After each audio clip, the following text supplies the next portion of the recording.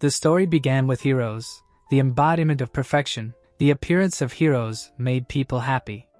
The sword in his hand shone brightly, and the masters with their names alone marked their own enormous weight. Among the heroes was the founding emperor, who lived in his palace. The head of a large organization, who stood at the top, was also a hero. The man who had been deservedly praised for a long time, and the warrior who destroyed the demon king were also heroes. Even the healer who fought against diseases and the man of honor who walked the path of bloodshed. Davy stood motionless. His body trembled slightly when he asked what all this flattery was about. The boy clenched his fist. He remembered Hercules holding him and saying that he was just a savage who only knew how to fight. Davy gritted his teeth. He remembered how Hercules hit him with all his strength, hit a child who was not even 10 years old. And as soon as he became strong enough, the girl approached him, barely alive. She smiled at him and was touched by his appearance. During the next training session, she threw Davy into a fiery pit. This elite enraged Davy. Everyone in the crowd of heroes tormented him in one way or another. Davy stood with his back to them, calling them intolerable idiots. Gathering here, smiling, the guy said goodbye to them. Then he put his hand on his side. The girls closed their eyes and addressed each other as sisters, saying that he was still weak. He should have been thrown into the pit more often. The girls froze with anger when the guy told them that they were not sisters at all, but old women who were already several thousand years old. One of the girls crushed a stone. Davy covered her ears and rejoiced. The girl threw the hero away from herself and said that she would close this impudent mouth. The other heroes stood silently and watched everything. The girl pursed her lips. Davy raised his hands and looked back. He saw that the girl had her head down and was holding back her anger. The guy stared at her in surprise when she told him not to forget them after she woke up. Davy turned around and stared at the second floor. The bright glow of the hero surrounded him. The guy turned around again. He silently walked forward. The heroes smiled as they looked at him. The girls wiped away their tears. Davy stopped. His lips stretched into a smile. Waving his hand, he walked forward saying that they would meet soon. A ray of light passed through the guy's eyes. Suddenly, a bright light illuminated the entire area. The man with a crystal was in the water. The crystal gradually turned into nutrients in the solution. The nutrients were poured into the boy's body. Davy lay motionless on the bed. The curtains touched the silicone tube. At that moment, Davy's hand trembled. The guy's whole body began to tremble. He woke up. But his whole body was numb, and he could not move. He could not even open his eyes. A few minutes later, Davy opened his eyes and saw a chandelier on the ceiling. He lowered his head inside. Davy, barely keeping his eyes open, said that he had finally returned. The boy looked at the wall of his room. He looked at the portrait of his family. The boy in the picture was him, when he was 10 years old. Imagining a map, Davy said that the kingdom of Rayon was located in the east of the continent of Taiwanese and the prince of this ordinary and small country. The first son of the local king was him. Davy continued to look at the picture on the wall. Unable to move, that it was all pleasant at the very beginning of life. Living in a palace, like in a small closed world, he enjoyed the luxury that he had never dreamed of in his past life. Looking around his empty room, he said that luxury should be forgotten. Davy, looking at the ceiling, asked himself why he had been so naive then. Walking with his mother, he thought that this happiness would never end. The one who previously lived on a peaceful earth could not properly understand what the title of prince could cost. However, his mother died because of a cup of poison. Wherever Davy was, his life was always in danger. His father turned away from him and abandoned the powerless boy. Before the coma, Davy saw an arrow and a rider. Looking at the figure of the rider, he realized who he was. Looking at the ceiling, the guy decided that he had enough. He closed his eyes, saying that his first priority now was to restore his body, and he could deal with the rest later. Looking at the ceiling, he began to laugh. Davy's lips stretched into a grin. Davy remembered the appearance of his stepmother and her children. Separately, he imagined the second prince. It was he who was riding a horse then. The blonde smiled, enjoying his victory. Davy cried, sitting on the ground. Hercules approached him and called the boy. Davy looked at the newcomer sullenly. Hercules sat down next to Davy and said that he heard about what happened. This time he taught them a good lesson, and it was spectacular. Davy turned away saying that he could laugh as much as he wanted, but he said everything to the point. At first, everyone was happy and celebrated his appearance, and when they found out that he was an ordinary child, they began to communicate with him as with an insect. Hercules moved closer to the guy when he said that he was simply frightened and could not immediately explain everything. Frowning, the boy asked the hero why he came. The man grinned without answering right away. Looking at the sighing guy, he said that they were proud heroes and his appearance was unusual. And in fact they understood everything, so they consulted for several days and nights. Davy, hearing his words, turned his head towards him. Hercules grabbed the boy and said that he could now consider himself a newbie. Looking at the sky, the hero said that they had decided to listen to him, and it was not his fault to begin with, so doing anything about it would be simply stupid. Bringing the boy to himself, the hero said that they were now one family, and he must bear responsibility. Smiling and continuing to hold the boy, the hero introduced himself as a master of survival. Davy frowned. He had heard this nickname somewhere before. At that moment Hercules said that from today, and he would train his body. The couple froze and silently looked at each other. Davy, having descended, shouted, saying that his opinion was not asked. Now the guy was looking at the chandelier on the ceiling. He looked around the room again. The liquid in the floor was almost finished. Davy, lying on the bed, was sweating. He closed his eyes, saying that he really had returned. The events in the prince's palace continue. We are transferred to the top of one of the towers. The doors of Davy's chambers opened. The maid came inside. While she was installing a new floor, Davy mentally said that surprisingly there was only this maid here. Looking at the girl with 2 pigtails, he said that it was even logical. The girl carefully installed the new floor. Davy grinned and at the same time got angry that he only had one maid. Soon there was no one left in the room again. The maid drove up to the door, then Davy said that he should be glad that someone was assigned to him in such a state.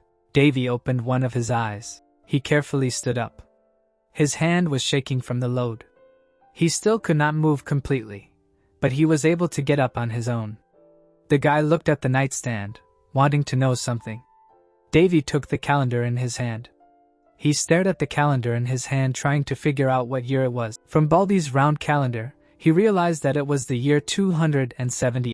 The boy froze, realizing that 6 years had passed since he had lost consciousness due to his injury. Davy's hand tightened around the calendar. He remembered how his blood dripped onto the ground, how the arrow pierced his back. The boy looked back, feeling terrible pain. Davy's hair rose up due to his rage. He pursed his lips. Putting the calendar away, Davy said that he would not allow such a thing to happen again, and for that, he needed to recover as quickly as possible. Looking at his hand, he wondered if he should start. The boy clenched his fist. His body turned black for a moment. He used recovery. However, nothing happened to Davy's body as he stretched out his hand. Davy smiled and froze. He looked at his hand and cried out, not understanding why the skill did not work. In the Hall of Heroes, Davy looked at the light above his hands. The girl standing in front of him told him that his sacred power was quite average, although it was not too bad. The boy raised his head, stopping looking at the glow. The girl sat on the step and told the boy that he had the potential to use sacred power, so he could well become the best. The sacred power shone brightly. It was the power of a god responsible for healing and purification. Often, the power was given to a favorite of God, a priest, as a blessing. Daphne, a saint, taught Davy sacred power. This beautiful lady went down in history as having accepted God. The boy's power levels were bad. But this was enough for her. Eventually, after training for hundreds of years, he mastered the sacred power. Extending his hand, Davy tried to use the skill. He realized that the problem was in the body, which had ossified in a comatose state for 6 years. The guy sat there with his hand outstretched, saying that he would need time to at least regain his original strength. The guy gritted his teeth, angry that he couldn't use even one of the basic techniques. In the guy's room, restoration was used over and over again. Davy lowered his head and hand when he couldn't do it. He squeezed the blanket with his hand. Smiling and angry, he ordered himself to move. Suddenly, restoration wings appeared in the air. Davy smiled sincerely. he decided not to miss this chance. A bright green light illuminated the entire room. Angel feathers fell to the floor. Davy stood up. He leaned his hand on the nightstand. Holding onto the wall, the guy walked forward. Davy approached the windows, saying that he would now slowly restore everything. A gust of wind blew up the curtains. The hair of the amazed guy began to curl in the wind. Davy went out onto the balcony. He looked at the bright sun in the sky. Davy closed his eyes, saying that he had not seen the sun for a long time. His lips stretched into a wide smile. The guy first raised his left hand. Then he raised his right hand. Keeping his hands raised, he screamed with joy. The guy standing on the balcony smiled and screamed. His eyes were closed, and his lips stretched into a wide smile. The maid who came dropped the plate from shock. Davy opened his eyes and froze. The maid trembled and almost cried, called the prince. Davy fell to his knees, mentally saying to just let him die again. The doctor applied the diaphragm to Davy's chest. Ramses, listening to the heartbeat and rhythm through a stethoscope, said that the condition of the body had improved amazingly. Davy smiled. The doctor stepped back and asked the prince if he by any chance had any pain that he could not detect. The guy answered, saying that he only had a little fatigue. The old man stroked his beard and smiled. Davy himself, looking at him, thought that he from the past could not disdainfully treat the old man. The guy opened his eyes, although he wanted to show his status, but not the old man. After all, the prince knew his place. He was part of the Ran family, a member of the royal family of the ordinary Ran kingdom. Remembering walks with his mother, Davy could not help but feel sad. He was the firstborn of Al-Assad and the current king. The woman, covering her face with a fan, called the guy tenacious. Davy bowed his head when 3 guests came to him. He slowly turned to them. This blonde in a yellow dress was the current queen, who occupied this place through the poisoning of Al-Assad.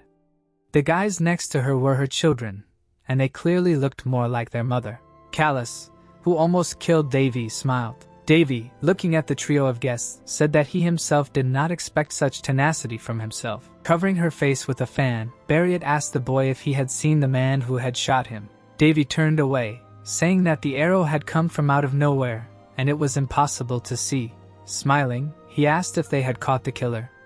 Turning his head to Barriot, he said that he was curious about what punishment had befallen the main criminal. Callus frowned and was horrified. While he was sweating and very nervous, his mother answered, saying that they had never found the killer. Frowning, she said that unfortunately, this incident was too old. Davy narrowed his eyes at her. Then, Ramses stood up, saying that the examination was complete, and now within a couple of days he would fully recover, of course, with regular examinations and medication. Davy watched the old man leave. Barriot, standing next to the boy, said that it would be better if he just died. Davy didn't even turn to her and asked if she really wanted the eyesore to never go away. Callus chuckled and said that the first prince had fallen into a coma due to some attack. It was too shameful. Davy silently watched them leave. When they left, the guy said that they seemed to like shaming the country and getting caught. Davy raised his hand. Looking at the palm, he said that there was no one here who recognized sacred power, and if the difference in levels was big, then recognizing the essence of the opponent could be difficult. The guy raised both hands. After that, he lay down on the bed, saying that before meeting Barriot in person, he just wanted to kill her and Callus. He chuckled and said that it was too easy. Getting up, Davy said that he would still take revenge, even if his feelings were slightly dulled due to the time spent in the gallery. Looking away, he sighed, deciding to focus on gradual recovery. Looking out through the window, he asked what he would be given to eat. Davy's hair was lying on the floor. Davy was practicing in his room. Half a month had passed since the awakening of the sacred power. The guy lifted his legs. A few seconds later, he sank to the floor. Wiping the sweat from his forehead, he said that time dragged on too monotonously. Mana and sacred flowed through the guy's arms, as well as throughout his body, gradually restoring everything. Initially, even just the magic of restoration was enough, because it was not difficult for him, having mastered the knowledge of necromancers, who had thoroughly studied the human body and the healing art of hypocria. Davy snapped his fingers, using purification magic. Water rushed around his body and washed away the dirt and sweat. Soon, the guy's legs sank to the floor. Examining his body, he said that magic was too convenient. Davy frowned when Amy called him. The girl brought food on a plate. Davy chuckled. The food he had been waiting for so long turned out to be terrible. Sitting at a small table, he mentally said that he was just sick, not a toothless old man. Amy, seeing the prince's displeasure, pressed her head to her shoulders and asked for forgiveness. Davy, having started eating, said that this would not be enough, so she needed to prepare 5 more plates. Soon, the guy emptied the plate. Smiling, he shocked Amy by saying that he needed not 5, but 10 plates. The girl became nervous, clenching her fist. Davy, looking at the empty plate, mentally said that even when it seemed to him that his stomach was full, his stomach began to hold 3 times more. Perhaps the restoration magic was to blame for this. Davy closed his eyes, waiting for the arrival of lunch. He grabbed his stomach, and very angry, he went towards the restroom. This was an obvious minus of a fast metabolism. Davy put on his glasses. Squinting, he said that this was unexpected. Lowering the document in his hand, he sighed. Amy immediately apologized. Looking at the bowed girl, the guy asked her if she was guilty of something. Looking at the document in his hand, he said that he did not believe that everything was happening in the royal palace. He did not think that here he would have to worry about what the first prince had. Looking at the maid, he asked how many maids and servants were in the palace at the moment. Amy shyly raised her hand. The guy took off his glasses, realizing that the girl was alone. Looking at the ceiling, he asked the maid if she was really the only one doing this task. Looking at the sprouts sprouting on the floor, Davy said that he had only recently woken up, and his situation was so deplorable. Lowering the sheet, he asked Amy what budget was allocated to the palace. The girl bowed her head, saying that 6,000 gold per year. The guy, hearing her, said that at the moment there were only 10 gold left. Looking at the maid who had bowed her head, the guy asked how much money had been sent this month, because if they spent it economically, the food problem should be solved. Amy answered by saying that according to the documents, 500 gold should have come, but they had sent them no more than 100. Seeing the girl's expression, Davy realized that they were simply taking money from them. The girl raised her head when Davy asked her how her salary had gone, whether he had received enough. The girl, surprised and nervous, opened her mouth, but said nothing. Flicking her fingers, she said that she had decided to take only a third of her usual salary. Davy was very surprised by her words. His eyes involuntarily widened. Looking at the girl who had bowed her head again, he mentally said that she was too kind. Looking at the girl's hands, the guy mentally said that if she had been working here as a maid from the very beginning, then she was from a noble family. This girl from the barony was demoted because of a small mistake and assigned to him. She even took on the dirtiest work in caring for him and his palace. She changed his blanket and clothes more than once. Now for Davy, it was as if a glow appeared near the girl. For him she became the personification of good. Davy's lips stretched into a smile. Taking a sheet of paper and a pen in his hand, he told the girl to take the entire amount that is included in her salary. The girl opened her mouth trying to object, but Davy interrupted her, asking if she said that they had nothing to eat tomorrow. Amy answered saying that it is so. Noticing the girl's too formal communication, the guy picked up the pen, saying to call him not Prince, but by his name. Davy took his cane in his hand. He was in a good mood. Smiling at Amy, he told her that when she calls him Prince, it seems as if they are strangers to each other. Seeing the girl's surprised face, the guy mentally said that there was at least one person on his side in this palace. The events take us to the palace treasury.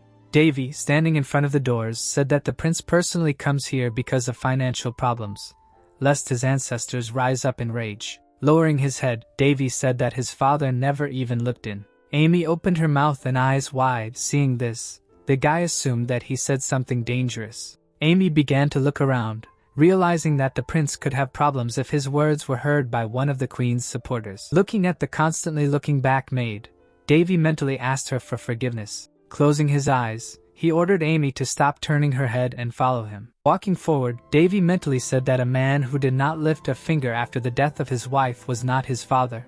Amy looked at the prince in surprise. He smiled and looked at her.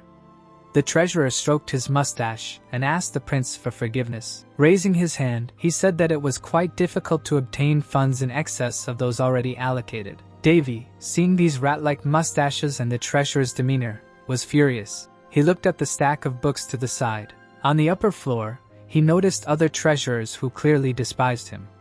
The chief treasurer sighed. Davy sat down on the sofa. He yawned, making the head of the treasury nervous. Becoming serious and looking at the man, he asked him if he really decided to joke with him. The treasurer froze with his hand raised. Examining the items in the room, Davy said that this month his palace budget was set at 500 gold, but why did no more than 100 actually come?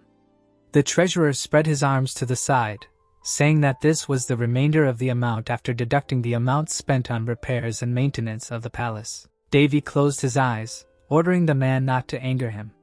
Looking at the treasurers on the second floor, he asked if that was why the floor in the renovated palace was breaking, and outside everything was overgrown with weeds, and the garden was in an extremely deplorable state. The man frowned, realizing that it was becoming dangerous. He clenched his fists and straightened up like a soldier. Davy crossed his legs and mentally said that this man was also stupid. Now it remained to listen to his excuses. Bowing his head, the treasurer said that issues directly related to repairs were under the jurisdiction of the housing department, and not the treasury. Smiling, he said that here they only distribute the budget, and do not do repairs. Davy hit himself on the leg, saying that he did not know that, apparently, both on earth and here, everyone blames others. The treasurer sweated heavily looking at the prince. He looked at Amy and said that they were finished here and it was time for them to leave. The man then asked him if he was going to the housing department.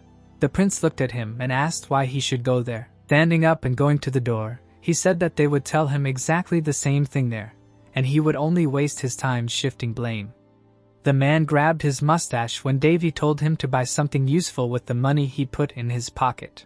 Davy looked at the window at the exit and said that the palace itself was in excellent condition. Walking along the corridor, the guy mentally asked himself how sad everything was for his escaped servants, since even the aristocrats were in such a situation. Amy leaned towards Davy and called him. The guy turned to her and asked her to bring him a sword, then he told her not to worry, because he would not kill anyone.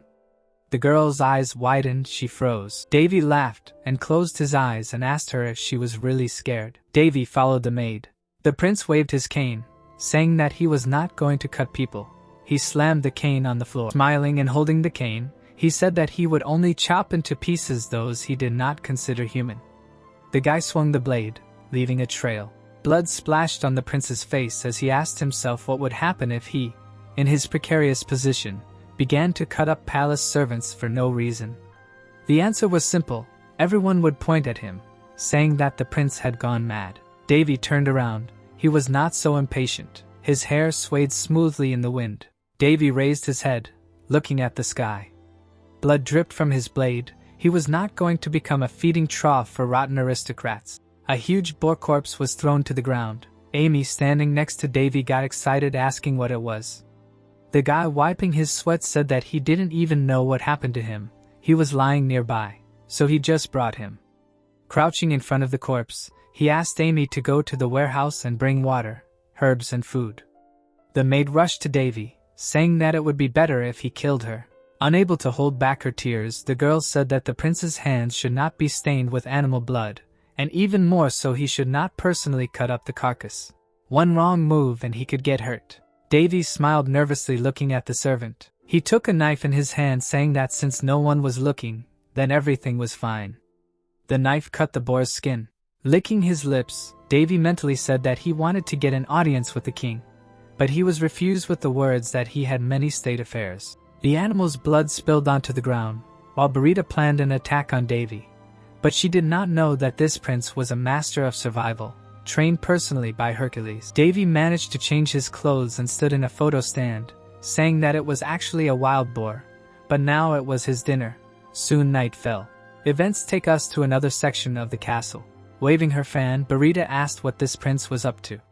Frowning, she said that the more she thought, the stranger everything seemed. She did not recognize him at all. The maid, kneeling, said that according to the words of the mentor, the maximum of the body should be light movements, and with the current speed of recovery, his body will recover in less than a year. The girl clenched her fists when Burita asked her what the probability was that the prince would not be able to recognize their spy. The queen raised Sherry's head with a fan. Standing in front of Sherry, she told her that even if she was a secret agent from Black Moon, her subordinate could not be higher than C rank. Burita looked at the mercenary and mentally said that it was not that she did not trust this woman, but her anxiety did not subside. The first prince, from whom the king turned away, returned, stood up, and according to Sherry, he did not change at all. The woman extended her hand to them, realizing that his leash was still on her. The guy smiled at her insolently. Burrita stood alone and clenched her teeth. Sherry surprised the queen in front of her by saying that her subordinates were masters of their craft, regardless of their level, if she continued to insult them.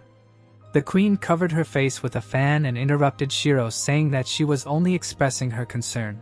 Looking at the cup of tea on the table, she said that this prince could be eliminated at any convenient moment. Raising a mug of tea, the queen said that if they did not cope, then they would definitely not be well. Then she turned to the window. Pouring tea, she told Shiro to leave. The tea spilled on the floor. Burrita, standing with her back to the door, said that she had better get rid of the dog that didn't obey the order. Two maids were walking down the hallway at that moment. At that time, Davy was having fun trying to feed his servant. The block channel can be pierced like when moving a needle through small holes. Then a long channel is created for the flow of mana, and then they are divided into streams, like roots. Davy looked at his hands. While Davy stood still, the girls said that the most difficult part was bloodletting and head acupuncture. If he did not want to lose his mind, he should not forget about the location of the channels. The girl's lips twisted into a smile. Approaching the necromancer, she said that it would be a great show. This girl was a rude Saint Lacolic, and the necromancer Ajax was more like a saint than the saint herself. Davy stood motionless in front of the archmage, who even in his dreams would not show anything more useful than a staff. Akria smiled and told the guy that since he was participating in the experiment, she would take full responsibility. Davy raised his head and looked at the girls. The girl extended her hand to him, telling him to just trust them and follow them. The guy extended his hand.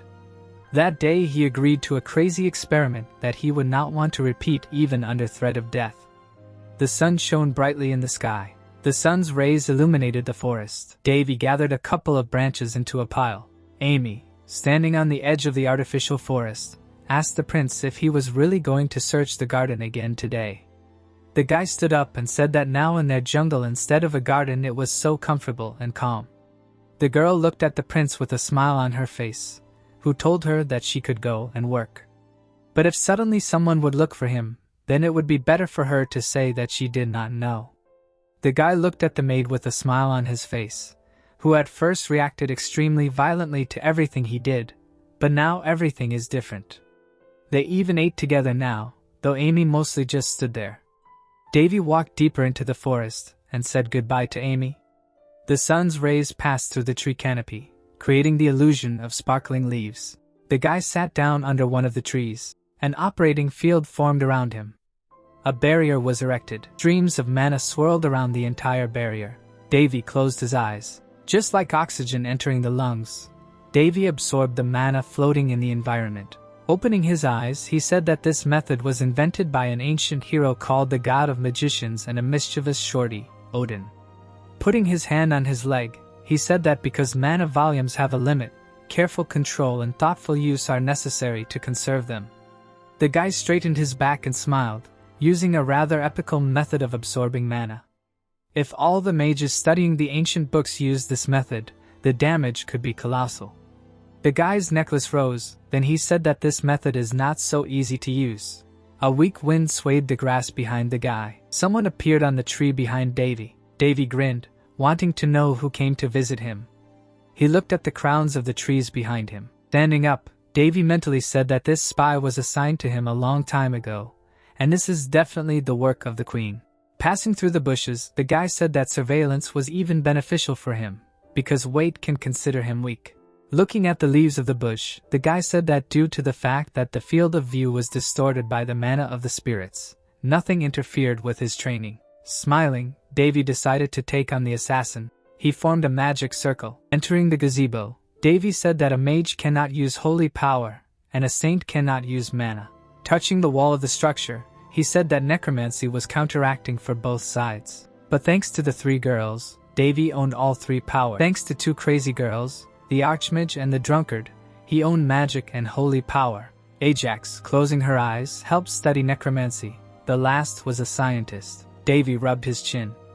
As soon as he remembered the past, he began to feel sick. The guy looked around, saying that ordinary magicians create a circle in the heart to use mana. He opened his mouth and inhaled air. Mana clung to the guy's legs. Davy stood with his eyes closed. He understood that this method was not able to withstand the clash of sacred power and spirit mana. Veins and capillaries appeared on the guy's face. Merging mana in the channels, he was going to create a clear circle. Thus, things became easier, and the hole in the belt became smaller. Even veins appeared on the guy's legs. The guy rubbed his hands and removed the mode. He knew that one step was enough to die. Forming a circle on his hand, he said that this is why he did not want to accept. He shrugged, not understanding if he could handle it at all. The girl's hand, or rather her ghost, extended to the guy's hand. Davy froze in shock. 3 of his girl's 3 teachers appeared right in front of him. Davy grinned, saying that for the entire 1,000 years in the gallery, he did nothing but fail. The guy's lips stretched into a grin. Mana glowed, beginning to gather between his palms. A large circle of mana formed in the forest. Soon it was evening outside. Amy was walking through the garden. Stopping, she said that it was already time for dinner. But His Highness was still not there. Looking at the stroller with food, she said that it took a lot of time before, but dinner was never missed. Starting to walk back and forth, Amy could not decide whether to enter the forest or not. She grabbed her head, wondering what would happen if something happened to the prince. She looked up sharply when Davy told her that he warned her not to call him prince. Coming out of the forest, the guy said that he was finally back. He approached the maid and asked if she had been waiting all this time. Sighing and smiling, he said that he should learn that cunning. The guy's lips stretched into a grin. He hugged Amy. The girl blushed with embarrassment. Davy closed his eyes, asking for forgiveness from the maid. His body fell on the servant when he said that he could no longer stand. The maid screamed when she laid the guy's body on the ground. Davy, not noticing anything, calmly lay on her dress. When his eyes opened, a familiar chandelier appeared. Davy looked at it tiredly and complained that he was seeing this ceiling again. The boy shuddered. A woman's hand touched his hand. The red-haired maid was sleeping next to him. The hero sat down and thought that the girl was worried in vain. The reason for his fainting yesterday appeared in his head. He looked at the pulsating veins of his hand, the circle of channels that worried him so much. No matter how funny it was created simply perfectly, and now 3 forces flow in his body. But this is not the only feature of this paradoxical circle. The breeze began to play with a light curtain. Amy slowly woke up from her sleep. Magic was flying all over the room. The girl looked around in surprise. Castless magic was happening. You only have to move your finger, and he can use simple magic, like the same restoration. A golden feather flew out the window. The gentleman wished his girlfriend a good morning. 5 months later, it was a sunny day. The maid called His Highness. She smiled and showed a bag of medicinal herbs. The hero looked ahead in surprise and said that there would be enough food for the near future. Davy smiled with relief. Amy called it a miracle. 3 months ago, they were collecting herbs. As soon as the master completed the circle, and life flowed even more measurably, someone began to leave meat and vegetables in the courtyard of his palace. Now the hero suspected the queen lens of this. But the products were completely normal, so all that remained was to push his inner paranoid aside. Davy nodded thoughtfully. He had a feeling that someone was helping him. But he could not even imagine who it could be. He remembered that recently someone had definitely looked in. A stream of mana flew near his face. The boy imagined a diagram of the castle. He somehow caught the stranger, and if you probe the mana hovering in the palace, you can easily feel the presence of another person, of course. In relation to Amy, this is an invasion of her privacy. But you have to be shameless. The gentleman opened his eyes and chuckled. He imagined several pairs of legs and noted that someone was walking. His hand was holding a cane. The maid smiled and said that they again did not need to worry about food. The hero replied that it was wonderful and asked to prepare everything properly. He himself went forward and said that they would soon have guests. A smile reigned on the small face. The girl did not understand what he was talking about. Several people were standing at the gate of the castle. The priest looked sternly ahead. The hero replied that he was talking about the queen's puppets. The people moved to the room with a coat of arms on the wall. His Highness's hand was carefully examined. The boy himself smiled slyly. The man looked at him seriously and fell silent. He took his hand back. Davy smiled and asked when he would be able to recover with his help. The man replied that because he had been better than for a long time, sacred magic would likely do more harm than good to him. The gentleman looked at him in surprise. The priest replied that he should be content with the rate of recovery that he was currently experiencing. The young man understood that this was complete nonsense. The man looked at him seriously. But the hero knew that there could be no harm from quality recovery magic. The voice of God, the priest, the face of the sacred kingdom had betrayed his path, bending under the power. Everything was clear with this world.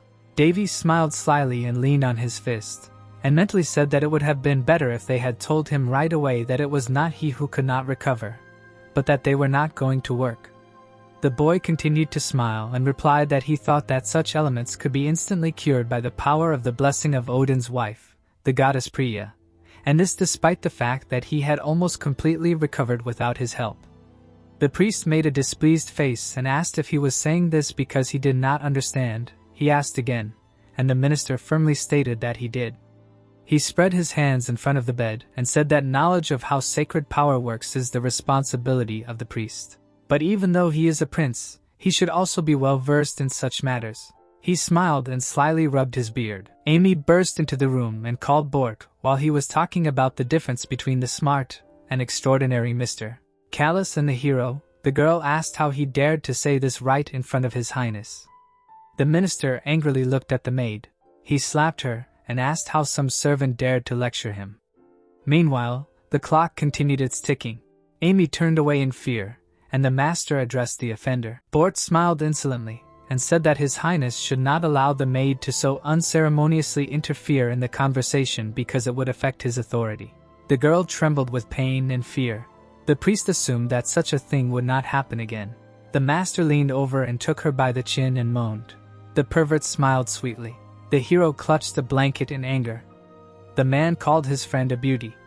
He turned to the prince and said that although not without difficulty, he could already walk, so let him sometimes stroll somewhere in the yard. The clock continued its ticking. His Highness sternly said that the examination could be finished, and they would see each other again in half a month. Amy bowed and agreed to see their guest off. A bruise and a blush burned on her cheeks. Bort smiled contentedly, looking at her. Davy turned away silently. The light reflected beautifully from the shield on the wall. The clock hand struck 12 o'clock. Doors appeared in the emptiness. There was silence in the white room. The priest approached the girl and asked if she understood him. He pressed her against the wall and told her to come alone at night.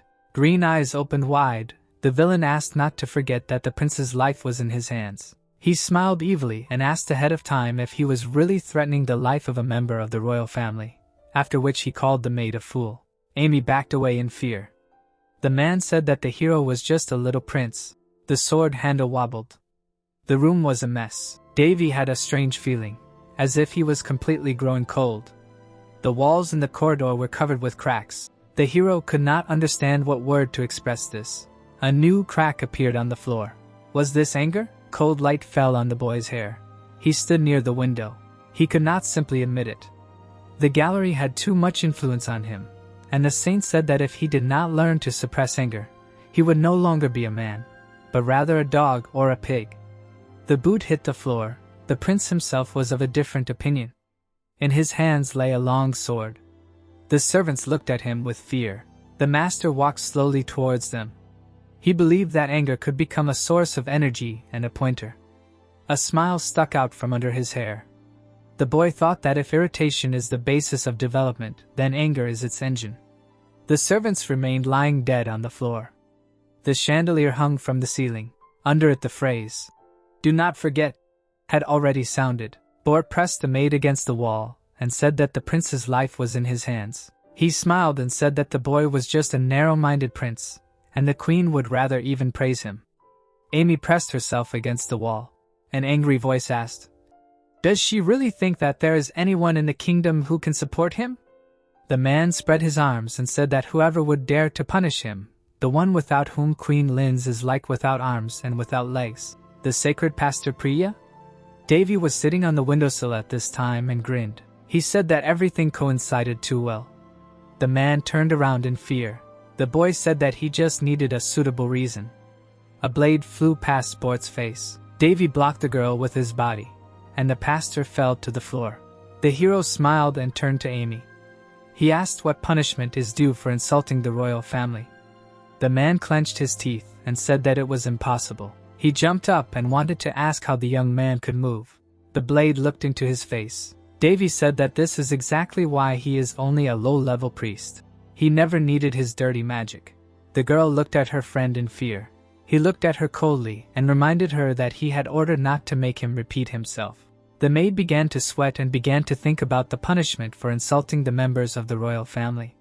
She clenched her fist. At that moment, the prince cut the priest's throat and said that it was an execution on the spot. Blood began to drip onto the clean floor. The man grabbed his throat and said the word, "Queen."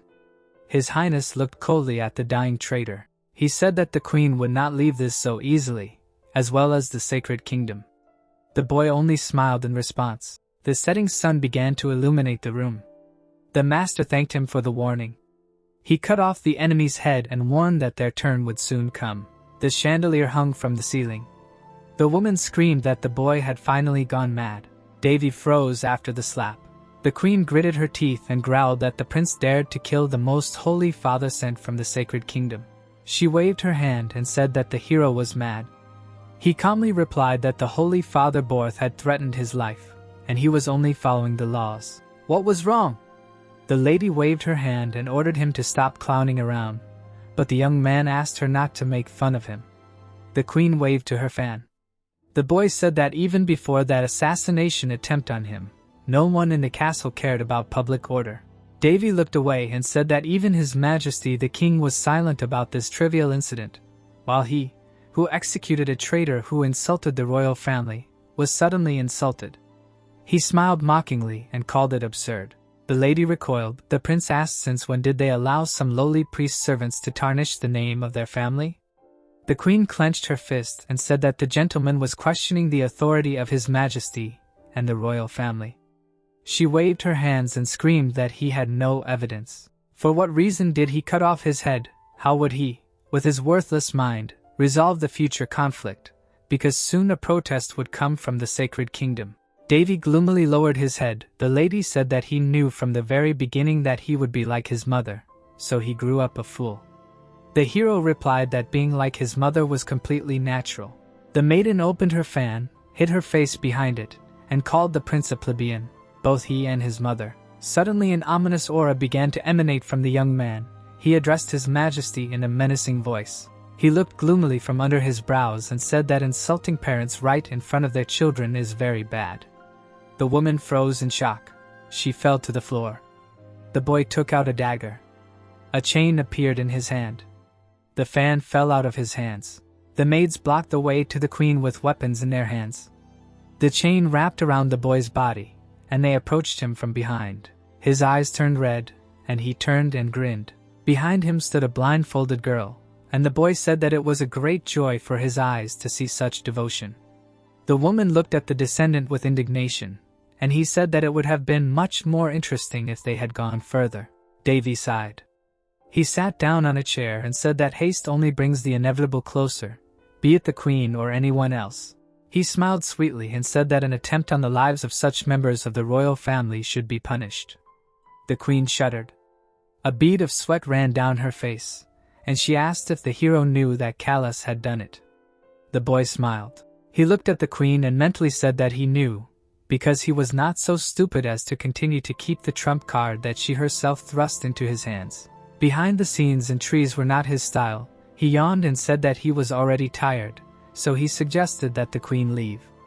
He propped his head up, smiled slyly and said that Her Highness lacked tact, and he understood this perfectly well the moment she raised her hand to the sick man. The maid stood behind the lady. The hero said that he was forced to personally ask her to maintain silence in his palace, because it was because of her that everything was now upside down. The prince smiled and waved his hand. He said that even the servants who once worked here ran away from here one by one, and it would be great if the queen, who was obliged to maintain order in the royal castle, caught them all as soon as possible. The lady's eyes bulged. The hero said that he was afraid to imagine what kind of rumor could spread. The boy smiled contentedly. Although he personally would have been pleased, he advised not to make rash decisions. He looked at the women in front of him and warned that next time there would be no one to cover them. The queen threw the jug of water in a rage. It fell on the floor and spilled. The maids with folded hands lowered their heads. Bariata grabbed her head with her hands and screamed in rage, asking herself how dare he, a plebeian who knows no measure, dare to neglect her. She suddenly fell to the floor. The woman rested her hands on the floor, saying that since his desire to die was so great, she could not help but go to meet him. The queen smiled madly and added that he should continue in the same spirit, continue to cross the boundaries of reason and make a noise with his actions, because all this would tighten the noose around his neck. There was a clear sky above the castle. The girl quickly ran down the corridor. She ran past people who were whispering about the rumor about Davy, adding that the coma had clearly had a detrimental effect on his mind. When Amy turned around to look at them, they all immediately fell silent. After a short pause, she ran on. After eliminating the Holy Father and warning the Queen, everything went as he expected. Davy's hands were holding the pages of the book. Rumors began to spread. Davy sat in the garden, reading a book, knowing that rumors were now spreading about him that he had gone mad. More than half of the palace was on Queen Bariata's side, so his reputation instantly sank below the baseboard. Everyone who was in the castle was discussing him. When suddenly Amy's eyes sparkled. She waved her hands and screamed again. The guy smiled confusedly. Looking at his friend, he quietly said that he did not need medicine, to which she, wiping the sweat from her forehead, shouted that it really was a miracle, adding that somewhere here there was clearly a person who knew that he was actually good. Hearing this, Davy raised his eyebrows in surprise. Abruptly closing the book, he suddenly asked if he was really good to her. Amy closed her eyes and with a wide smile on her face shouted that he was. Davy looked at the maid in confusion and said to himself that she did not even think about it. And yet he beheaded a man in front of her eyes, adding that she was truly an inimitable child. Amy smiled warmly. Suddenly, a man approached them from the side and asked for forgiveness. It was the chief chamberlain of the royal palace, Vespos. He held his hand on his stomach and greeted the small son of the kingdom.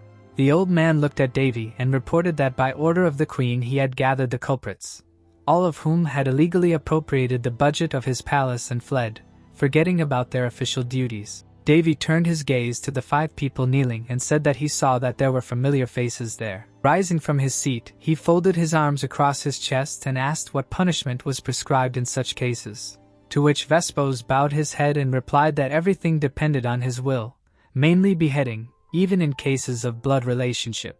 As soon as he said this, the culprits screamed for help in horror, and Davy smiled maliciously and asked, "Really?" Adjusting his glasses, he suddenly said, "By the way." Raising his hand to his chin, the guy continued that recently an interesting rumor had been circulating around the palace, after which he asked if he had really gone crazy about bloodshed.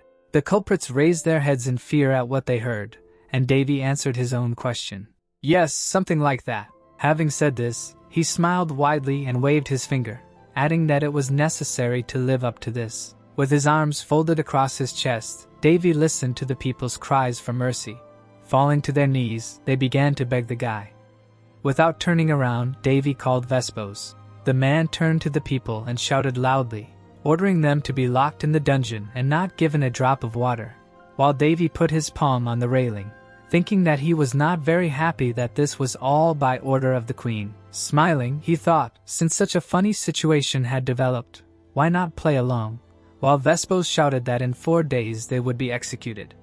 The voices moved away from the guy and loudly called him. Entering the castle, Vespos said that as soon as new workers were hired for the vacant positions, he would personally distribute them, after which Davy nodded, asking to assign Amy to him as a personal maid. She had suffered enough during all this time, so she needed to be promoted to head maid and add additional incentives. The guy put his glasses on the shelf.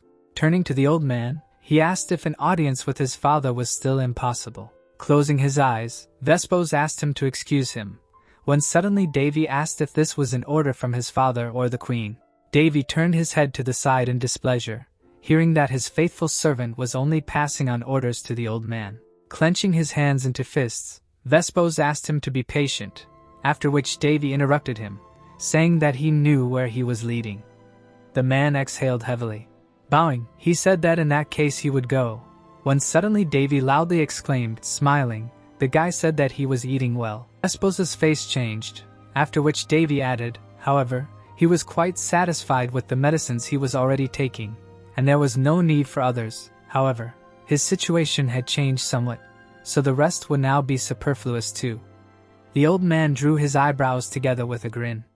Putting his hand to his chin, he said that the guy did not understand what he was talking about, but it seemed his kindness had been rewarded. Without taking his eyes off the strangled guy, the old man said that an important guest was about to come to Davy, so he would hurry to take his leave, and wished him a pleasant time. Davy extended his finger with manhua forward. Leaning his head on his hand, he thought that the old man was pretending that he had nothing to do with it, although he had all the evidence in his hands. Davy knew that Vespos was the head of the royal palace servants, serving the king, and when he was little, he often saw the man, and did not think that in this palace on his side there was someone else besides Amy. Davy looked at his hand in surprise. He thought that according to Vespos he had guests, after which the door swung open. Carefully looking inside, Amy called the guy. Browsing, the girl talked about the fourth prince and the second princess. Suddenly, the door swung open wider, pushing the maid out.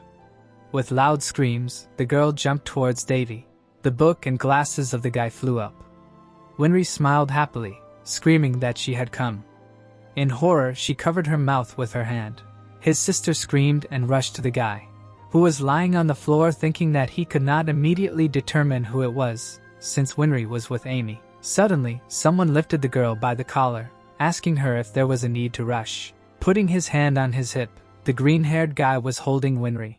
Very smiled, saying that he missed her. The man with the huge cloak stood with his back to everyone.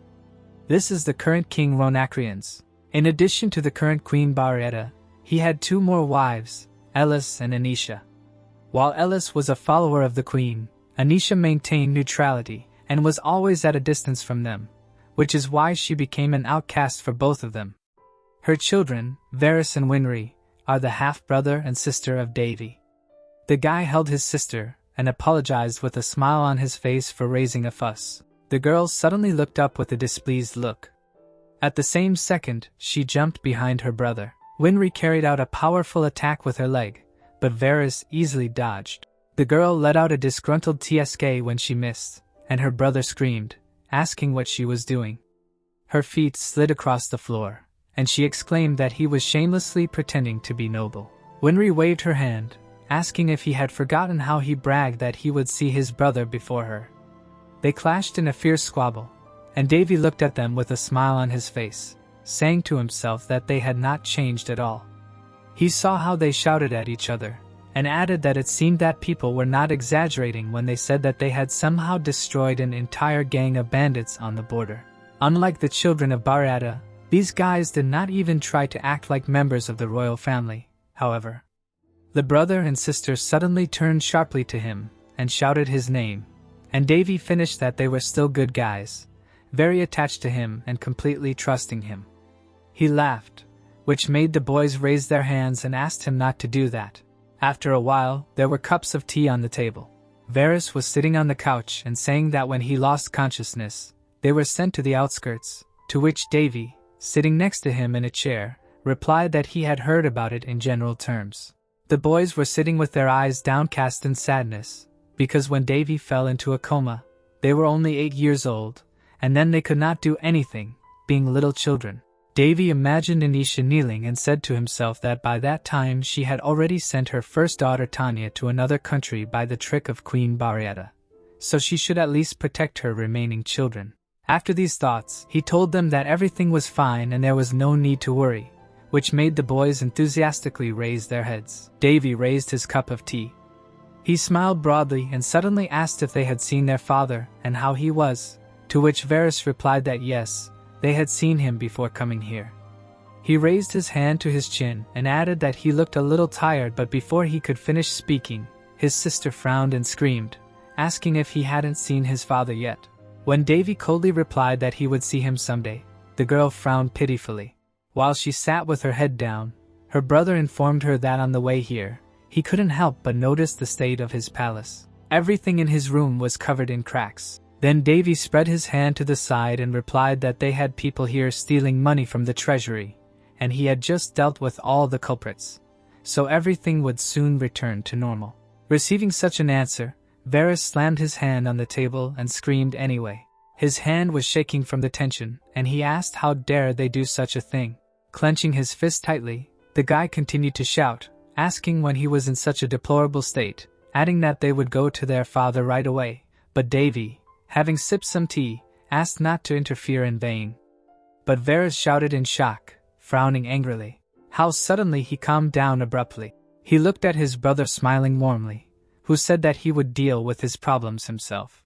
Having said this, Davy brought a cup of tea to his mouth and said to himself that today it was especially noticeable that there were many people on his side. After a short pause, he lowered his hand and said that he did not think that Winry had a talent for magic, adding that when he heard that they eliminated an entire bandit group, he was a little surprised, to which the girl exclaimed that if it were not for her, her brother would have been badly injured, because he rushed to storm them like a wild boar. Hearing this, Varys turned around and shouted at her, asking what she just said. By the way, he qualified for the fencing competition, and he is also kind of incredible. Hearing this, Davy raised his eyebrows in surprise and asked, "Fencing competition?" When the boys heard such a question, they stopped fighting in shock. The girl threw the mug, shouting that the plan failed because of her brother, to which Varys replied that they would tell anyway. The guy raised his fist to his mouth and coughed. He put the letter on the table and handed it to Davy. Opening the letter, Davy had a paper about the fencing competition held every 6 years, which surprised the guy. Davy looked down at the papers, and Varys told him that this competition will be held as a fealty, when suddenly Davy thought that the idea of the competition is just like the Olympics. Without looking up, he read about the motley crew. He suddenly looked away. Varys put his hand to his chest, asking his brother not to miss the opportunity, since he hardly left the royal palace. So he sent a request to their father. Winry slapped him in the face, shouting for Davy to come with her. Running closer, she said that the Principality of Feliz is a city of water, so it is very beautiful. When Varys suddenly came up, saying that if Davy is not strong enough yet, he can carry him on his back. The guy held the envelope up. Winry and Varys, gritting their teeth, glared at each other. Davy looked at them and said that there was nothing to be done, when suddenly the boys widened their eyes. Smiling, Davy asked how he could refuse the twins. Throwing their mugs up in the air, the boys shouted joyfully. Standing aside, the boy thought about how the twins needed little to be happy. But that was true, because as Varys said, the boy had never left the palace. He carefully took a step forward. Raising his head, Davy thought with a smile that it would be nice to unwind at least once. He fingered the letter in his hand. Putting it to his face, the boy thought that it might be interesting. Walking down the street, Davy said that he was all in anticipation, when suddenly Winry joyfully shouted that she was too. Vespos poured tea into a mug, talking about a fencing competition. Looking back, he said that Varys and Winry were both 14 years old, so he was also an adult. Continuing to pour tea, the old man said that Davy was just now meeting with the twins. He carefully placed the teapot on the table. Smiling, he asked not to worry, because His Majesty had matured. Introducing the boy, Vespos added that he was insightful and cool-headed, and that he had grown so much that even the humble servant was amazed. The man's hand reached for the mug of tea, and he asked if Vespos would recognize him. Raising the cup, he looked out the window. The man with the mustache knitted his brows and said that it was so bitter. There was a picture of a woman on the nightstand. It was Davy's mother. The boy put his hands on his hips, looking at it with satisfaction and saying that it was simply perfect. Turning his gaze to the glowing chandelier, he added that just a little more and his palace would really become a haunted house. Everything in his room was sparkling and glittering. Thanks to the cheerful work of the chief chamberlain Vespos, the servants were replaced with new ones, and his palace took on a proper appearance. Amy joyfully folded her hands. With shining eyes, she looked at everything in the room and shouted that this day had finally come. Davy looked at her from the side and asked himself if he had really treated her so badly. But what she said, wiping tears from her eyes, everything worked out so well. She was very glad that His Highness was doing well. Suddenly a man approached them from the side and asked if he was ready. It was almost 9 o'clock on the clock, and Davy answered. Yes, he just had to wait a little. After which he asked Amy if she had packed everything, to which she exclaimed, yes. Then the guy gave her a blue bottle and asked her to take it. The doors slowly opened. All four of them with smiles on their faces headed towards the fealty principality. A triangular flag was fluttering in the wind. Fencing competitions are a very important event, on which the eyes and ears of the whole world are focused. Varys simply had to participate, and under the pretext of the need to improve his health, they managed to persuade Davy to go there too. Confetti was flying everywhere and there were a lot of people. But even if it had not been possible, in the case of Varys winning, the position of the idiot Callus would be greatly shaken. The Queen was also there, who for some unknown reason so easily agreed to Varys' participation, as if she was completely sure that he could not win, or she was planning something. Davy looked at all this with his arms folded on his chest. Suddenly, a man with a cape to the floor came out to everyone. Vespos was walking next to him and shouting for everyone to greet the son of the kingdom. Creons, the current ruler of the Round Kingdom, came out to the people, and those present began to praise him. Davy looked at his father emotionlessly, saying to himself that this was the man called his father. He saw how he was helped to sit on the throne, adding that he saw him for the first time in the 6 months that had passed since his awakening, and he had successfully avoided him all this time. The king waved his hand and ordered him to raise his head. With empty eyes, he looked at the participant and asked if he was confident in his strength. Varys raised his head and firmly answered yes, adding that he would definitely win and glorify the name of the king. Creons put his hand on his shoulder and ordered him to return safe and sound. When suddenly he noticed someone in the crowd, the king saw his son. Davy looked at him with his head held high. At the same second, Creons, turning away, began to leave. Closing his eyes, he said that his son looked healthy, and that was very good. Varys raised her eyebrows and looked at her brother. Davy watched his father leave, saying to himself that he didn't think he could be so touched after all this time, and then wondered if it was really him. The king's servant waved his hand and shouted that the fourth prince, His Highness Varys, was participating in the Continental Fencing Tournament as a Knight of the Kingdom, and in honor of this, financial aid and a festival would be held from today. Looking at his father, Davy thought that he did not see the same amazing and majestic king, because he had changed so much. Without taking his eyes off him, Davy compared him to a very tired lion. The sun was shining brightly outside. Sitting in the carriage, Davy thoughtfully looked out the window. Varys put his hands on his knees, asking if the guy was bored. After all, the best warriors were assigned to accompany them, so it was unlikely that they would even be able to see wild animals. Smiling, Davy asked them not to worry, because everything was fine, and he was rather worried that they were bored. After all, they were riding in a carriage because of him. Holding a glass in her hand, Winry said that they had wine from her brother, so how could they get bored here? Looking at the drink, the girl said that it was the first time she drank such a fragrant wine, so she asked where this wonderful drink came from. Taking the glass, Davy replied that it was left over from his mother, so he himself did not know. Varys' face changed, asking if they really should drink something so valuable, when suddenly Davy asked what else wine was for, to look at it, or something. Looking at the drink, Davy added that such a day was perfect for drinking it. Smiling, Varys said that her brother had changed a lot, to which Winry added, he really had. The guy said that Davy had previously tried his best to protect any memory of his mother, after which Davy closed his eyes, thinking that his memory was too good. He raised his glass up, shouting that delicious wine should be drunk, not saved, after which the twins raised their glasses up, supporting him. Having clinked, they shouted to the bottom. After a while, the moon rose in the sky. A fire was lit in the forest, and Davy said that they would leave in the morning, because it was still a day's drive to the principality. Leaning over, Varys asked if Davy would be spending the night in the camp for the first time, to which Davy replied that the carriage was spacious, so everything was fine. He suddenly asked how Winry was, after which Varys put his hands on his hips, confidently answering that he had barely calmed her down. Raising his finger up, he menacingly said that she should not have drunk so much, to which the guy smiled and asked him for forgiveness. Looking at the fire, Varys asked if his brother remembered saying he wanted to try camping as if he were going on a journey. Without turning around, he added that he was afraid that too many people would ruin the atmosphere, so he tried to keep it as short as possible, when Davy smiled, thinking that he knew about it.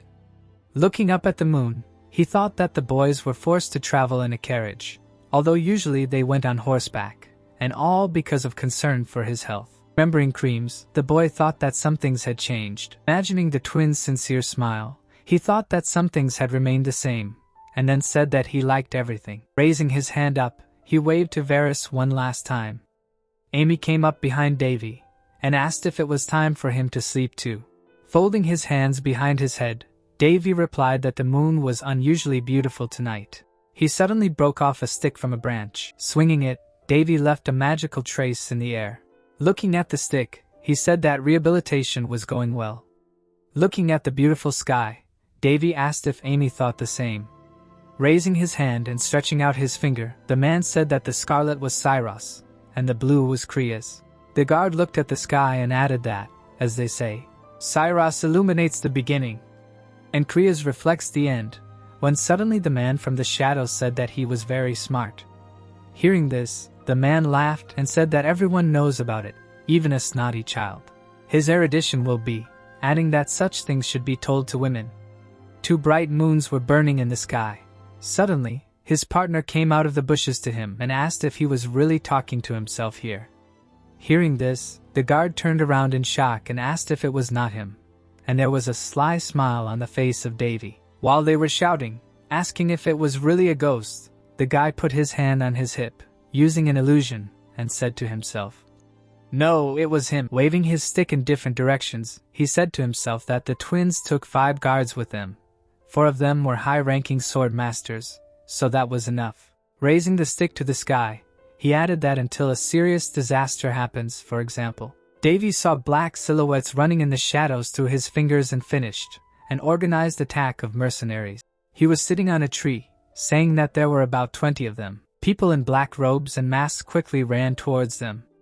While Davy thought that they seemed to be planning to attack when everyone was sleeping, they shouldn't have gotten out, but he had to admit that they hid themselves well. Introducing Queen Bariata, he said to himself that it was immediately clear whose handiwork this was. The perfect moment to get rid of him. Varys and Winry at once, she simply could not miss such a chance. With these thoughts, the guy jumped from the tree. Finding himself above the opponents, he said to himself that, frankly speaking, he did not particularly want to demonstrate his abilities, attracting even more suspicion on himself. But on the other hand, what difference did it make? With a smile on his face, Davy swam. His stick was enveloped in incredibly powerful magical energy. In one fell swoop, he killed several people, using the Spire ability, and saying that in the end there would be no witnesses to this massacre. The night sky was clear.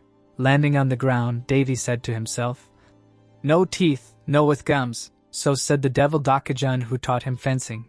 Any object can become a weapon. In his hands was a stick. He made a few swings, saying that one should not forget that in war all means are good. Weapons are just an offensive extension of his body.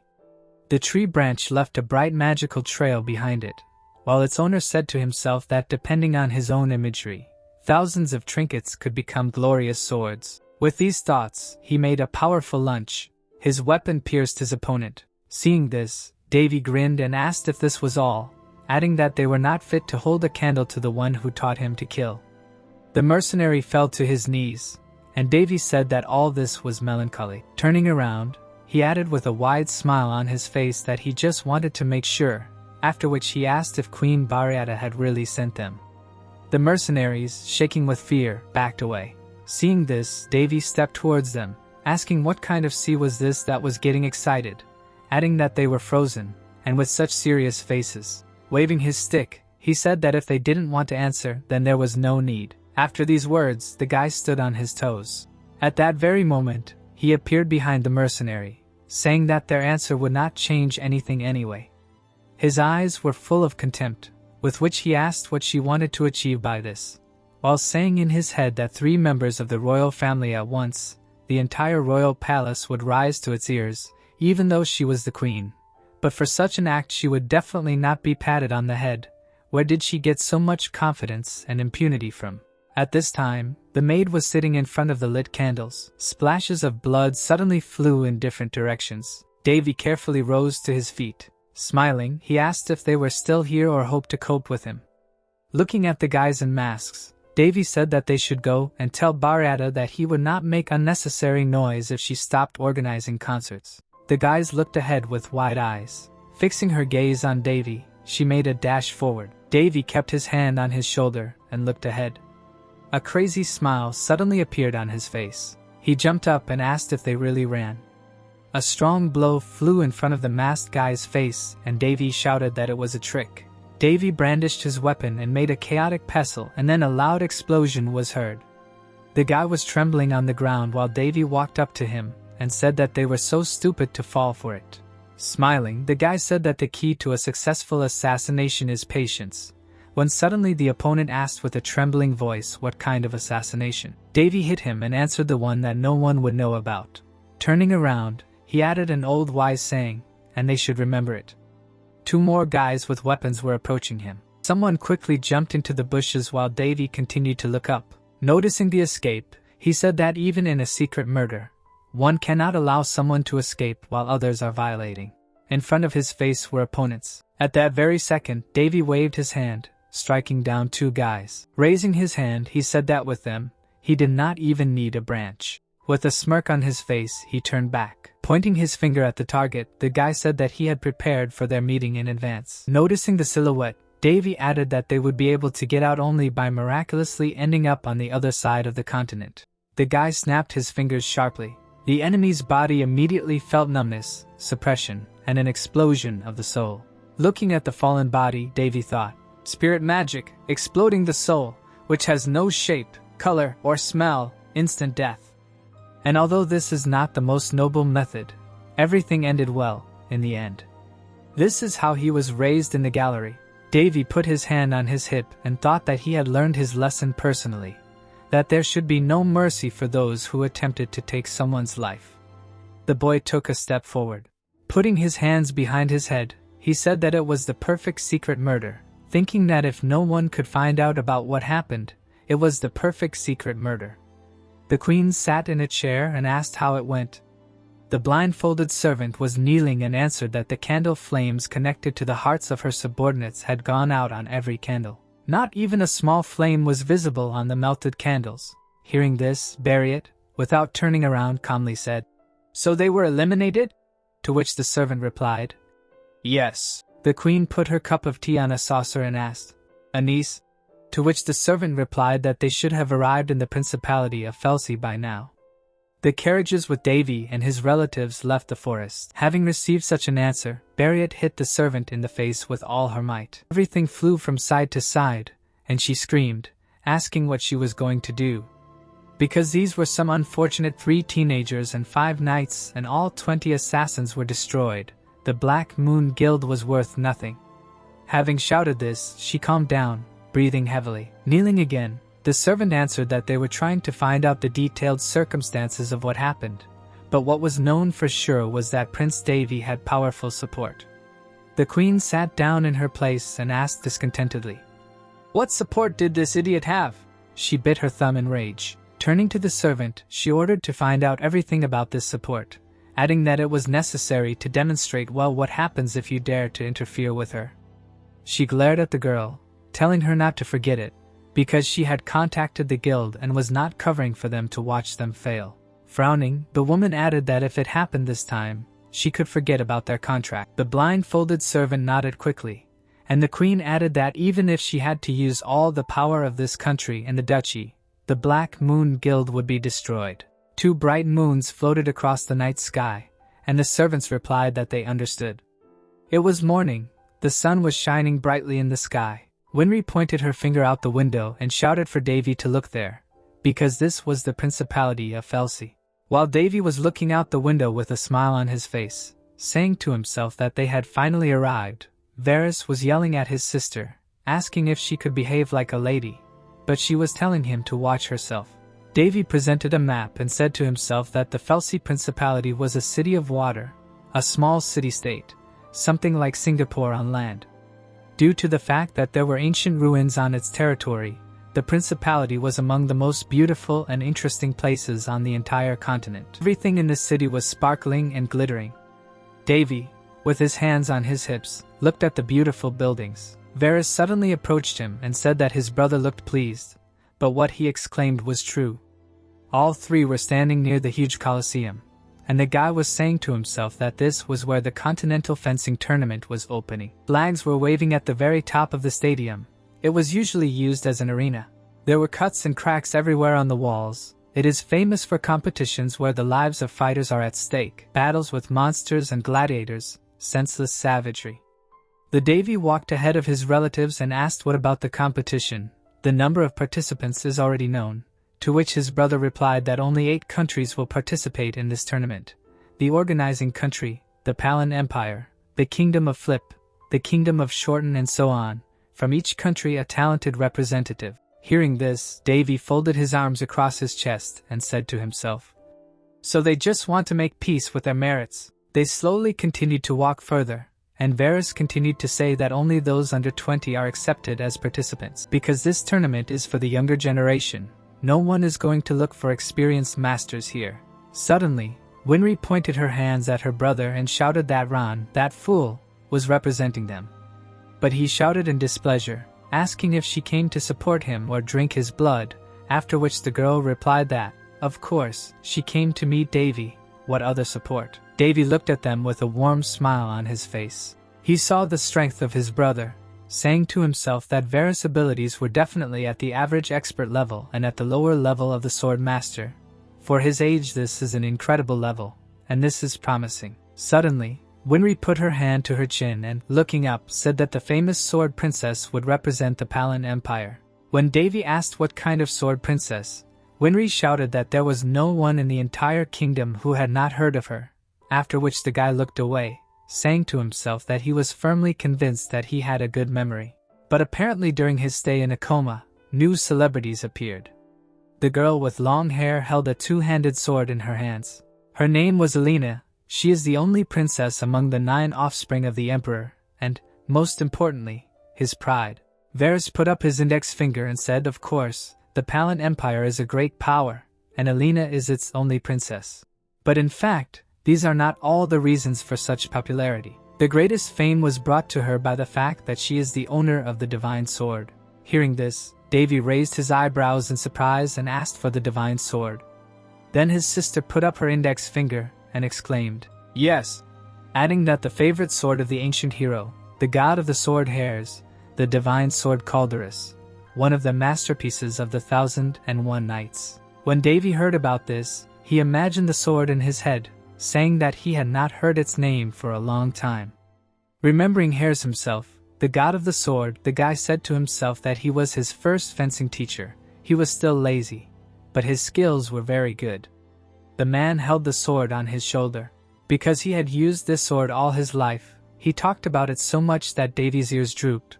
But they said that it was the sword that defeated the Demon King. Butterflies flew from the girl. 3 people in robes came down the stairs. The boys passed by them, and Davy said to himself that unlike the Devil Master Dacone, Hairs was from here, so naturally there was a memory of him here, but he had some strange feeling about it. The girl in the cloak suddenly stopped, turning to Davy. While she was looking at him out of the corner of her eye, her subordinates asked what was wrong. The girl brought her hand to the brooch in the form of a sword and answered, nothing. In the diner, Varus waved his fork and said that they say that even after 1,000 years, the blade of the divine sword is completely intact. As he heard, it has an ego, so it produces magic on its own. The ego is the spirit of the sword. Enclosed in the weapon due to the affection of the swordsman and his soul, the divine sword is not just a beautiful name. Winry sat between the 2 brothers, adding that the one he chose after hundreds of years was Princess Alina. Varus suddenly folded his arms and said that there was another reason why Princess Alina was famous. He suddenly raised his head and exclaimed, she is one of the first beauties of the continent, adding that her beauty takes your breath away. Hearing this, Davy happily clapped his hands, saying to himself that she is the mistress of Calderas, Haru's favorite sword, and this is the most important thing. After some time, he adjusted his collar and asked Amy with displeasure if there really weren't simple clothes. The maid, with her eyes shining and wet from the master's beauty, shouted that this was already quite simple, because he was going to a reception for the first time, adding that he was the face of the entire wrong kingdom, even if he didn't like it. Davy irritably looked away, saying to himself that he was a simple observer. But for nobles everything is simple. A fencing tournament, a gathering place for rising stars of all countries. But are future rulers obliged to directly swing swords? Of course not. 2 bright moons were floating in the clear night sky.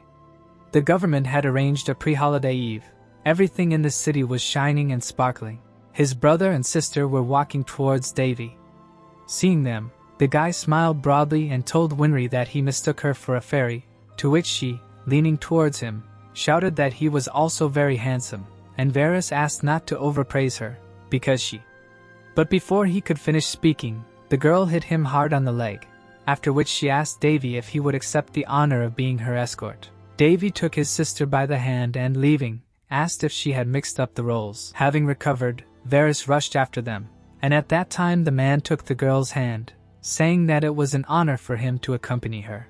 Below stood a girl with long red hair. She suddenly looked away and said that it was noisy here. There were glowing roses growing in the flower bed, and the guy was saying that he had heard that she had gone to the village during the day, and then asked how she liked the round stadium they had talked about. But before he could finish speaking, the girl picked a rose and replied, "Not bad."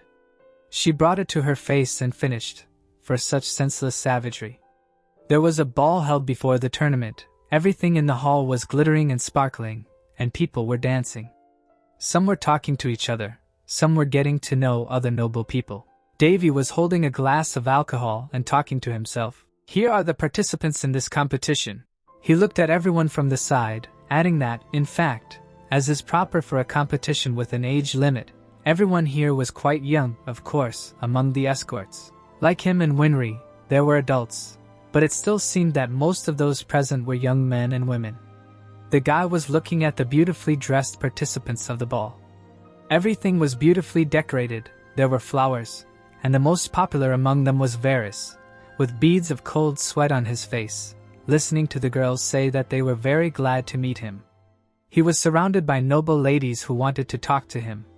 Davy looked at his brother with a smile on his face, saying to himself that, given his abilities, this is natural. In any case, this ball is a great opportunity to make friends and feel out competitors. Winry also found herself company, chatting on the side, but it is very noisy here. While Davy was asking himself how he could best deal with his younger brother who got into trouble, Varys turned around excitedly. He began waving his hands at his brother so that he would notice him, and Davy put his glass on the table. But in the end, he took Winry, inviting her to dance. Varys looked doomly at his brother leaving, while he, with a sly smile on his face, said to himself that he should enjoy his youth. Winry stood in front of Davy, saying that it was amazing that the day had come when she danced with him, to which he replied that he had never thought that she danced so well. They danced in the center of the hall, and the girls said that she was a real lady, because it had been a long time since her debut. She suddenly brought her eyebrows together plaintively and asked if he was offended, because if all this had not happened to him, then he would have already. But without finishing, she lowered her head and said no, perhaps he would have participated in the tournament, because he also has a talent for the art of the sword. Then Davy, closing his eyes, smiled and asked if she thought too highly of him. There was no way he could have become an expert by the age of 14.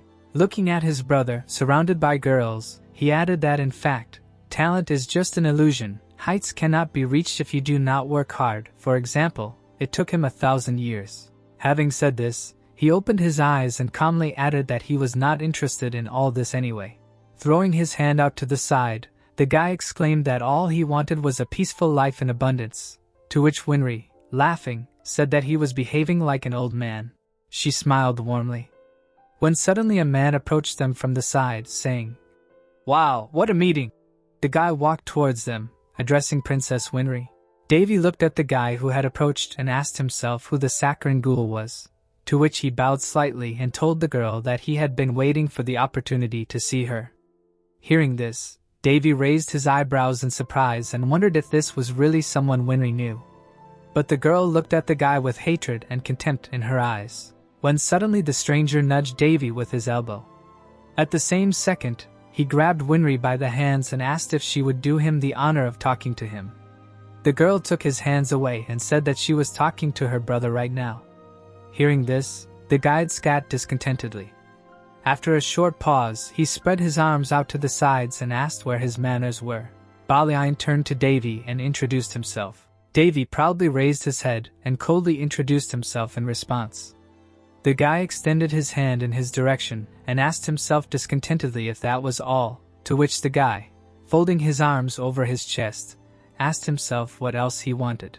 Spreading his hand out to the side, Balian suddenly asked why he was there, to which Davy, lowering his arms, replied that he had come to watch his younger brother's competition, simultaneously asking himself if he was really talking to him in such a tone, even knowing that he was a prince. Then Balian smiled mockingly and replied that he understood everything, after which he wished him a good rest. Davy watched him go with a stony face. Suddenly, the prince fell to one knee and turned to Princess Winry. He extended his hand and exclaimed that he would dedicate his victory in the tournament to her. She only had to wait. Hearing this, the girl, raising her hand to her head, asked him discontentedly if he knew how rude it was to say such a thing in front of everyone gathered. Then the guy put his hand to his chest and replied that there was nothing to be offended about if it was true. Winry suddenly could not hold back and shouted that Virus, her twin brother, was participating in this tournament, and his words sounded extremely disdainful to her. After that, she took her brother by the arm and asked him to leave quickly. Davy looked at his frowning sister, who was in a hurry to leave. Then he glanced out of the corner of his eye at Balian, who was still kneeling on one knee, and said to himself that this did not seem to stop him. The prince gritted his teeth in rage. He suddenly rushed after Winry, shouting that she was looking down on him. Seeing this, Davy looked at him with disdain in his eyes and said that he had been patient for a long time. He looked at the hand extended towards them. At the same second, the guy tripped the prince. After that, he twisted his arm, saying that his hand slipped. Davy, with a smile on his face, held Balian's hand and asked how he dared to touch other people's precious sisters with his hands.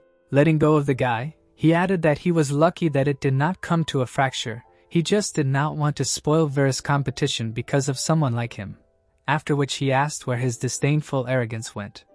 The prince grabbed his sore hand. His nails scratched the floor through his gloves. Suddenly, something flew into Davy's face. A white glove lay on the floor. Jumping to his feet, Balian shouted that he was challenging Davy to a duel.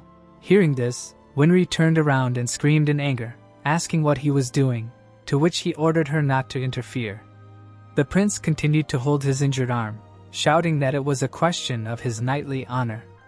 Suddenly, a girl came out to them, saying that since he was raising the issue of honor, he should understand how inappropriately he was behaving now. Davy focused his attention on the girl in a white dress with long red hair. Balian, frightened, stepped back while the girl said that she was watching what was happening, so she would ask directly if he really thought he had the right to stutter about honor. Hearing this, Davy raised his eyebrows in shock and asked, "Hares?" The god of the sword Hares, Davy presented a map and said to himself, "An ancient hero born in the Palan Empire, one of the 3 powerful states of the continent." Introducing a man with a 2-handed sword, he added, "The first owner of the divine sword called Asar and the creator of the 2-handed sword style, terrifying destruction." Imagining the mountains and the sea, the guy continued to say that after all, he was not called the god of the sword for nothing. They say that the blows of his style can be a sea wave at one moment, and an indestructible rock at another, adding that for an old sloth, he was quite impressive. Leaving his thoughts, Davy saw the surprised look of the princess on himself. With her brows drawn together, she stared at him intently, and people shouted that this was Princess Alina of the Palan Empire, the emperor's favorite. Then Davy covered his mouth with his hand, saying to himself that he had blurted out this. Shrinking with shame, he cursed his long tongue. Looking at the dissatisfied princess, he wondered if this was really the owner of the sword, adding that he did not think that she would be so similar to Hares. Raising his hand to his chin, Davy imagined Hares and said to himself that he, too, was a handsome man, but for a man. But if he were a woman and if he was dressed up, then... But before he could finish speaking, shock appeared in his eyes. Alina approached him and asked him discontentedly what he had just said. Davy leaned back and after a few seconds, he answered in confusion that he had made a mistake. Hearing this, The girl moved away from him. Squinting, she continued to look at him, after which she asked for forgiveness. Davy smiled in confusion, raising his hand behind his head. When the princess left, he breathed a sigh of relief, saying to himself that he had gotten out of it. Closing one eye, he looked at the girl with a smile on his face, who was addressing Prince Belishan. Alina looked at him with hatred in her eyes and said that not only had he behaved inappropriately with the lady and her partner, but he had also insulted everyone present, after which she asked if he still thought he had the right to say something about honor. The guy gritted his teeth, hearing this. Both the arrogant Belishan and the local aristocrats were suppressed by her. Her charisma fully justified her fame. Alina suddenly spread her hand towards Davy and Winry and said that if he really was a knight, the next code of honor, in her opinion, he should immediately apologize to these gentlemen.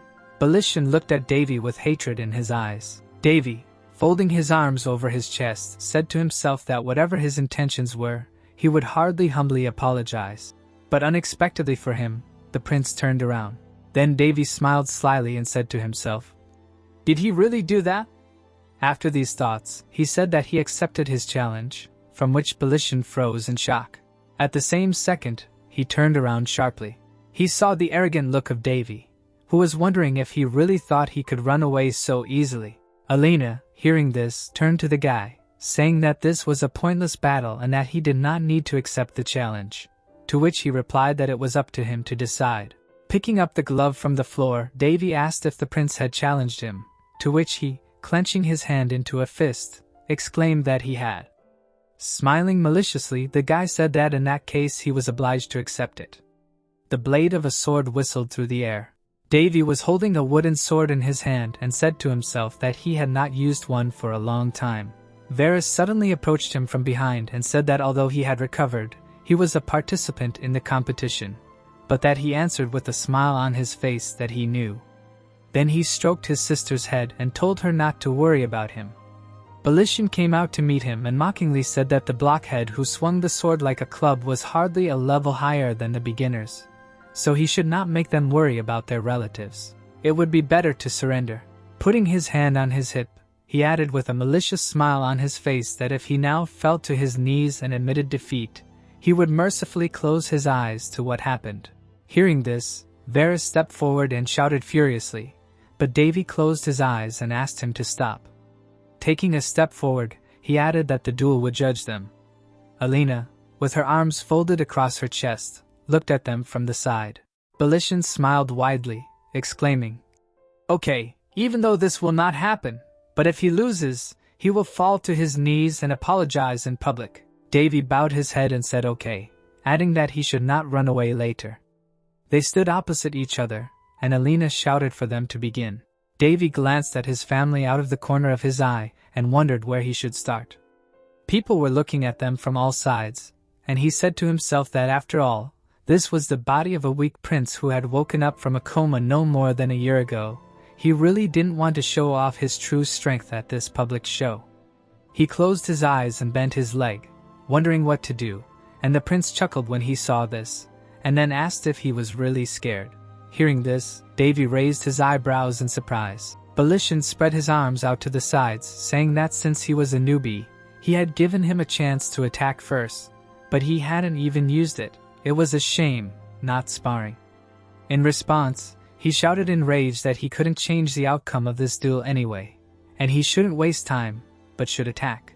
A light bulb flashed in Davy's head, because he remembered one good way. He suddenly started jumping on the spot, saying that in that case he should not give in to him. Having said this, the guy prepared to dash. In the same second, he rushed towards his opponent. In an instant, Davy found himself in front of the prince's face. He quickly raised his sword behind his head. Without thinking twice, he made a powerful blow that hit the floor. The sword flew out of his hands. Seeing this, Belishan smiled mockingly and said that he was just a fool, saying to himself that he was almost surprised by his speed, but he really was. But before he could finish speaking, a wooden sword hit him on the chin at high speed. The prince's head fell back. The wooden sword spun in the air. When Belishan fell to the floor, the sword landed next to him.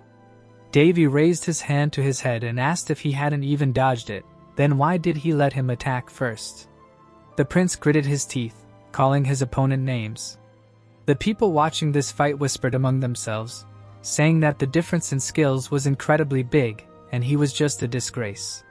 Hearing this, Belishan gritted his teeth even harder. He suddenly jumped to his feet and shouted that he would kill the guy. Hearing this, Davy smiled maliciously and said that with such a predictable style, he would never defeat his improvisation. Traces of blows were visible in the air. The fighter tightly grasped his weapon with his fingers. Belishan gritted his teeth in alarm. Davy swung his sword, and the prince thought that his stance was shaky, and the distribution of force and the interval between blows were completely chaotic. The blades of the blades crossed. Having attacked Davy, the guy decided that he could not lose to such a person. The young man frowned in bewilderment. Davy's silhouette was reflected in his eyes. A trace of the attack appeared in the air. Drops of blood flew in all directions, and Belishan thought that he was still getting hit. There were people on the balcony. The prince fell to the floor. Putting his hand to his face, the boy asked if his opponent had hit him again, and then called him names. The boy's pupils noticeably shrank from anger. Davy looked at his opponent and asked how many times this had happened, because even if the opponent gave in, he had already fallen 3 times, after which he did not understand if this was the same Belishan who should have the initial expert level. The prince clenched his teeth, and Davy assumed that his opponent was not that good. The boy slammed his fist on the floor and shouted for his opponent to shut up and not to dare say something he did not know. The boy lowered his head and sighed heavily. Grinning, Davy thought about what his opponent knew and noted that he had become very nervous, which is why he had completely lost his head. Putting his fingers on the hilt of the sword, Davy thought about what he had learned his fighting style for. The guy stood with the weapon behind his back and said that the official name of this style is Intoxicated Sword, and this art was created thanks to alcohol. So according to the name, in this style the fighter moves as if he was drunk. On the roof sat a man in a kimono who asked what they were looking at him for, and the boy explained that this style was born from the collaboration of the greatest drunkard in the Dokujin Hero Gallery. The swordsman smiled and wondered what his brother was doing that was so interesting, while Devi added that this style was also born from hares who had pestered him out of pure interest, and this sword art was like the worst heresy.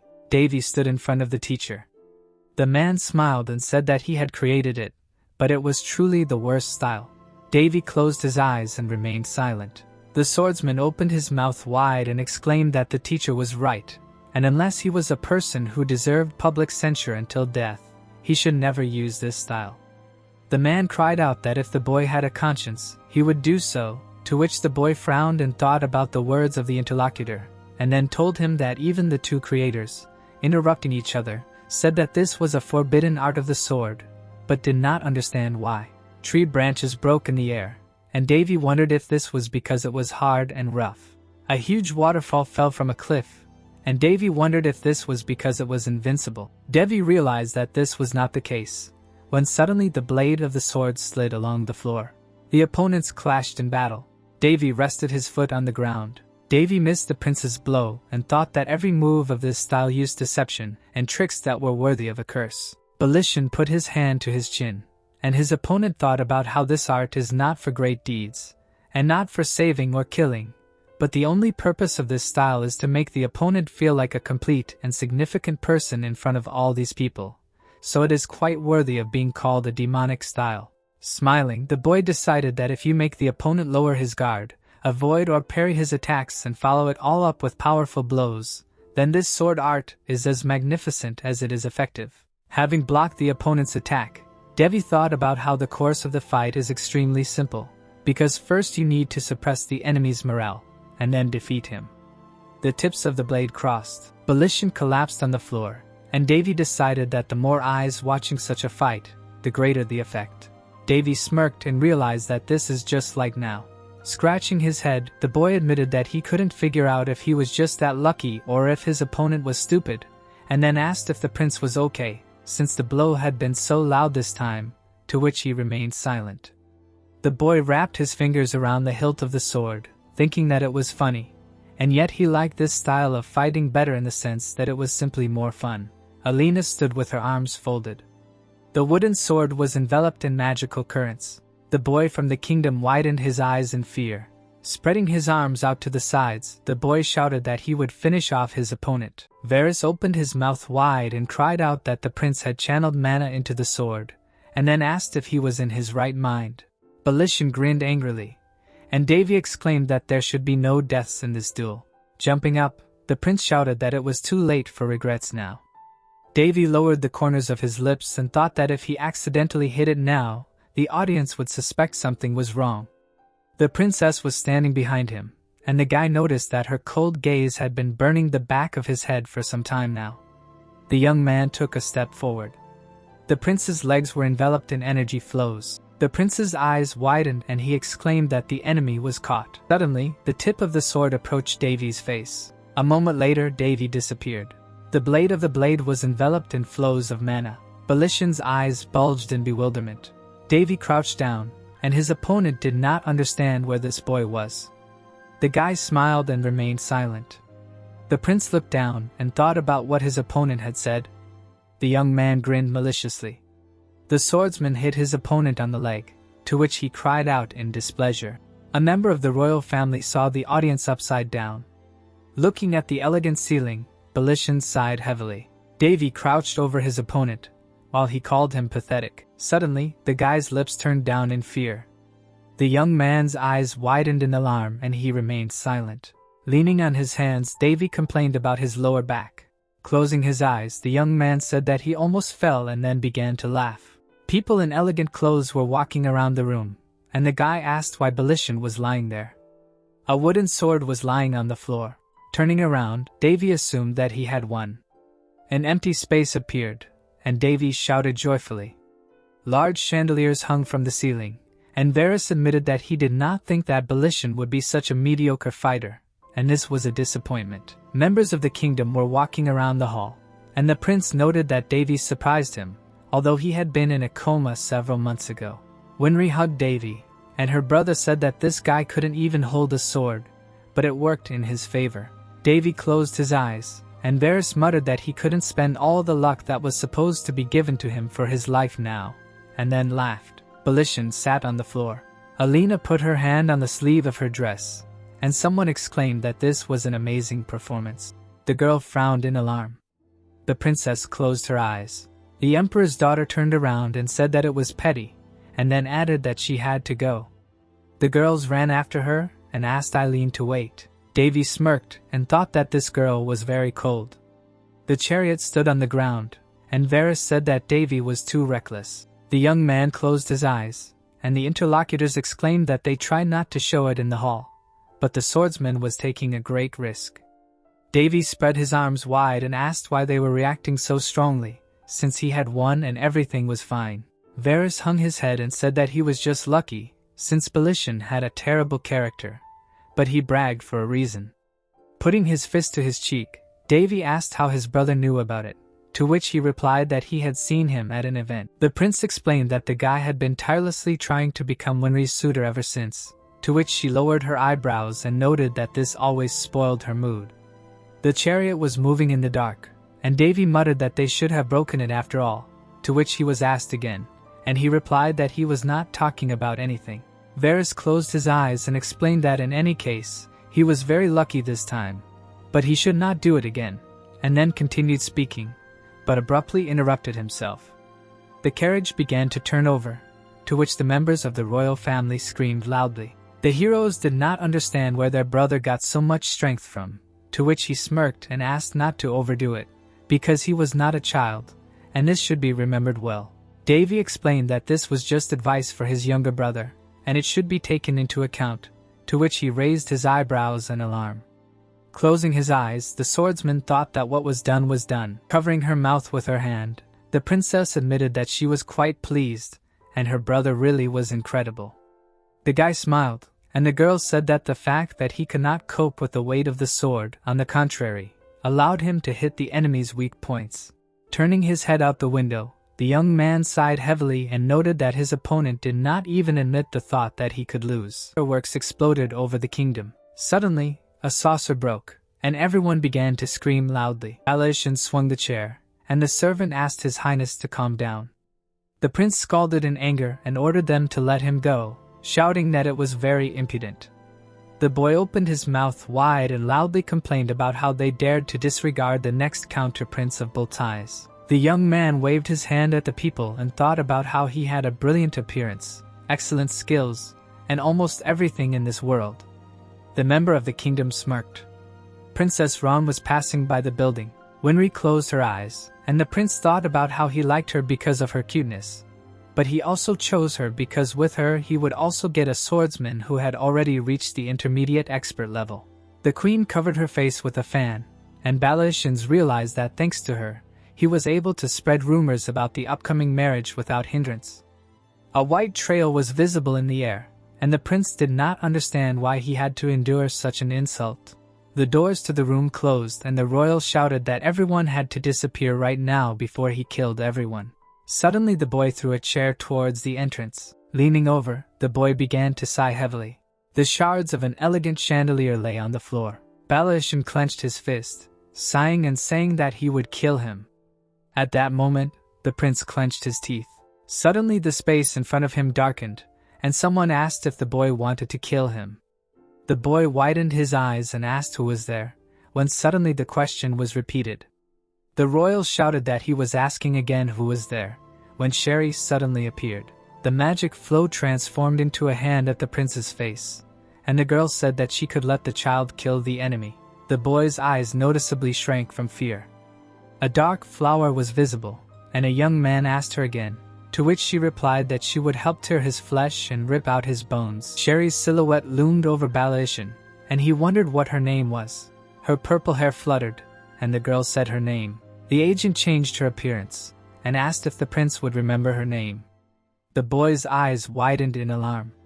The girl put her palms to her interlocutor's face. Grinning, the vampire said that he was a good boy. Sherry suddenly appeared in her mouth, and Sherry asked him to let her do it. Balashan fell down in the vampire's hands, and the girl said that everything would be as his soul desired.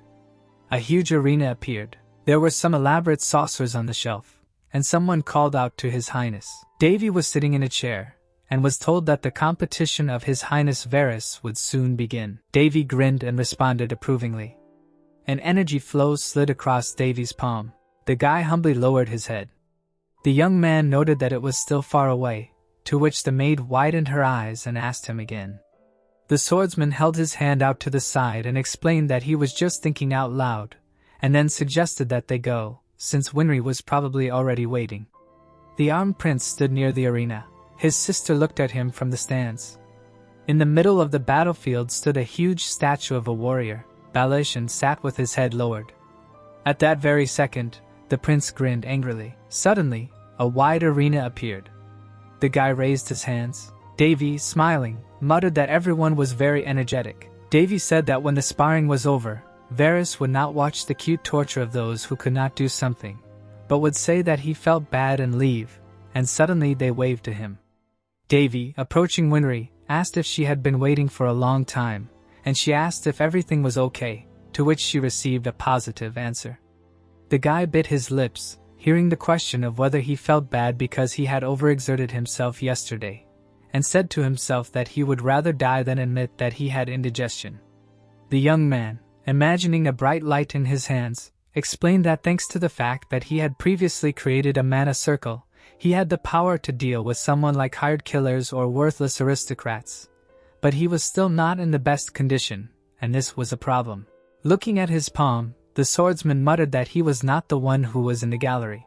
Davy sighed heavily and added that at this rate he would have to use holy power for indigestion, and they turned to him. Varys was seen waving his hand in satisfaction. Davy, sitting on a chair, asked how popular he was. Holding a paper, Davy decided to look at his opponent. A moment later, someone's legs appeared. The guy opened his mouth wide and called the competition program stupid. The opponents stood opposite each other, and the young man wondered why they had to pit them against each other so early. A red flag was visible, and it was said that although the blade of the sword was dull, inflicting mortal wounds was strictly prohibited. The man in the robe, opening his jaw, explained that filling the weapon with energy would result in disqualification, so they should be careful. Lishan clenched his fists. Davy, resting his head on his palm, said that the audience was clearly not delighted. Winry, sweat on her face, asked if her brother would go berserk like a wild child and get seriously injured.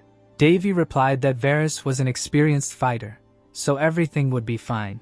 Crossing his legs, Davy added that he was insured. The prince began to draw his sword, and the masters were told that they needed to step forward. The guys in robes raised their staff. Lishan lowered his head menacingly. Varys frowned seriously. The leader extended his hand. A moment later, he waved his hand and shouted that the competition was beginning. The guys quickly rushed from their place. They were quickly approaching each other. Davy, crossing his elbows, thought that judging by yesterday, Belishan uses a freestyle fighting style. Winry's twin brother gripped the hilt of his weapon tightly, and Davy explained that he put the power of his destructive sword art into his blows, and if his character did not play a cruel joke, he had every chance of winning. Suddenly, a bright trace appeared in the air. The opponents attacked each other, and Davy added that Belishan was not at the level to withstand the heavy attacks of Varys' sword, and of course he would avoid a direct clash face to face. Suddenly, a powerful flash was heard. The guy's eyes bulged in bewilderment. The prince held his weapon tightly. The nobleman smiled evilly. It was visible how Winry's twin brother clenched his jaw. The swordsmen fought each other fiercely. It seemed like Belishan opened his mouth wide. The men, smiling slightly, said that they were not inferior to each other at all, and it also became more interesting. Davy, holding his chin, exclaimed that it was incredible, because Belishan turned out to be very skilled, and if he was talented, he could have grown in a day. Varys held his sword in front of him, and Davy thought that it was impossible, and even if he was a genius, it was easy to determine by the body what style of fighter he uses and how often he trains, and Winry's twin brother, who uses a heavy sword, has a corresponding physique. The prince grinned evilly, and Davy realized that Belishan was fighting back for now, but he would not last long. The handle of the weapon was visible. Davy thoughtfully raised the corners of his lips. Looking at the battlefield, Davy thought that something did not add up. Suddenly Winry widened her eyes and exclaimed that she had never seen Varys accelerate so much. The swordsman abruptly rushed from his place, and a question was heard whether this was development during a real fight, and it was also said that from now on he also needed to try harder. Davy smiled contentedly. Davy remembered sitting in a tree and explained that it was true because he had grown so much. The boy happily closed his eyes and said that when he grew up, he would definitely become a knight, and Davy added that he had insisted on them all coming together for a reason, and he wanted to show it. Varys opened his jaw, and the boy explained that 6 years had passed since then, and he saw how incredible his skills were. Belishan suddenly rushed from his place, to which Davy wondered what was wrong with him.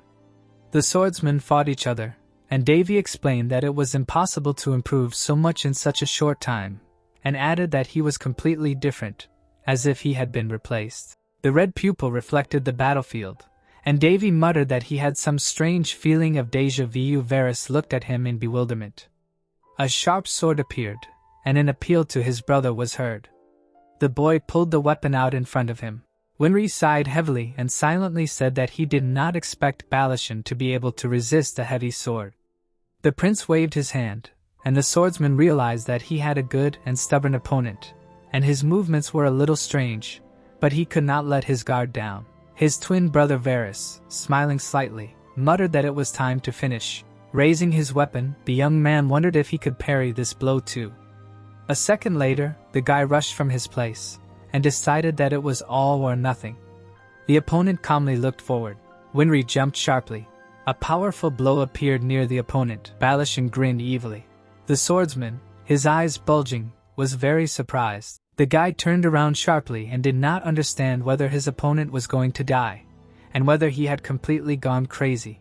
The prince's menacing smile was visible. Twin brother Varys, lowering his eyebrows, decided to use the next move. Suddenly, a dark force appeared in front of his face. A moment later, a bright flash appeared, and the young man wondered if it was the energy of the sword. Unexpectedly, the sharp end of the weapon left a wound on Winry's body. The boy, perplexed, saved his eyes. An unusual space appeared, and the swordsman muttered that he was going to die now. Last night, a swing of the sword. Varys was practicing under the light of the moons. He trained his blade strikes, watching his breathing. Looking at his brother with displeasure, Davy called him diligent, and he called him. Still with a displeased look, Davy grumbled that he could not sleep because of him, and the boy apologized. The prince climbed the fence, and while his interlocutor guiltily rubbed the back of his head, said that Winry was already asleep. So he was interested in what the hero of tomorrow was doing. The boy admitted that he could not sleep. The hero looked at the younger man with interest when he said the name of Prince Balashan. Clenching his fist, the young man explained that although his brother had already taught him a lesson, it was not enough for him, and the interlocutor asked what he wanted. Smiling confidently, the prince replied that he wanted to crush him with his own hands, to which his brother laughed, and admitted that it sounded convincing. Opening the book, Davy assured the younger that he did not need to worry, because he would succeed. The prince watched the boy continue his training with a broad expression. Varys continued to swing his sword, and the hero noticed that the flow was very clean and soft, and the manner was appropriate, as befits a young man. Closing the book, the boy thought, mentally decided to help his brother. He raised his hand, thinking that this could certainly cause a stir and turn the whole world upside down. But the boy was his brother, so there was nothing to be greedy about. The boy glanced sideways at the older man and called him. Davy's palms lay on the young man's shoulders. Beginning to knead his shoulders, the prince offered to give him a massage, and the younger one thanked him. Having seated his brother on a bench, the boy asked him to close his eyes and relax, and he agreed. Threads of manna appeared in the boy's fingers. Licking his lips, the prince thought that it would prick a little. The boy shuddered, and his eyes widened. The prince's cries were heard above the palace, and his brother commented on how tense his muscles were. The hero continued massaging the younger's shoulders with a satisfied look while the younger tried to stop him, saying that there was no point in overworking himself at night instead of sleeping through the night, and adding that it was all because he hadn't gotten enough rest. Watching his brother's channels, the prince reasoned that if he stimulated another person's mana with his mana and caused it to vibrate, he could forcibly imbue that person with energy. Smiling as he continued massaging, the hero mentally acknowledged that although it sounded easy, this procedure from another dimension violated the self-evident truths of this world. Imagining distant lands, the young man remembered hearing that there were places here where amazing massages were performed. Slapping the younger one on the back, the boy declared that long live inner strength. With panic in his eyes, Varys turned around and asked what that meant. Instead of an answer, Davy stretched out his fingers. They were reflected in the boy's eyes. A scream rang out over the palace again. The hero wiped the sweat from his forehead, while his brother fell face down on the stone. The little one was shaking, but the prince knew that he was now filled with power. Tomorrow it might not be useful to him, but it would help a little in his further development. Here he put a finger to his lips, remembering something. Davy hit the boy on the back again, announcing the rise, adding that if he fell asleep here, he would catch a cold. The boy coughed, but the prince, looking at the glow on his back, decided that one insurance would not hurt. The young man folded his arms on his chest. His brother muttered that this was too much, it could have been softer, and if when we were in his place, they would have also carried her on their back, to which he replied that he looked great. After which the prince clapped his hands and ordered him to go to sleep, threatening that if he did not fall asleep before him, he would repeat the procedure on his entire body. The little one immediately rushed into the palace. A seal lit up on his back. Davy smiled imperceptibly. The thought came to him that everything was ready, and he was looking forward to tomorrow. The eyes of the younger prince widened when, in response to the deadly attack, he managed to create a shield. A beam of light burst out of the seal on his chest. Balashan's blade flew far back, and stuck in the stone behind his back. The stadium roared in surprise. The opponent froze in place, while the spectators wondered what had happened. The boy knelt down until the barrier began to disappear, and those present remembered that Prince Balashan's sword turned scarlet, and Prince Varys fell. The particles of the shield attracted the attention of the spectators. Some recognized them as an energy barrier. A roar of surprise was heard over the arena. Winry looked at her brother happily, and while the crowd was shouting that it was unbelievable, because the barrier was only possible at the highest expert level, she happily announced that this fool had done it. But then she found that the chair next to her was empty, and called out to her brother. At that moment, a boy in the arena spat out blood, and the crowd in the stands demanded that they stop. Two judges ran up to the boy, and they announced that the sparring was over, and Prince Balishan was counted as a loser. Another judge outside the stands looked at the young man angrily, and shouted that he had disregarded the rules of the sacred competition, using the energy of the sword and trying to kill his opponent, and his actions were tantamount to declaring war on another country. Balishan's men ran up to the judge, and while he continued that the offender was disqualified and by right of the representative of the host country, he was officially expressing a protest to the kingdom of bull ties, they tried to convince him that this was some kind of misunderstanding because their country would never do such a thing. One of the servants approached the prince and asked His Highness to say at least something, but suddenly the interlocutor's hand grabbed the guy by the throat. He tore the poor guy off the ground while he tried to stop him. The servant's head exploded in the boy's hands. He threw the remains on the floor, while the other servants began to clutch their heads. Prince Balishan stood over the corpse, while the spectators shouted about the murder of a man. The guy raised his hand, looking at the blood on his palm. He smiled ominously, and his shadow suddenly increased. The crowd in the stands screamed indignantly. People ran away. Some of the spectators pressed themselves against the barrier that surrounded the arena, their mouths open. The prince smiled ominously, and the people shouted that he had gone mad. Suddenly he raised his head and screamed piercingly, and the spectators realized that he had become a monster. The judge and the prince's servants sank to the ground. They thought it was a dream, but the crowd demanded that the monster be suppressed.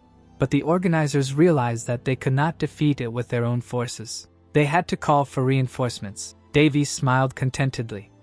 His younger brother opened his eyes. Looking down at the young man asked if he had slept well. The young man sat down next to Varys, who was lying on the floor, and said that everything was fine, and that he had fought very well. The boy raised his hand and asked if the elder had seen everything. A happy smile appeared on his face. The prince's eyes widened when he heard from his brother that he had managed to create an energy barrier, and he smiled contentedly again. Protective cells appeared before his inner eye, and the boy remembered that the energy barrier was formed with the highest level of expert skill, and it was able to protect the owner, independently distributing mana and protecting from danger. He remembered the moment of the blow, and thought that although he ensured Varys, he was able to save himself solely because of his own height, although his massage contributed to this. Lowering the boy's head onto his knees, he concluded that he was only 14 years old. Anyone in his place would be proud, but he decided to be glad of this. Having barely escaped from the next world, he was even too worthy a young man. Putting his fingers to the boy's forehead, the hero noted that it would be nicer if he cried in 3 streams from pain. A light lit up on the prince's fingers. He decided that enough of these old men's speeches. The younger one needed to rest. A heartbeat passed. Varys was carried away on a stretcher by the arena workers. At this time, several guards tried to calm the monster. The prince's face became serious. He said the name of the enemy. Then he headed straight for the battle. A fireball was flying straight ahead. The magician was causing an explosion around Volition. They looked at the enemy in horror, realizing that he had simply been swallowed up. The veins on the prince's face bulged. He did not look at those who were trying to calm him down. His lips spread into a dangerous smile again. The magicians raised their wands again. They shouted that their strength was really not enough, and that they needed to evacuate the audience immediately. The light began to thin, and the organizers concluded that the barrier would not last long. But Prince Davy walked right through it. The guy was quickly walking forward, and the crowd of guards could not understand how he got there. The young man looked up while they shouted that he couldn't, and asked him not to come closer. It was too dangerous. Davy continued to walk forward while they begged him to leave. Winry grabbed the handrails, loudly calling for her brother. The girl ran up the stairs, not understanding how he got there. Davy watched as the prince threw the dead guard away. The monster was clutching the corpse's head and growling viciously. The boy realized it was an infection. Grinning, the prince said that Volition had gotten hotter overnight. Throwing a dangerous glance at the vampire, the hero asked how he could best deal with it. The monster screamed, and it seemed as if red lightning had struck it. The enemy rushed forward right at the prince, and the warriors rushed to his defense, shouting that he must be stopped and not allowed to approach His Highness. The mage screamed in fear. The young man calmly watched as the monster dealt with him, and smirked when the vampire's hand approached his face. But at that moment, Winry jumped out of the arch, loudly calling for her brother. The boy abruptly turned to his sister. His eyes widened. He glanced sideways at the enemy when he realized that at this rate, the girl would also suffer. Suddenly, someone grabbed the hero by the scruff of the neck, demanding that he get out of the way. The warrior threw the guy back, and he looked at her in shock. A serious look met him, and the young man recognized Princess Island. Dead guards lay in pools of blood. The girl jumped out from the side of her brother. The vampire turned to her and growled. The warrior summoned a two-handed sword. She focused on creating it for a moment. Then she swung her blade, the blow of erecting a great mountain through the monster back. The vampire glared at the princess. A blast wave flew across the arena. Davy sat on the ground, looking at the girl. His face expressed irritation when his younger sister's voice was heard. The dust began to settle. The warrior pointed the blade at the enemy. The resulting whirlwind flooded her hair. She pursed her lips. The next moment, her eyes widened in fear. The monster was getting to its feet, although the ground beneath its feet began to crack. It looked at the girl with an angry look. Then it got to its feet, screaming again. The monster opened its mouth wide. The princess rained down many blows on the enemy, trying to knock him off his feet. Finally, she managed to throw her brother away. The prince flew in a wide arc, and the warrior prepared to kick. And with a powerful blow, she slammed the vampire into the floor. Dust rose where he fell. The guards gaped at the fight. Alina landed on her feet. Her brother was thrown against the wall. It seemed like he wasn't moving. The princess threw her hair back as the guards cheered that she had won, and immediately came to her aid and defeated the enemy. Davy looked at the girl in disappointment as his sister asked him to leave everything to the princess and get out of here quickly. The guy looked at the warrior's back, wondering how she had everything fluttering in the wind so epically, and mentally accused her of stealing someone else's loot. The princess raised her blade, and Davy admitted that in fact, she was much better than the local rabble. The blade glowed. The girl clenched her teeth, turning to the vampire. The prince's eyes widened in surprise. An explosion sounded over the arena, while the hero wondered what was happening. Magic chains entangled the monster.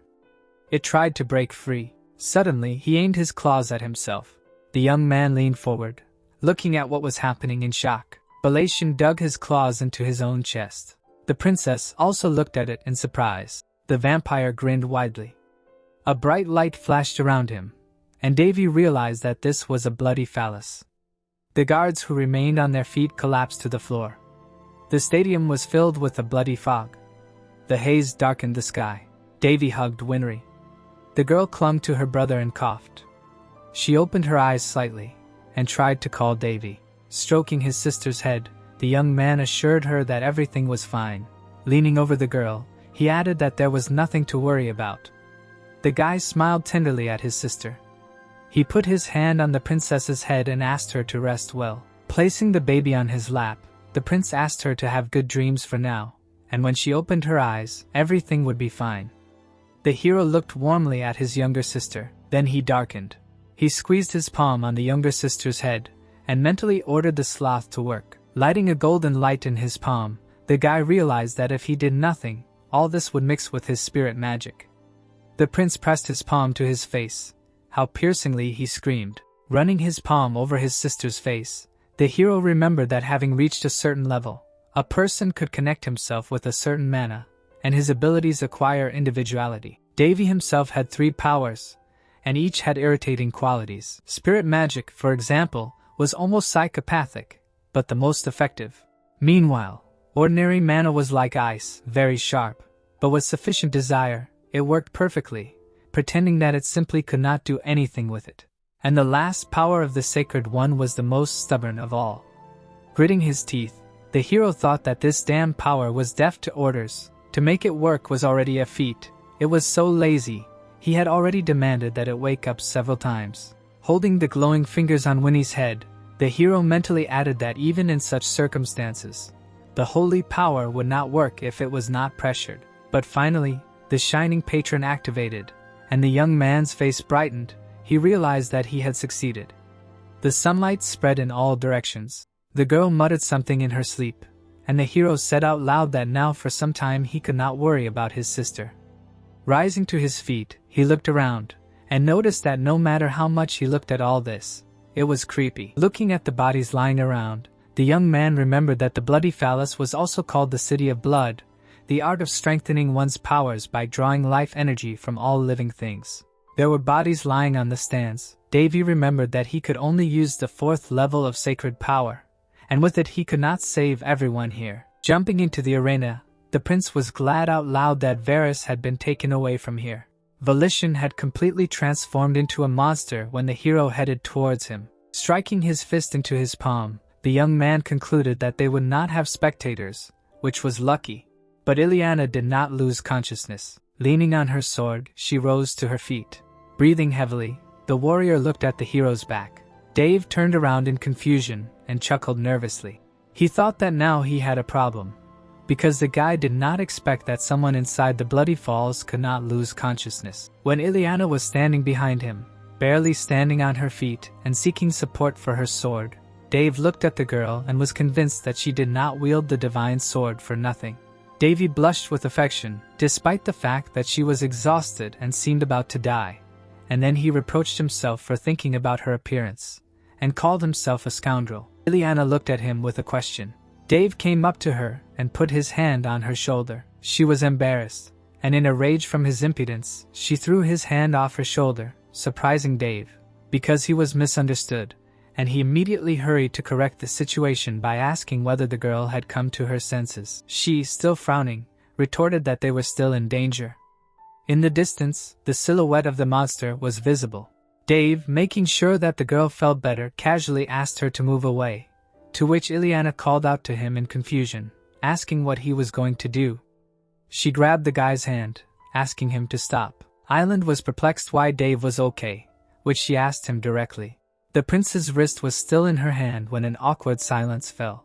Dave looked at the girl carefully, and in his head there were thoughts that Ileana had definitely noticed something.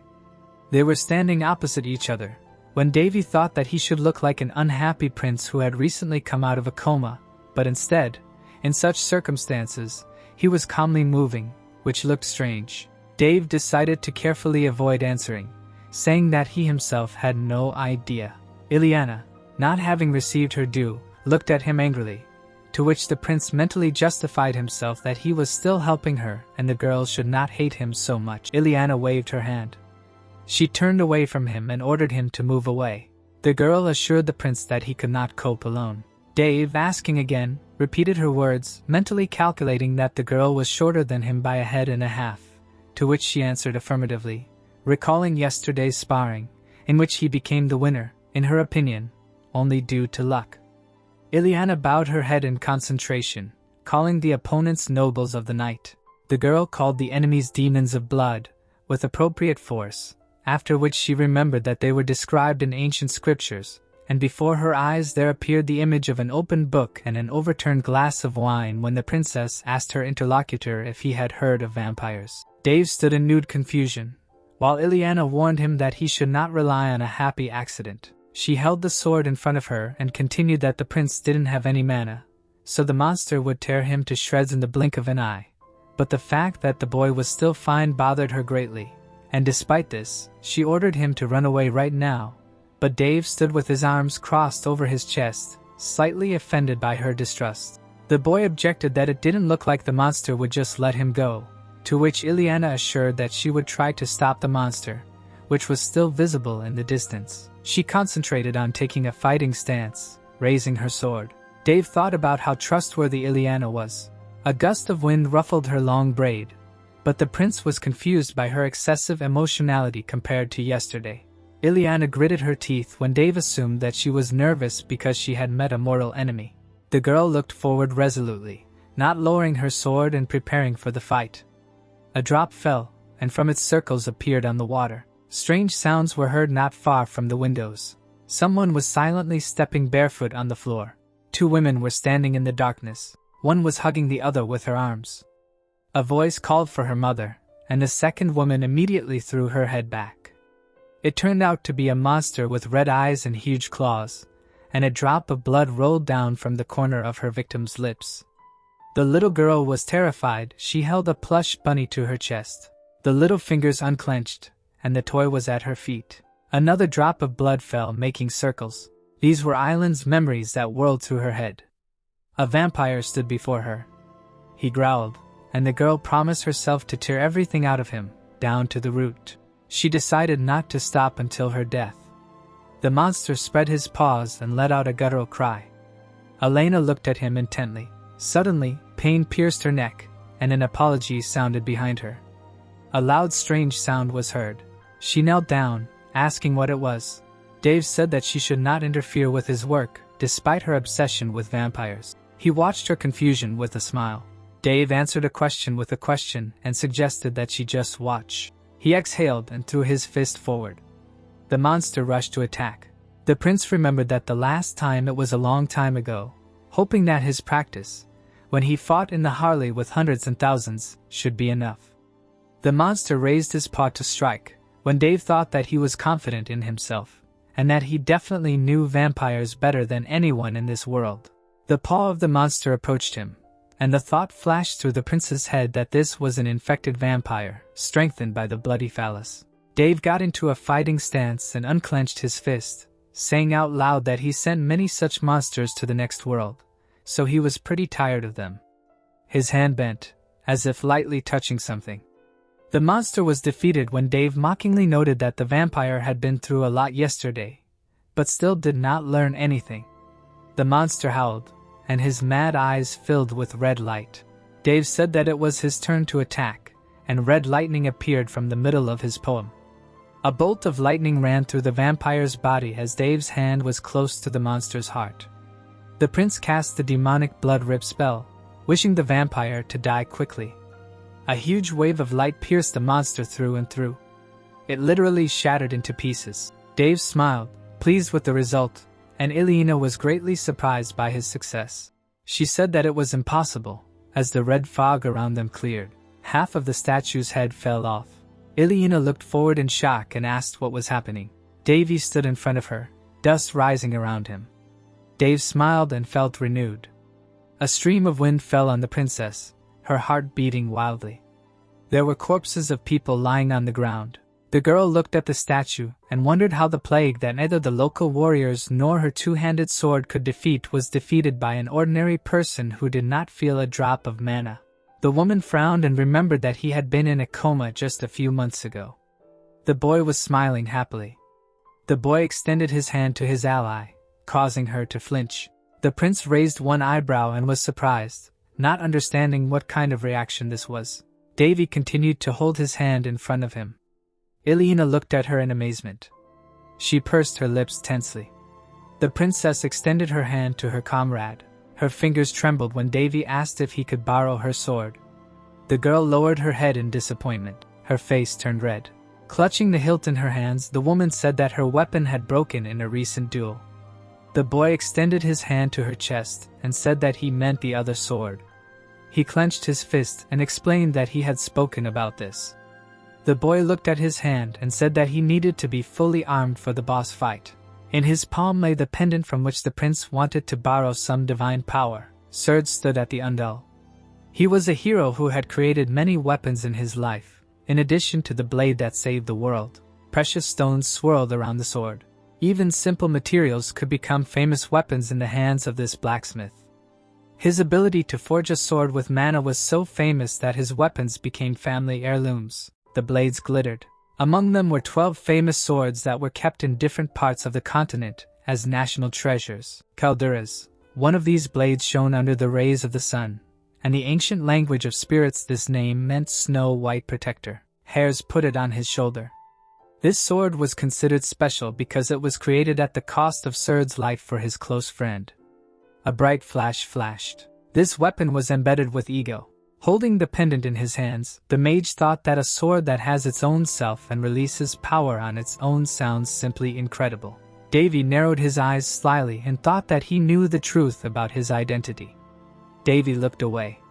He raised his hand to the side when the sword loudly asked who the person was who dared to grab him so brazenly. The guy closed his eyes and decided that this blacksmith liked to grumble loudly and regularly.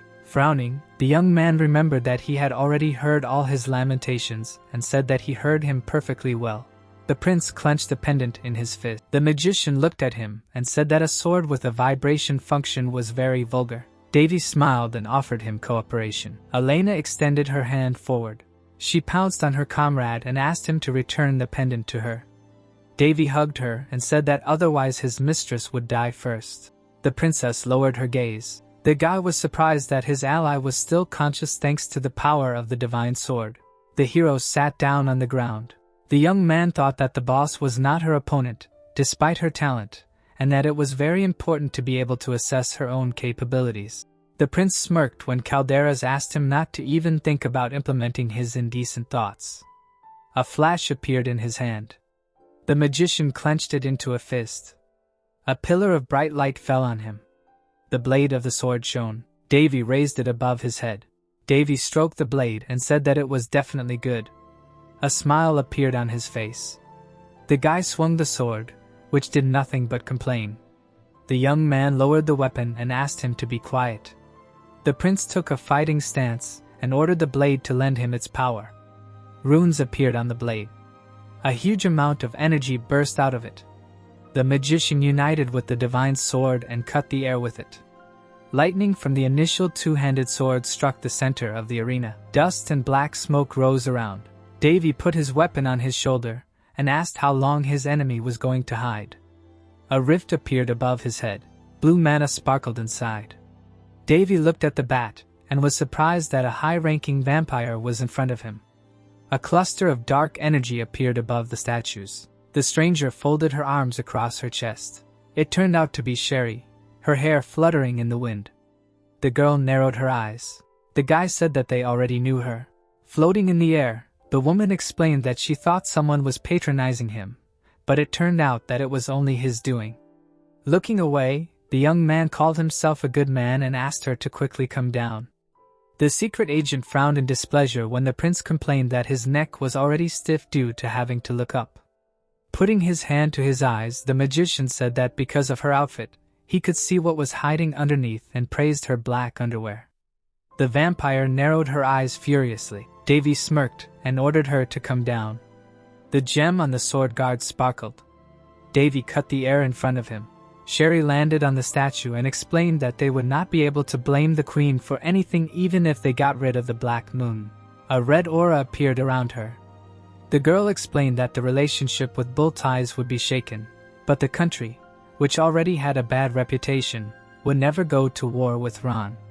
The guy squatted down and assumed that she had appeared so boldly in front of him because she was sure that he would not get out of here alive.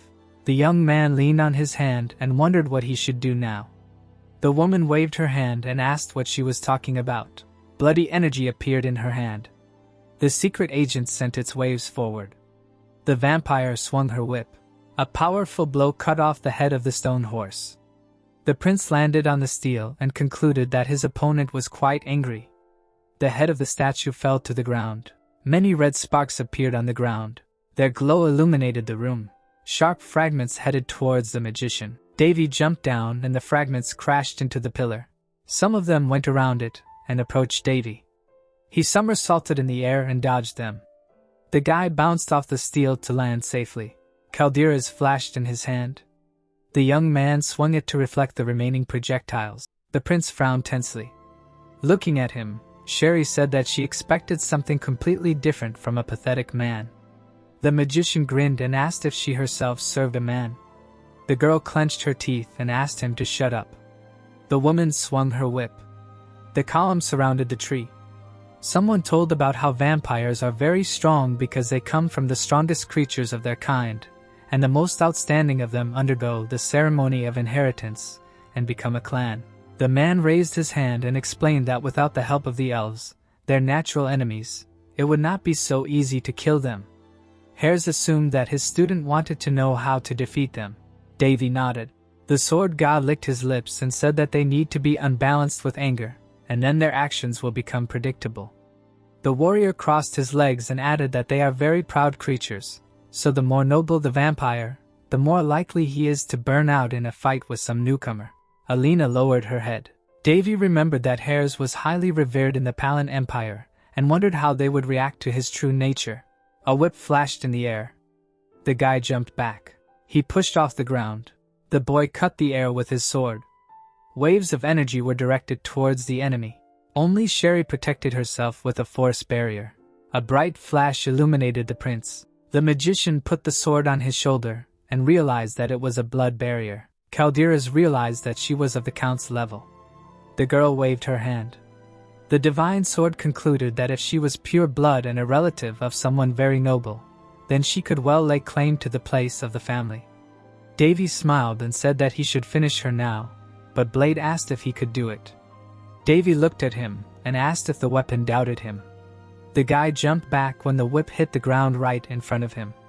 The woman frowned and asked him to relax at least a little so that his death would come quickly. Alina lowered her gaze. The secret agent said that she would suffer the same fate. Standing on a tall statue, the vampire urged the enemy to accept his fate meekly, since he was so eager to die. A powerful wave of energy rolled across the ground. The young man appeared behind the enemy. A smile appeared on his face. The prince jumped up to get closer to the villainess. Sherry looked back and called him stupid. The magician jumped back from the whip. An explosion sounded in front of the girl. Davy appeared above her head and asked if she really judged people after only seeing them once. The woman looked up in fear. Davy smiled and explained that this was not only about the true art of the sword god himself. The guy narrowed his eyes slightly. In the past, when they trained with hares, the young man performed the same sword swings many times. The divine blade glowed. The prince jumped into the air and delivered a slash, using the skill of splitting a huge mountain. The secret agent opened her mouth in horror. A stream of divine energy fell on her. The force that protected her cracked. The explosion destroyed the room, sending debris flying. A giant cloud of dust rose into the air. The mage raised his hand to his forehead and decided that it was impressive. Calderas said that he did not understand what was being said and that this was his moment of glory. Davy smiled and called him restless. Davy jumped down and assumed that his blade was happy because he had not regained consciousness for 1,000 years. The weapon asked how he managed to control its power. The tip of the sword flashed. It seemed to him that they had known each other for a long time. The guy suggested that they just do what they agreed on and asked why they should reveal the most inconvenient details to each other. Closing his eyes, the young man sighed and thought that the blade would not believe or even get angry if it found out that in front of him was the student of its original master. The weapon noticed that the vampire had disappeared. The prince looked away and said that it didn't matter because they wouldn't be able to pursue her anyway. There was a red stone glowing in the air. The mage looked at it. Calderas realized that it was a bloody phallus, and said that he felt disgusted just looking at it. There were many people lying on the ground. The sword told him that due to the core being destroyed by the recent explosion, it didn't spread further. But the remaining bloodstone wouldn't stop until all of these people were dead. Davy squinted and realized that they could become infected. The blade explained that they could use third-level purification magic with a wide radius. Dark energy enveloped the arena. The weapon noticed some commotion outside and assumed that there must be chaos going on there. Davy smirked. Calderas called him a lucky guy and was surprised that he already had a Master S level at such a young age. The boy closed his eyes and confirmed it. Jumping forward, the young man said that he needed a little time to pull out the oral blade and thought about how his power was not related to the accumulation and passage of levels. Magic flowed through his body. The prince decided that the skills that are inherent in a master of knowledge of such a high level were due to his abnormal doping. The magician swung his sword. He squinted slyly. The sword asked what kind of unreal manner this was. Davy looked up and grinned. The blade said that it was the first time he saw all three types of powers coexist in one body. Davy looked up and said that right in front of him was a malicious destroyer of common sense. The weapon asked if this was possible and exclaimed that this was real madness. Looking at the bloody phallus, the boy explained that this was the result of several hundred years of research and asked his friend not to judge him. The tip of the sword pierced the ground. The young man placed his hand on the hilt and asked him not to waste time and finish this, because he did not have enough strength now. The blade he was leaning on asked what they were talking about. The prince smiled and decided to end this once and for all. A bloody phallus was shining above his head. People were lying on the ground unconscious. The mage thought that he was not going to sacrifice himself to save strangers and wanted to make a foundation for restoration from this place. Davy folded his palms together. Davy squinted and said that this was not like him at all. The guy lowered his head and took a deep breath. Sitting on the ground in the lotus position, he turned to Priya and explained that he was lost in the darkness and could not see anything in front of him. Raising his hands, the young man said that it would be nice if she threw him a small flashlight and asked her to personally sort this out. The sword glowed intensely and wondered what kind of prayer this was. The blade was stuck in the ground in front of its owner. Daphne adjusted her hair. The prince thought that his sacred power was a little special because of her. Because its root is in faith, understanding and religiosity, not exalting God. A red haze hung in the air. The magician explained that the lambs of God were drowned in an evil fate and howled in pain, and added that he believed only in his own strength and was going to save them. Turning his gaze to the sky, Davy decided that Priya herself had seen everything and asked her permission to do so. A bloody aura enveloped the weapon, which wondered if God would listen to such an outrageous prayer. Davy smirked and decided that his friend also did not know God well. A flash flashed under the dome of the church. The truth was that the love of God is received not by the believer who is pious only in words, but by the person who shows everything with his actions. The bloody phallus sparkled. The boy realized that their problem could not be solved due to the already exhausted life force, and decided that he needed to fill the gap with even more power. Daphne held a bright spark in her hands. The owner of the strongest sacred power of all time created the most outstanding sacred magic, the use of which required the permission of the god. The boy frowned and said that the god liked man. The prince smiled and added that he himself was quite mad. A bright glow appeared in front of Caldera's. Runes swirled around him thanks to the final sacred magic of the 9th tier. A beam of light fell on him, which marked the territory of the god. The sword asked if the owner really wanted him to die from exhaustion. The mage smiled widely and explained that it was just a simulation. The blade trembled and called its owner crazy. A bright light began to emanate from it. Angel wings appeared above the arena. Alina leaned against the wall. Winry lowered her head. The bloody phallus split. The sacred power absorbed the dark energy. Davy closed his eyes and continued to pray. A smirk appeared on his face. A flash flashed above the stadium. The light illuminated the faces of people. Its rays illuminated the entire city. The flash rushed into the sky above the kingdom. A transparent feather fell on Davy's hand. Angel wings appeared behind his back. Bloody wounds formed in their place. The guy squinted. The phallus shard lost its color and began to smolder. Dark dust rose into the air. The young man patted himself on the back when he felt a strong heat and felt as if an iron had been passed over it. The blade stopped shining. The prince asked if everything was okay with him, but there was no answer. The magician smiled widely and said that he was not that special. Suddenly, his body leaned forward. Davy fell to the ground. His eyes lit up. Davy clenched his fist as the system called him crazy. A girl was floating in the air. The guy said that Priya had gone too far. The woman smiled silently. Amy ran forward.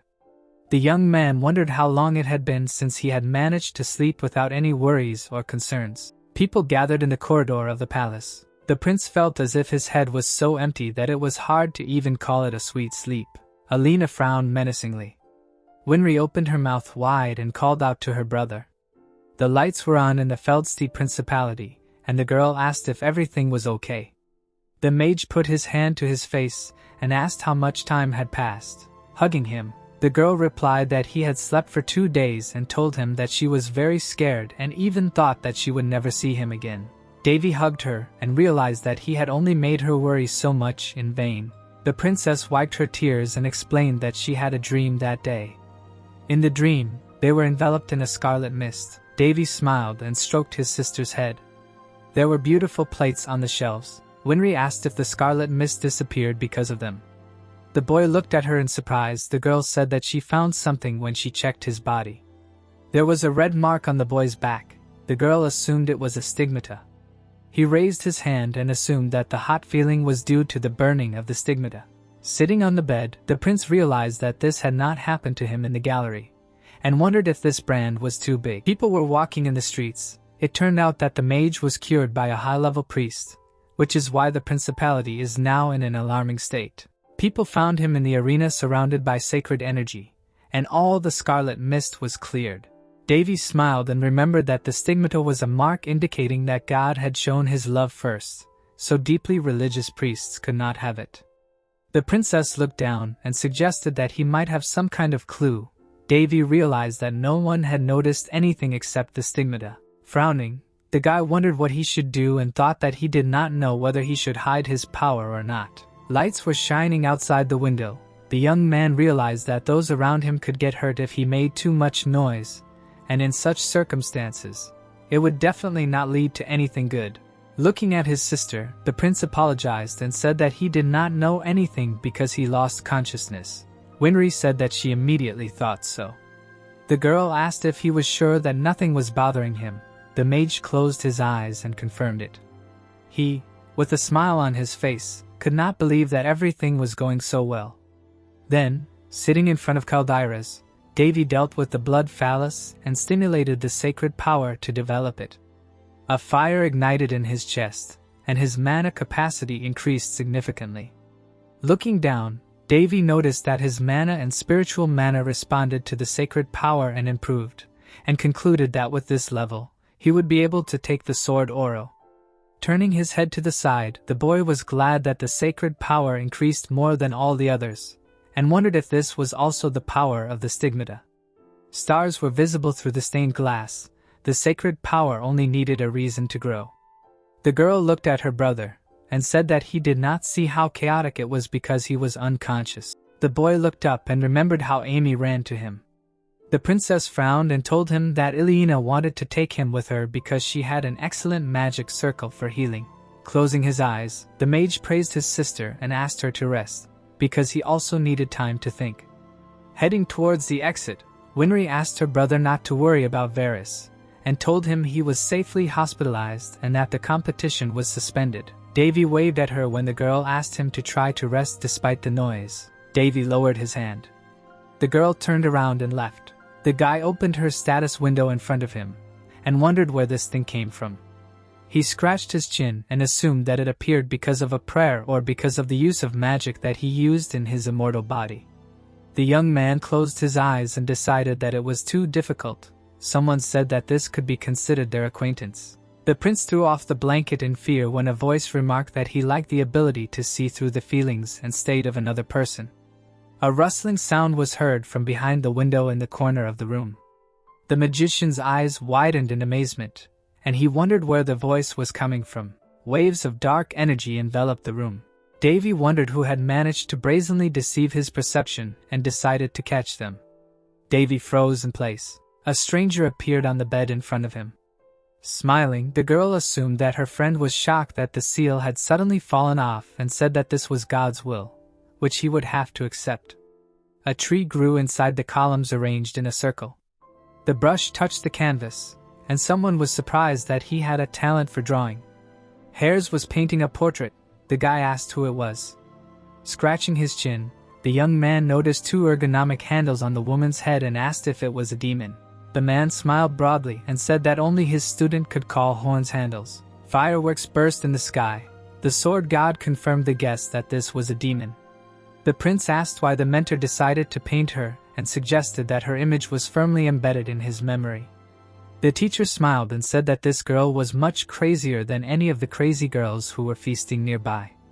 The magician raised his eyebrows in surprise. Hares said that he painted so many portraits of her that she lived only in his memory. The old photo burned. The man explained that he adopted Berserk when she was still a human and taught her the art of the sword. The sword god knelt down and struck the woman down to prevent a terrible war. The queen of the abyss demons put her hand to her chin with interest. Her eyes sparkled. Davy opened his mouth in surprise and called her by name. The girl was surprised by his knowledge of real masters. The woman closed her eyes and said that her eye is never wrong. Standing on Davy's knee, the devil asked what he was staring at. The lights were on in the windows of the house. The boy loudly called the guest Tiny. A wave of energy entangled her body. Berserk was indignant at being tied up and said that she really didn't like that. The young man crossed his arms over his chest and said that they were not in a relationship to exchange jokes. The demon queen closed her eyes and reminded them that they had met before and had not even had time to quarrel. The prince raised his hand and asked her to explain what was going on. The girl explained that she simply wanted to dissuade him from his plan because they were now tied up. The magician asked what it meant and looked back when the woman said that it was about the stigma on his back, which was now a vessel for her soul. A strange pattern was drawn on his skin. The devil said that this was what his abnormality was connected to. Davy frowned and replied that this did not seem true at all. Berserk blushed. The demon queen asked her comrade to untie her, her eyes flashing red, and reminded him that she didn't like being in this position. The girl narrowed her eyes and was indignant at being in such a shameful position. Davy rolled his eyes in displeasure. With a wave of his hand, the boy released the guest and asked how it happened that she was sealed in the divine sword. The woman smiled slyly and called him seductive. The young man asked her to speak briefly and to the point, so that everything would be clear. The devil grabbed the hem of her dress and decided to introduce herself formally. Berserk bowed and said her full name.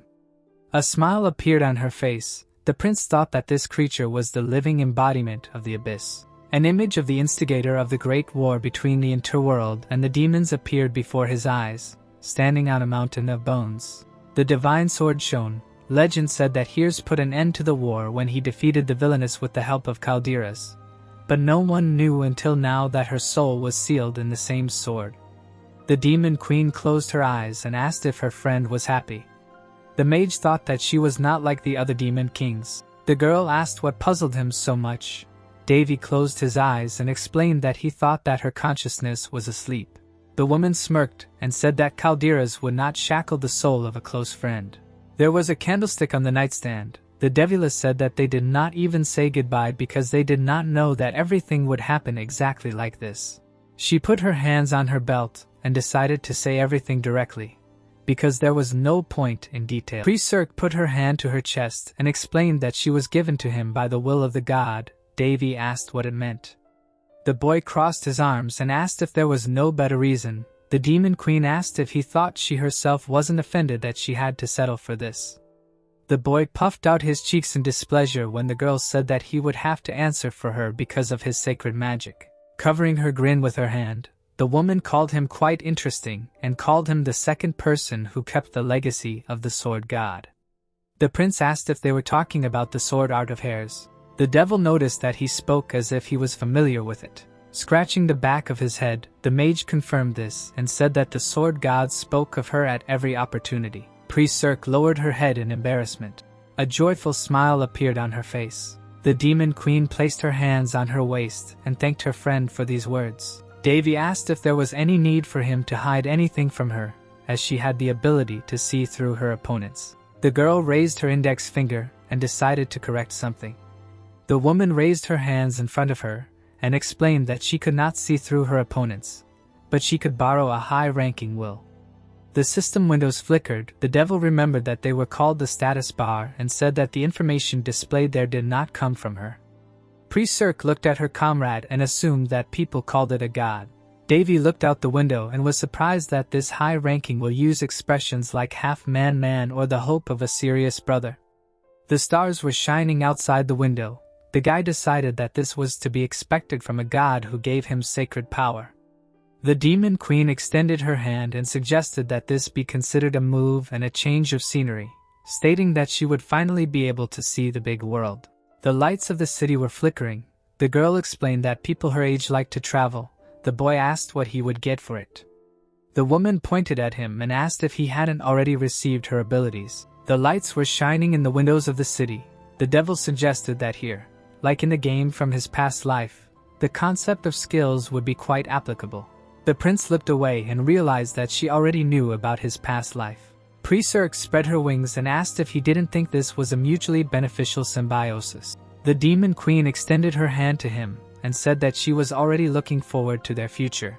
The mage looked at her tiny hand and thought that her power sounded quite tempting. Davy smirked and wondered if he even had a choice. Davy extended his finger and agreed to get along with her. The girl happily closed her eyes. Suddenly the guy had a companion with whom he could share his only secret. The sun was shining over the festive city. The situation in the Felsti Principality had become tense due to the unexpected attack and the discovery of the stigmata. So now its barrel was in the center of attention. The stars were shining in the sky at night. People were still crowding around the inn. Covering his face with his hand, the young man said that he did not have to explain anything to them. The woman called his popularity tiresome. The prince called these people religious fanatics who just wanted to look at the stigmata. The devil looked back and remembered that this mark is direct evidence of the love of God. Stars were visible behind the stained glass. Berserk suggested that they could have their own cult. The magician asked her not to remind him of this and remembered that over the past 300 years, only 3 candidates for the title of saint were found. Davy approached his siblings and asked them to immediately pack their things. Davy smiled widely and said that he couldn't stand it when other people bothered him. When they refrowned and said that they hadn't done anything wrong and asked why they bothered them so much since there was no sacred ground here. The boy closed his eyes and remembered that she had been here, even if it had been for a short time. Darkness fell on the city, and the boy explained that when things become too confusing, you had to run, and asked his friends to hurry. In the morning, the prince was already standing by the carriage with a briefcase in his hands. Sitting on it, the demon queen asked if her friend really wanted to go back and suggested that these people would follow him to his homeland. The mage grinned and said that he would bet on the ogres and put up a very good tank. Alina raised her eyebrows in surprise and asked if he had really run away. The mage said that no one had said anything like that. The girl slammed her fist on the table and asked her to answer the question. The woman gritted her teeth and realized that the mage had created a misunderstanding, took his juniors and fled. In the memory, Davy stood before her in the arena. The princess assumed that she herself had defeated the enemy with the sacred sword and asked if calderas were the cause of the stigmata. Alina slammed her heel on the table. She raised her hand and declared that this was all complete nonsense. The mage asked her to watch her speech. Tears appeared in her eyes. The mage wondered if the others knew about this. The woman opened her mouth wide and continued to rant. Linda thought that in reality the princess of the Palan Empire, famous for her aloofness and nobility, was frivolous and noisy. Clouds floated above the mansion. Alina ordered the knights to be sent in pursuit. At night, the crescent moon shone in the sky. The siblings were sleeping in the carriage. Looking at them, Davy was glad that they got along so well. The boy raised his eyebrows questioningly when Berserk asked if he felt sorry for calderas. Sitting on his knee, the demon queen asked if he didn't need the divine sword and explained that he was the only one, besides its current owner, who could bring it to its true form. The young man looked out the window and thought that calderas was actually a very powerful weapon that he wanted to wield. The prince remembered the explosions that happened in the arena and decided that he would not be able to use such powerful magic until he got his powers back. The girl said that he had a chance to take possession of it. Looking at her, the mage replied that the blade did not belong to him anyway and asked how it was possible to take a toy from a child. Davy smiled and explained that he and calderas were incompatible. The woman asked what that meant. Davy looked out the window and realized that he didn't look like he was fit to wield such a great sword, and remembered that there were swords that were already his. 2 moons shone in the sky. The devil said that her friend looked like he was planning something. The guy looked at her and asked if she couldn't see it. Berserk closed her eyes and said that she couldn't know everything. Bubbles floated under the water. The demon queen told him that there was a corner of her friend's soul that she couldn't get into. Jumping off his knee, the girl suggested not to dwell on the little things and asked him what he planned to do when he got home. Putting her hand to her chin, the woman explained that now that he had received the stigmata, his enemies would have to tread carefully, and said that she would prefer to wipe them off the face of the earth. Raising his hand, the young man replied that he was not ready for this yet, and said that the influence of the noble faction was too noticeable and spread throughout the kingdom. The chess pieces fell onto the board. The prince thought that eliminating enemies one by one was too long, which is why the queen was still so arrogant, and the royal family simply could not cut off the heads of the aristocracy without reason. The carriage drove through the forest. The magician said that he had an idea. Red banners hung in the palace. Varys lowered his head and said that he was very ashamed. Sitting on the throne, Gryan said that it was not his fault, and blamed bull ties for everything, which committed such a meanness towards the countries of the alliance. The king said that he had already heard about the appearance of the stigmata. Davy knelt down and assumed that the god had shown great interest in him. The man called it a very significant event. Bariata frowned menacingly, and reluctantly agreed with him. The woman's eyes widened when her husband asked if it was true. She agreed with him. Davy smiled slyly. The noblewoman covered her face with a fan and said that the success of her son was also a success for his mother. The boy thought that she would make a very bad actress. The duke approached the throne. The ruler said that they could not let them get away with this under any circumstances, and suggested that they submit a petition to the alliance to oppose both ties. The children approached the throne. The monarch asked them to go and rest after a long journey. The youth looked up when someone called out to him. Creons looked at him and asked him to stay for a while. There were mugs of tea on the table. Sitting in a chair, the prince said that almost half a year had passed since he woke up, and realized that he and his father were communicating alone for the first time. The man raised his eyebrows and asked if this was a reproach. The heroes were sitting at the dinner table. The magician said that he had no need to lie. The stars were shining outside the window. Davy said that he knew that his father had been watching over him to some extent through the chamberlain all this time. The king put the mug on the saucer and concluded that his assumptions were correct. Putting his hands in his pockets, Davy thought that any normal parent would be able to notice the changes in their child and decided that the father saw it perfectly well. Sitting opposite him, the monarch asked if his son really wanted to meet him all this time. The boy confirmed this and added that he only wanted to ask one question. In the memory, the young man rushed forward and called out to his father.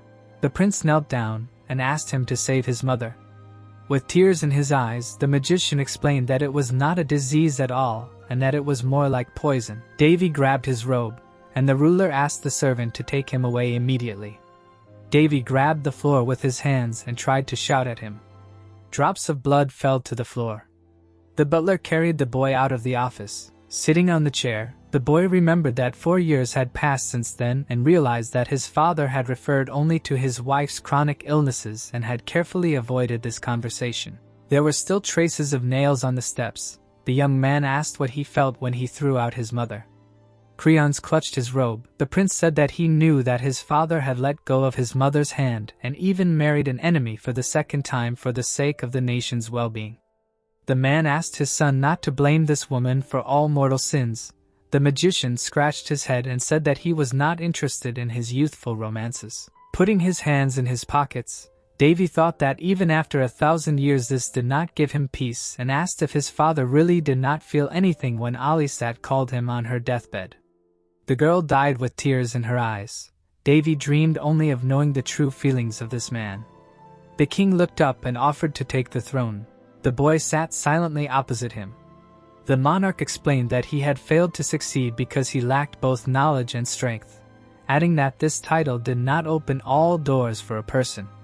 The young man tensely pursed his lips when the ruler asked him to hold his breath and gather strength so that no one could stand in his way. Creons frowned sternly and said that this was all he needed. The prince lowered his head. White flowers bloomed. The magician realized that his father had not yet completely forgotten his mother. Menacingly knitting his eyebrows, Davy mentally called him unreliable and said that children usually follow in their parents' footsteps. But he did not want to abandon his family for the sake of the country. The man turned away. Davy declared that he would choose another path with great joy. The boy slammed his hand on the table and reminded that there were many who wanted to take the king's place. The young man headed for the exit and asked his father to first clean and polish the place well in order to give it to someone else. The prince declared that he would never accept him and left the office. There was no one in the corridor. Footsteps were heard. Berserk, sitting on her friend's shoulder, called him very impulsive. The mage replied that it was necessary. A light was shining under the ceiling. The demon queen asked if his comrade noticed what she noticed. Davy confirmed this and decided that it still did not change. Walking along the corridor, Davy said that he did not see everything and thought that he did not need more. Evening came. The guy said that he was going to sleep and asked the butler not to let anyone in. The tulle flooded in the wind. The young man went out onto the balcony and wanted to know how deep the rabbit hole was. The light was on in the Black Moon estate. someone shouted that Sherry had gone missing. The man standing in front of the boss's desk said that she had disappeared without a trace, and a group of mercenaries that were under her command had also recently disappeared. The guild master frowned in displeasure. His accomplice said that they had failed in the assassination attempt on the king's children. The stranger sitting by the window laughed at the fact that even an A-class secret agent from the main headquarters was no good. The man smirked and explained that the woman was mysterious, and that it was impossible to find out anything about her, and asked if that was not alarming. Clutching the nuts in his hand, the scoundrel said that she had not even been able to kill some children, and added that now they should take the chance to show everyone the real A-class Black Moon. Heading towards the exit, the assassin promised to bring the prince's heads and asked his boss to just wait for him. The broken shell fell to the floor. The servant asked if they should really let him go, sitting at the table. The guild master gave his permission and thought that pride would lead this man to the grave. There were many skeletons around Sherry. In fact, the girl was one of the top masters who were far superior to Class A. The woman narrowed her eyes angrily. Everyone felt the threat that emanated from her on an instinctive level. Covering his head with his hands, the man was surprised that someone of her level failed the mission and disappeared, and stated that everything was not going according to plan. He looked up and decided that they needed to sort things out and get out of here as soon as possible. The villain raised his hand in front of him and wondered why no one was responding. The villain gritted his teeth and realized that things were bad for him. The criminal jumped out of his chair and realized that something was wrong. Something flashed next to him. A voice asked him not to move.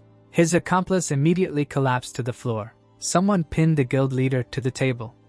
The stranger opened his mouth in surprise and noticed that the person in front of him was not a vampire. The man opened his mouth wide and called for the guards. However, everyone, including the class A secret agent, were unconscious. The villain's eyes widened in fear. The intruder stated that he could scream as much as he wanted because no one would come to his aid. Being pinned to the table, the villain realized that he couldn't move and asked who sent him. Looking up, the criminal assumed that it was the Ruxo or Karsha guild, but then realized that even they wouldn't risk attacking the Black Moon early in the morning. The intruder lowered the corners of his lips and asked if he wanted to live. The guild leader looked around tensely. The stranger asked him to provide him with all the information he needed. The light illuminated the bookshelves. The man assumed that the man was their client and explained that if he wanted information, he could just go through all the necessary procedures. The intruder stated that this information would not be sold to him. The intruder smirked when the villain promised to tell him anything. The stranger let him go and said that he didn't need much. The villain rubbed his hands tensely. There was a chandelier hanging from the ceiling. The intruder asked to give him a list of the names and surnames of the aristocrats who served the authoritative duchy and the entire book with records of their dirty deeds. The criminal opened his mouth wide and asked what it meant. The stranger assumed that the duchy was collecting dirt on them for blackmail, and that all the data was stored here. The intruder put his finger to the temple of the guild leader. It was as if a guillotine appeared above him. The man's eyes widened and decided that this was a master assassin. The invader, standing behind him, asked if he didn't understand the first time. The stranger, who turned out to be Davy, grinned and said that he had a talent for recognizing lies, so lying was pointless. Tears fell on the table. The villain thought that in such a tiny country, a master assassin could not appear. Holding his hand to the back of his head, Davy asked what he decided. Scrolls fell to the floor. Sitting on the roof, the boy noticed that there was both false information and intentional gaps and assumed that they hid all the information in another guild. Presirk put her hand to her chin and understood why her friend called it a rabbit hole. The boy explained that if they dug up all the information, then the aristocracy could be destroyed. The girl smiled and said that then a bloody wind would blow. The prince raised his eyebrows and said that he will not kill absolutely everyone because at least a drop of nobility must remain in him. On the chessboards tonight, no matter how strong the aristocracy is, it must have opponents. The knight who dedicated his life to serving Ali Sad held a helmet in his hands. He was one of the 3 current sword masters of the Ron Kingdom. Vaeltris studied the document in amazement. The Marquis ran out of the office and asked who was in his office just now. The sun was shining on the mansion. Now the duchy would destroy the nobles it ruled with its own hands. The mage stood on the balcony. The woman asked if they really had a concept of a night guest today. He asked where she learned such words. Davy bowed his head when the devil wanted to ask him one question. Berserk smiled and asked what his wish was. Looking at the moon, Davy asked if she really liked what she already knew so much. The girl explained that she wanted to hear the answer from him. The guy raised his hand and said that he wanted to start a family, live in satiety and warmth without worries, and be healthy. Lights were burning in the houses of the night city. Falling into her friend's arms, the woman stated that this did not seem like the desire of a member of the royal family, and asked if his current life was any different. The devil wiped away the tears that appeared from her laughter. The young man decided that his companion could understand. Looking ahead, the prince said that he would soon leave the palace and suggested that there was definitely a piece of land in the kingdom for a member of the royal family, where he could earn money and not worry about anything else. The moon was shining over the city. The mage said that he needed to organize something special and asked what about the most developed city on the continent. Berserk asked what about revenge. The stars twinkled above the palace. Davy explained that revenge is a process, not a goal, because life should not be focused only on it. The girl flew up to him and asked if it wouldn't be quicker to inherit the royal throne and change the country. Davy replied that kings weren't supposed to have comforts and entertainment. The boy spread his arms and said that a landowner must definitely have loopholes. The young man smiled and concluded that he could create a place to return to. An image of a prosperous city appeared in his head. Banners hung on the walls. Someone said that receiving the stigma was a source of pride and great happiness for the entire country. Barriet opened her fan. She smirked and asked why they didn't reward their son for such an achievement. Sitting on the throne, the queen told him that he had already been given land and suggested that sending him to these lands would be an additional help to the kingdom. The people standing aside were surprised by her unexpected behavior. The woman closed her eyes. The noblewoman frowned and thought that she really didn't like all of this. The noblewoman pictured Sherry and the stigma on her son's back and decided that she couldn't just make her son look like a man and lock him up after the assassination attempt. She folded her fan and realized that now was not the time to think about such things. Barriet gritted her teeth and remembered that the secret guilds that kept the duchy's information had been attacked the night before, and that a single man had destroyed them early that morning. A knife appeared in her hand. The man fell to his knees and told her that he was a top-level assassin who was thirsty for revenge. The mansion was dark and the villain shouted that there was no secret agent in this country who could deal with him. The queen pressed her fan and wondered what information he had managed to take. The woman placed her hand on the handle of the throne and realized that if this data fell into his hands, a rebellion would begin. Phaeltrus frowned sternly. Leaning back on the throne, the noblewoman decided that it could be his doing and thought about the fact that she had no irrefutable evidence. But her intuition had saved her more than once. People gathered in the palace.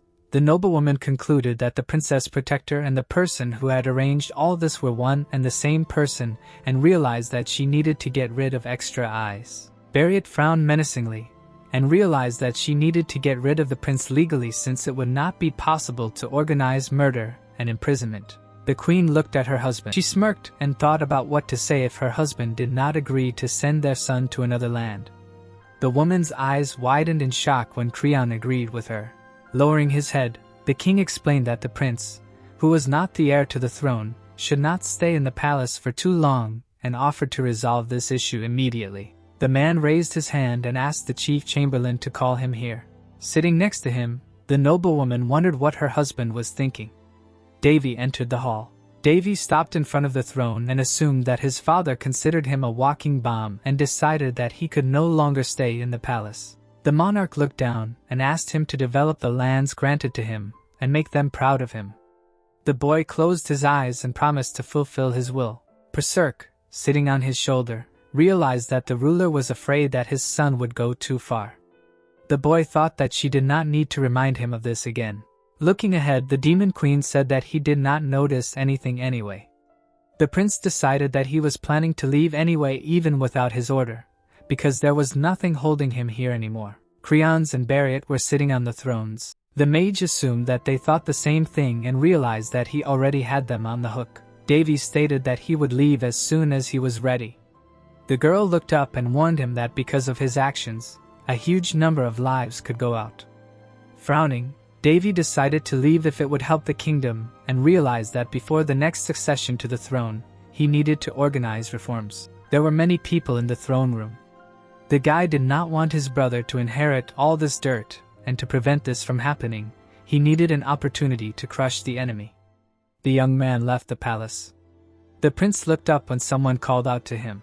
Varys put his hands on his shoulders and asked why he was leaving. Smiling, the mage said that he wanted to leave the palace himself and asked his siblings not to worry, because he had a stigma. The boy frowned in disappointment. Winry grabbed her brother's hand. The princess looked at him sadly and promised to help him if he suddenly felt bad. Davy closed his eyes and explained that although the lands of Hines were considered desolate, there were people living there too. Davy stroked his sister's head and promised to arrange everything in the best possible way and invite them to visit. A luxurious chandelier hung from the ceiling. The guy gave the cloak to his maid and asked her to go to the treasury and the land managers and bring him documents about the lands of Hines. Amy asked what documents he needed first. Winking at her, the young man answered that he needed all the data without exception and explained that they would gladly give her everything. After that, the prince turned around and walked away. Priest, sitting on his shoulder, repeated his words from his past life about how victory is inevitable if you know your enemy. The demon queen closed her eyes and said that she liked it very much. The mage asked what exactly she was talking about. The woman lowered her hand and said that it excited her. The devil spread her wings and explained that her friend possessed serious strength and skills, but still did not cross the line of arrogance. Davy smiled awkwardly and asked if this was something like vicarious satisfaction. Priest leaned on her hand and said that her life, unlike his, was rather passive. Rising above his head, the demon queen was surprised that she had become an example of vicarious satisfaction and declared that she would soon become his admirer. The girl closed her eyes and smiled.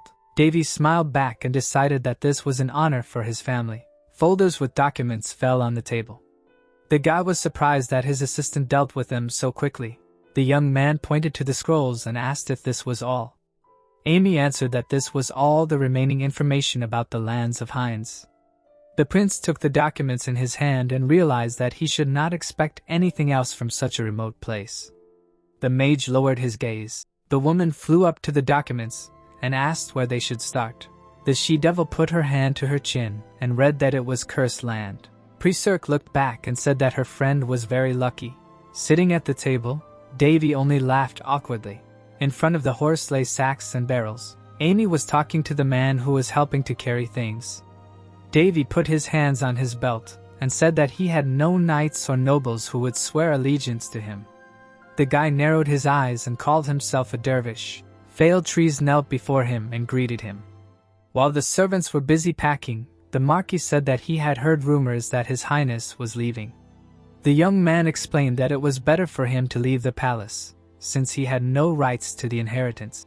The prince closed his eyes when the man said that he could still become an heir and replied that this was not a fact yet. The old man looked at him suspiciously. A smile appeared on his face. The knight said that his young friend had grown a lot and that the previous queen would have been proud of him.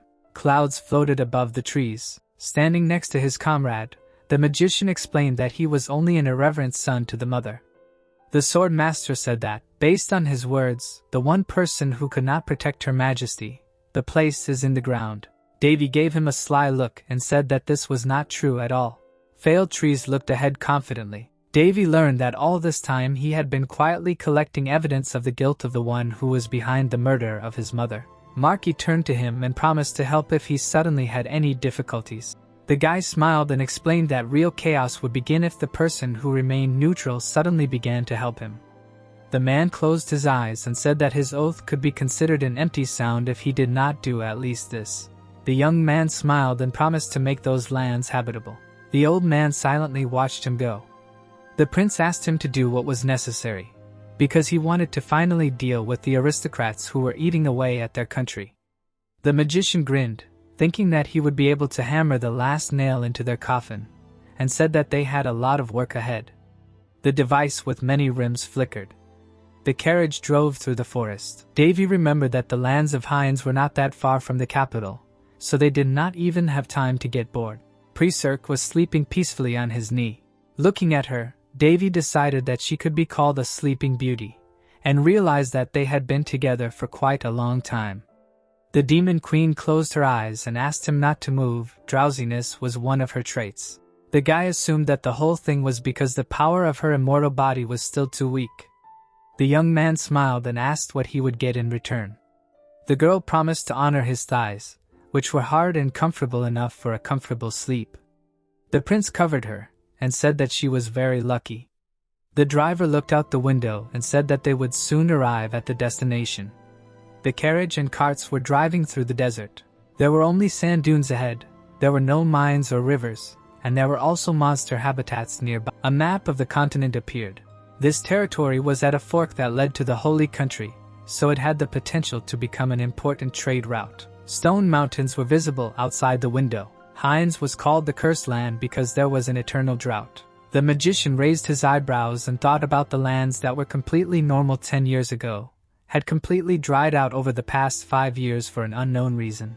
Davy put his hand to the window. A terrain status window appeared in the desert, questioning whether the curse could be lifted.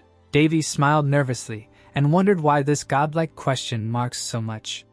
Berserk crawled out from under the blanket and asked if it was a curse. Leaning on her hand, the Demon Queen said that among the area curses, there is a spreading type, and explained that such curses begin with one intermediary. The boy looked at his hand and said that he did not expect that there would be remnants of black magic here. The girl guessed that one of the inhabitants of this land once touched the intermediary. Raising his hand, the boy used third-level purification and decided that this land had suffered so much because of someone's ignorance. His hand caught fire. The woman warned that it would not be easy. The devil stood on her friend's shoulder and explained that a curse that has lasted for so long is difficult to dispel. The prince lay down on the seat. Berserk asked if most of this land was like this. Looking at the ceiling, the mage thought that there was little understanding of black magic on the continent at the moment, because after the disappearance of the sorcerers, such curses were lost in the past. The boys looked up when the driver shouted that the lands of Hines began here. The carriage drove up to the fortress. Its walls were almost destroyed. The guards were holding spears in their hands. Davy looked out the window and said that there was real chaos here. The knight approached the guard. Davy decided that he should be glad that there were guards here at all. There were mountains near the fortress. It was a very good place for monsters to live, and without guards, these lands could be considered lost. While the palace representative was arguing with a local resident, the guy got out of the carriage and said that he had not yet received the official powers of the owner of these lands. The young man put his hands in his pockets and asked his companion not to be so rude. The prince smiled when he was greeted. The man fell to his knees and said that they were late for the meeting. His wounded hands were shaking. The mage raised his eyebrows in surprise. There was a rack of weapons and things lying nearby. Davy stopped and asked when the news of their arrival came. The warrior clenched his teeth and said that they learned about it 2 days ago. His fingers continued to tremble. Davy looked away and assumed that they were then attacked by monsters. The guard's eyes widened in surprise and confirmed this. The boy raised his eyebrows and decided that they should put the problem with the curse aside for a while and deal with the goblins first. Manhwa looked away and told them that he had been entrusted with the duties of the captain of the vigilantes and the management of these lands. After looking at his status window, the young man stated that in order to manage the lands, one must be able to read. The man said that he was already doing it. The warrior bowed his head before His Highness. The prince asked him to continue to try. Looking at the warriors, the magician praised them for their good work and promoted them to the royal guard. The guard opened his mouth in surprise when Davy explained that the former commander of the guard would help him with training. Davy put his hand on his shoulder and said that his abilities would be quite enough for hiring. The guards stared at him in amazement. The guy promised to give him an appropriate position if he improved his skills. The young man smiled and stated that this was his principle. Holding the documents in his hands, the prince explained that he saw traces on the way here. Sitting at the table, he realized that the goblins had even invaded the fortress and asked how they managed to break through. The captain of the vigilantes explained that the squad members were tired and badly injured due to the continuous attacks. The mage looked away and asked about the damage. Davy looked out the window. Manhwa replied that about a dozen residential buildings were set on fire and most of the inhabitants were kidnapped. There were barricades of furniture in the streets. Davy asked about the situation in the city. The man replied that there would be enough food until winter. The guy thoughtfully scratched his chin. The warrior explained that this year was quite a lean harvest. The young man wondered what to do with the property from the palace. Priest landed on the documents and said that it would hardly last for 2 years, even excluding the cost of repairing the castle and the fortress wall. The demon queen smiled when the prince offered her to become his secretary, but refused. The girl leaned against his thigh and said that otherwise she would have to sleep less. A bag fell on the table. A coin fell out. The warrior looked at the bag and realized that there were about 100 gold coins in it. The magician asked him to buy all the necessary goods and food. Amy raised her eyebrows in surprise and tried to object. Smiling widely, Davy said that this was well-deserved money and thought about how rightly he took it from the secret guilds. The woman lay down on his lap and said that stealing is never fair. Bernil put his hand to his chest and said that he would go with them. The servant frowned and promised to prepare everything necessary in 3 days. Davy put his hand on the table and suggested getting down to business right away. The captain of the warriors raised his eyebrows in surprise when the guy asked to gather all the warriors and free knights to protect the lands. People gathered in the square.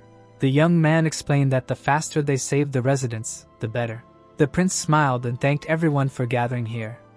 The locals listened attentively.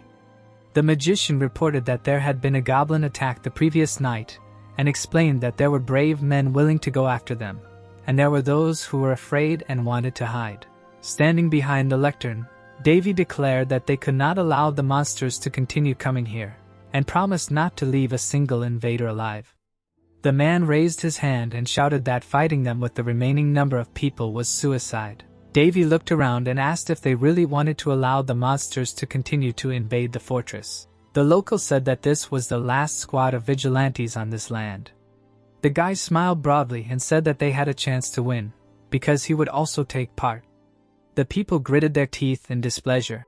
The system windows above their heads warned that they doubted. The young man realized that he was considered too arrogant and inexperienced. Standing on the platform, the prince reminded everyone that he was the lord of this land and called them his family. The mage smiled and said that he would never let them die. The locals looked at him in surprise as Davy asked them to believe in his god's mark. The man's brows furrowed tensely. Davy asked his subjects to consider him a bloodthirsty lord and follow him. Grinning, the boy stated that they all wanted to fight for their lives and urged the people not to even think about dying without his permission. Silence reigned in the square full of locals. An ominous aura enveloped the demonic forest. The warriors walked forward. They held weapons in their hands. Persek asked what her friend was going to do with it. The young man realized that, given their fatigue and lack of skills, going against the goblins was pure suicide. The prince smiled and remembered that they had about 150 men and said that a direct attack was impossible. The demon queen called him too frivolous. Continuing to walk forward, the mage said that this was enough. He raised his eyebrows and explained that he would handle it himself. The girl said that she liked his energy. The soldier pointed forward and said that they had arrived. The goblins had captured a small settlement. The warrior explained that there was a large part of them behind the ridge of the mountain. Davy, with his mouth open in surprise, realized that they were looking at an abandoned village and wondered if the orcs and goblins were not enemies. Mamado approached him and told him that there was a village without a leader and that monsters had been gathering here lately. The archer gritted his teeth and remembered his friend. Davy put his hand on his shoulder and assumed that he was very annoyed. The guards looked up when the boy asked if they wanted to get even with the goblins. The boy stood in front of them and asked if they wanted to avenge their departed comrades. The boys unanimously confirmed this. The guards looked sternly at their leader. The prince was surprised that they were so angry for people who were not even blood relatives to them. The magician pulled the bowstring and decided that he had chosen the perfect land for himself. The lord released the bowstring and the arrow flew forward. The monster at that moment turned away. The monster opened its mouth in confusion when the arrow pierced the head of its fellow. The beer mug fell into the fire. A fire broke out behind the trees. The soldiers said that they could not attack directly. Davy asked them to remember that he does not allow anyone to die. The warriors opened their mouths in fear. The goblins rushed around the fire in horror. Raising his hand to his forehead, Davy saw that he had hit the target and thought that even if the shot seemed spontaneous at first glance, it was far from true. The warriors turned pale. The boy remembered that usually the right tactic was to fight with a guerrilla approach and prepare traps. But he did not want to strain himself unnecessarily. Looking ahead, the young man decided that they had nothing to fear. A bright glow appeared around him. The soldiers' mouths opened in surprise when the prince wanted to give his first order. He raised his hand. Light enveloped the warriors' bodies thanks to the buffs placed on them. Berserk asked if her friend really wanted to use everything at once, smirking. The mage said that he was going to cosplay as a genius saint and realized that they still did not know what kind of magic it was. The warriors looked at their hands in amazement. One of them widened his eyes in shock. A Pegasus flew over the heroes, marking the area where the buffs would be effective. The Lord smiled and thought that buffs of this level were rare. Davy introduced the priest and realized that even the holy knights of Baal Shas could not do this, because a saint could only control the 7th level of a circle by reaching the level of a leader. The soldiers furrowed their brows in determination. Davy allowed them to release all their accumulated rage. The guy narrowed his eyes slightly and said that he had wanted to do this for a long time. The demon queen asked what they were talking about. The young man grinned. The warriors rushed to attack at the leader's command. The girl frowned awkwardly. The goblins jumped forward. The prince thought that the squad members were waiting for a chance to take revenge on them. The monsters that were hit fell to the ground. The squad member smiled widely. The residents of Hyan sparkled with crazy eyes, wanting to kill all the enemies. The monsters ran out to meet them. The boy cut off the head of one of them. The soldier looked at the bloody sword in surprise. Holding the arrow in his hand, the mage noticed that his subordinates were completely delighted and decided that in just a second the battle had turned into a one-sided beating. The wounded warrior fell to the ground and dropped his spear. The Lord put his hand on his wound and applied healing. A bright glow appeared around the warrior. Davy explained that the sacred power does not make them invincible. The soldiers looked at him in surprise. Davy reminded them that he did not allow them to die. The warriors rushed into battle so as not to disappoint him.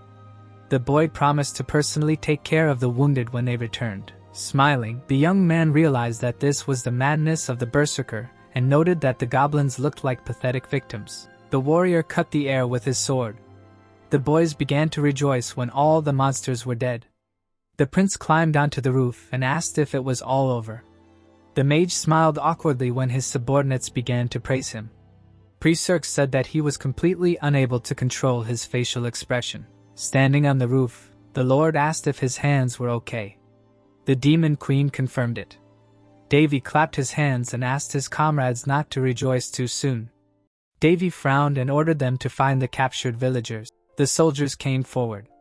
The boy thought that he had hoped to simultaneously cultivate in them the proper feelings of contradiction and awe. The warriors looked at him with admiration. Walking in front of the enthusiastic crowd, the young man decided that something had gone wrong. Birds took off over the forest when loud cries of warriors were heard from it. One of them flew past the sun. The tip of the spear flashed. Sitting at the fortress, the boy asked if it was okay for their leader to go on the next attack with only 10 men. The man closed his eyes, remembering that their new lord had just recently passed his coming-of-age ceremony, and said that they could expect unnecessary deaths due to his overconfidence. Jimmy turned away inside. The guard's mouth dropped open in surprise when he was asked to remove the palisade. The prince approached him, and the soldier announced his return. The guard stared at him in shock, unable to believe that he had managed to destroy the remaining goblins with such a small force. The mage entered the fortress, and the people immediately began to greet him. Davy smiled awkwardly and thought that from the outside it might seem like he had hypnotized them. The villagers' eyes widened in surprise, and Davy decided that he had tried to act only sensibly. Berserk raised her hand and said that her friends seemed to have drugged them, and the boy asked her to be quiet. The young man appeared before the people and reported that there were still many goblin settlements. Opening his mouth wide, the prince said that they would periodically clean them up, and explained that most of the residents would stay here to protect the lands. A crowd of warriors gathered in front of him. The magician ordered them to disperse and realized that in a couple of days everything should return to normal. The soldiers smiled happily. The Lord mentally called them a little peculiar. Davy closed his eyes and sighed with relief. Clouds floated above the fortress. The city dweller surrounded Davy, calling him a saint. The guy squinted his eyes with displeasure and thought about how everyone began to cherish him. The young man put his hand to his head and realized that he regretted his earlier decision for the first time since waking up. The people looked at the sky, and the prince was able to secure their trust. Looking out the window, the mage thought that many might wonder what it meant if he was the highest ranking here. But Astria, who taught him the art of the spear, always told him the same thing. The northern king held a trident in his hands, asking his student not to forget that he had people at his disposal, not cattle, and that a dictatorship could not last long, so he needed to make people follow him. The lord took a sip from his mug and remembered that he had not taught politics, but he still agreed with his sayings. Flying up to the scrolls, Berserk realized that these were materials on the lands of Haines and asked what was going on here. Davy narrowed his eyes and asked her opinion.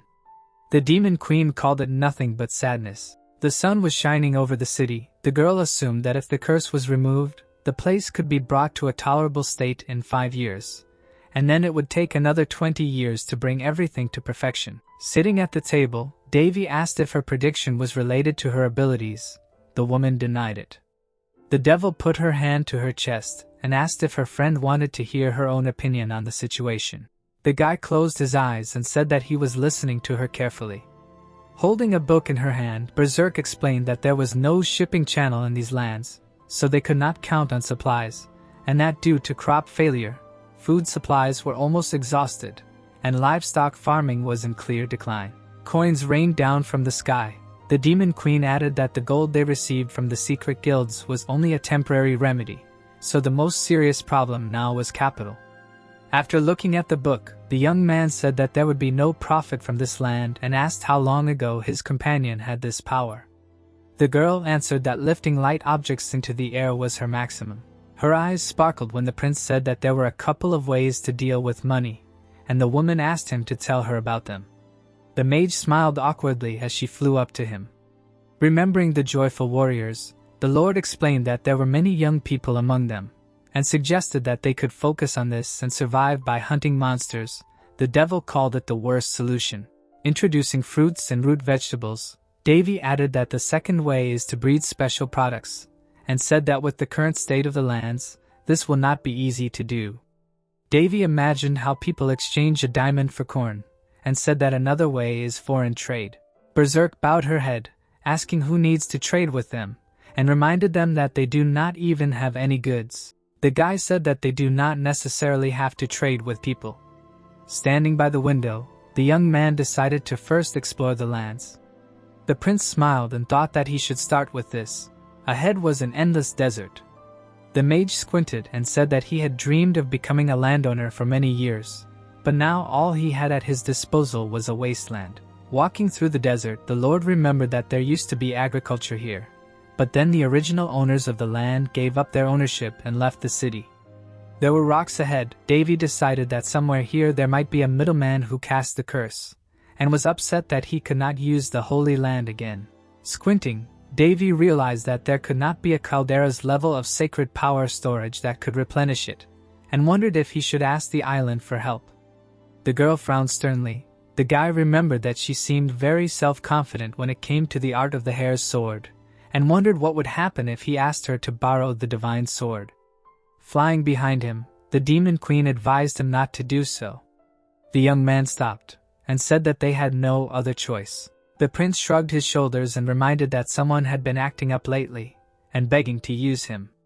A mark appeared in the air. The magician explained that he had someone who wanted to be pulled out. The lord put his hand on the ground and said that his time had come. A magic circle for fixing the curse appeared on the ground. The girl looked around in surprise and said that she had never seen such magic before. Davy remembered that the creator of this magic was from another continent. Davy put his hands on his belt and thought that curse magic was created from many formulas and man arrangements, which were programmed into the code. The precious artifacts began to shine. The guy realized that the dark magician either borrowed the power of various sources or spent a lot of time installing the curse, and this magic could decipher the mana formula. The young man smiled, and the woman realized that with her help it was possible to find out the conditions of the curse and find the intermediary. A code of many numbers appeared in front of them. The prince put his hand on them and decided to start deciphering. Suddenly the magician shuddered. The devil crossed her arms over her chest and was indignant that she did not understand anything. The Lord looked at the code and asked if this was really a curse. Berserk asked if he had really managed to find something. Davy's eyes widened in surprise and explained that it looked more like an automatic greenhouse than a curse. Electrical circuits rose into the sky. Cacti grew near the rocks to the east. The boundaries of the outer lands were for some reason marked very clearly. Looking at the sky, Davy said that the intermediaries were located so that only the lands of Hinds were inside and noted that they were all close to the borderline. The Demon Queen flew up to him and asked him to get down to business. The guy explained that natural phenomena related to climate and drought were observed throughout the territory, but they were deliberately fixed in a specific area. The girl put her palms together and realized that the curse contributed to the lack of rain and the death of the land. Walking through the desert, the young man explained that he managed to decipher only one effect of the curse, and this is the preservation of a certain situation. The sun was shining in the sky.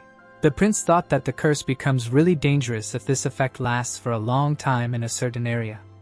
There were rocks nearby. The magician realized that he did not know who and for what purpose cast this curse, but he managed to achieve success in ruining the lands of Hinds.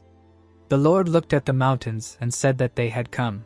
Davy imagined himself cutting through the waves on a surfboard and decided that if all this could be controlled and edited, then he would be able to turn this place into a real tourist paradise. Lightning appeared in the air. Davy saw ruins in front of him. Raising his eyebrows in surprise, the boy was surprised that there could be something like that in this rocky area, and noticed that, judging by the architecture, all this was built before the Great War. There were many columns ahead. Prizerk asked if this was the work of dark mage. The boy decided that they hardly knew about the existence of this place, and said that it was suspicious that an ancient curse was activated nearby. The Demon Queen noticed that it was quite quiet. The prince looked at the statue and said that such places usually have a guardian. Suddenly, the stone golem came to life. The mage was indignant at having brought trouble on himself with his own words. A precious stone shimmered in the forehead of the monster. Looking at it, the girl realized that it was a golem, and was surprised that instead of a core, it had a devil stone. 3 monsters approached the heroes. The woman warned her friend that they probably had unusual skills, and the Lord asked her not to worry about it. The devil raised her eyebrows in surprise when Davy said that he smelled the smell and asked what it was about. At the same moment, the golem hit the ground with his fist. Davy jumped into the air and bounced off his hand. The guy grabbed the opponent's head and swung his hand. He tried to get the precious stone. The young man snatched it and joyfully shouted that it was the smell of money. The fortress wall of Hinds was covered with cracks. Freeman yawned widely and said that peacetime was truly wonderful. Gordon asked if it was okay that their lord went to inspect the lands behind the castle. Walking along the wall, the man explained that the prince would figure everything out himself, and reminded him of what he did just a few days ago. The boy raised his eyebrows in surprise. No one expected the magician to be so good at everything. People were trying to escape from the fire while the nobles were watching them. The kingdom of Ron was now ruled by the aristocracy, so the lands of Hinds were never visited by people from the ruling elite, but those who were looking for some means of livelihood often wandered here. The fortress walls were almost destroyed. The only thing the kingdom did for the locals was reduce taxes. Since then these lands were abandoned to their fate. Davy looked around. Everything changed when he was sent here. People gathered on the streets of the city. They thought that Davy was exiled here after failing in the struggle for power, and thought that in such conditions he would start to take out his anger on the inhabitants. Freeman closed his eyes and thought that in reality, there was nothing they could do about it. There were barricades on the streets. The most they cared about was the continuous attacks of the goblins, and the rest seemed not so important. The monsters left behind human corpses. One day they broke into the citadel and kidnapped the locals. A tent for the wounded was erected in the city. The warriors could not go to the enemy's lair to save the kidnapped. When their situation began to seem completely hopeless, the guy arrived in the city. There was a smile on his face. No one knew what to expect from him. Mamada bowed before him. Among the warriors there were already those who were ready to risk their lives and oppose the young man. The soldiers nervously squeezed their spears in their hands. The prince was sitting in his office. He managed to calmly reconnoiter the situation. The warriors went to attack the monsters. Having learned about the attack, the magician gave them the opportunity to take revenge. The locals opened their mouths in surprise. The new lord showed them a miracle of salvation. Davy stood at the pulpit. All the people were saved by his words and power.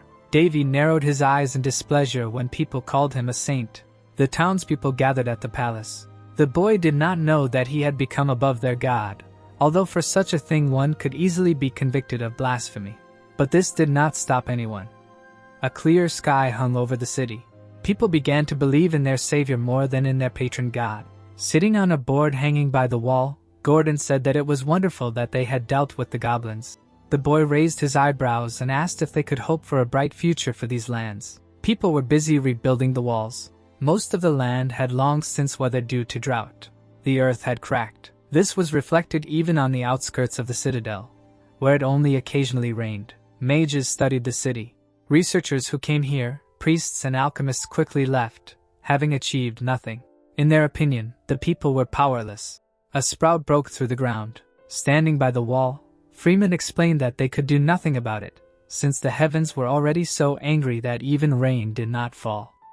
The plant sprouted in the middle of the desert. Gordon realized that if everything dried up, then this could be considered the real end. A magic crystal appeared against the background of the lake, which was a clot of natural refined concentrate of mana.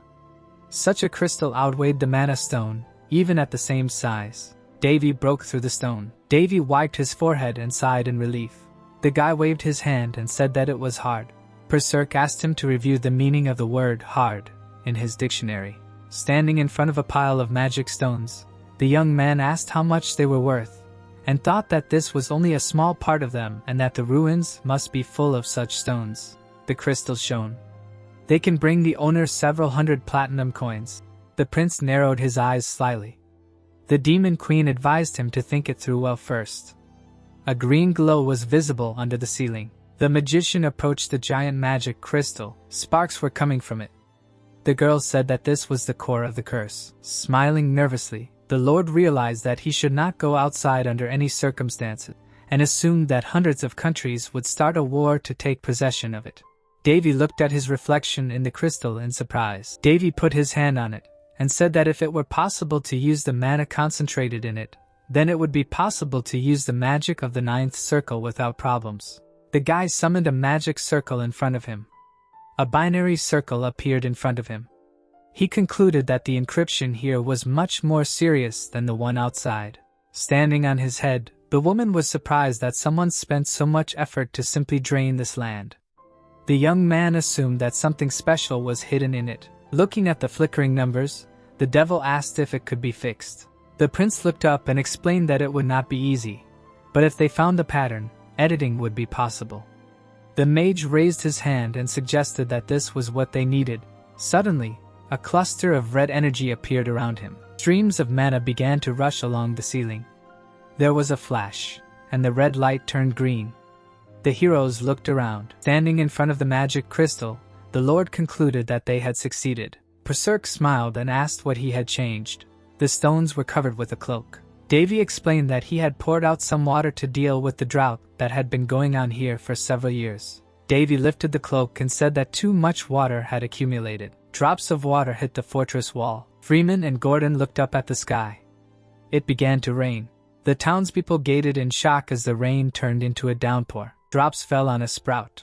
Candles were burning in the office. Someone shouted that the situation in the country was alarming. The nobleman frowned and said that their situation was extremely bad. A luxurious chandelier hung above the table. The nobleman put his hand to his chin and explained that now it was only a matter of time before the ruling elites split into factions. The man covered his face with a fan and said that they had no way to stop him from using this evidence. Sitting at the table, the stranger explained that everything was very serious, because all the lower nobles who had been repressed seemed to be waiting for this moment. He gritted his teeth and added that political opponents who had been hiding until now were starting to crawl out of their holes. His colleague asked what about the queen. Leaning on his hand, the nobleman asked if the prince had not received the stigmata and was indignant that he was just a youth who did not even know how to control the sacred power. There was a mark on the boy's back, and the nobleman assumed that his position in such a dangerous place was a sign of his infirmity. The man raised his hand, reminding them that the Holy Land was already on their side, and asked if they would acknowledge him. The man clasped his hands and remained silent as his companion explained that the queen was wasting too much energy on this boy with no power or influence, when they should be wasting their energy on the king and the marquis. Someone ordered him to be quiet, and Radha smirked and claimed that those were not his own words, but that everyone else was saying so. His hand shook. The duke next to him said that they should not sow discord among their own ranks. The nobleman frowned menacingly and said that they were obliged to face him and fight. The nobleman narrowed his eyes and asked if the others agreed.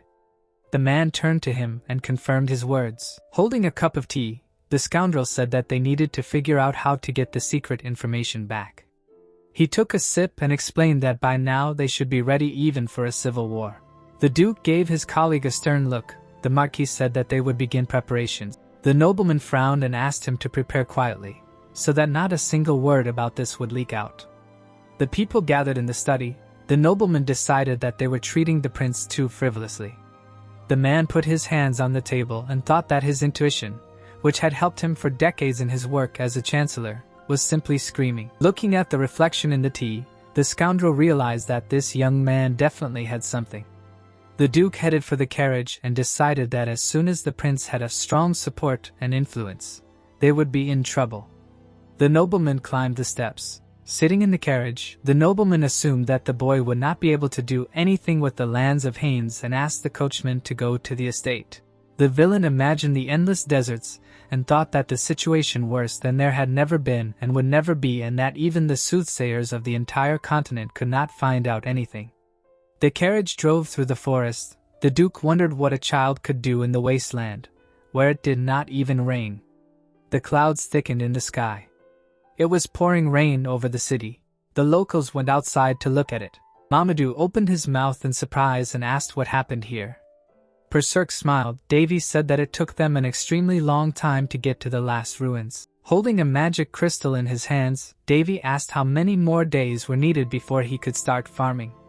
The demon queen asked if he could really find out with the help of the devil stone, lying on the couch. The guy confirmed this and explained that the crystal contains information about the current situation. The young man imagined a map of the mountain and thought that by connecting with the demonic stones placed in each area, he could check the state of the territory at any time. The prince imagined a desert and remembered that he could remotely control the distribution of mana and change the weather, but it was a little dangerous.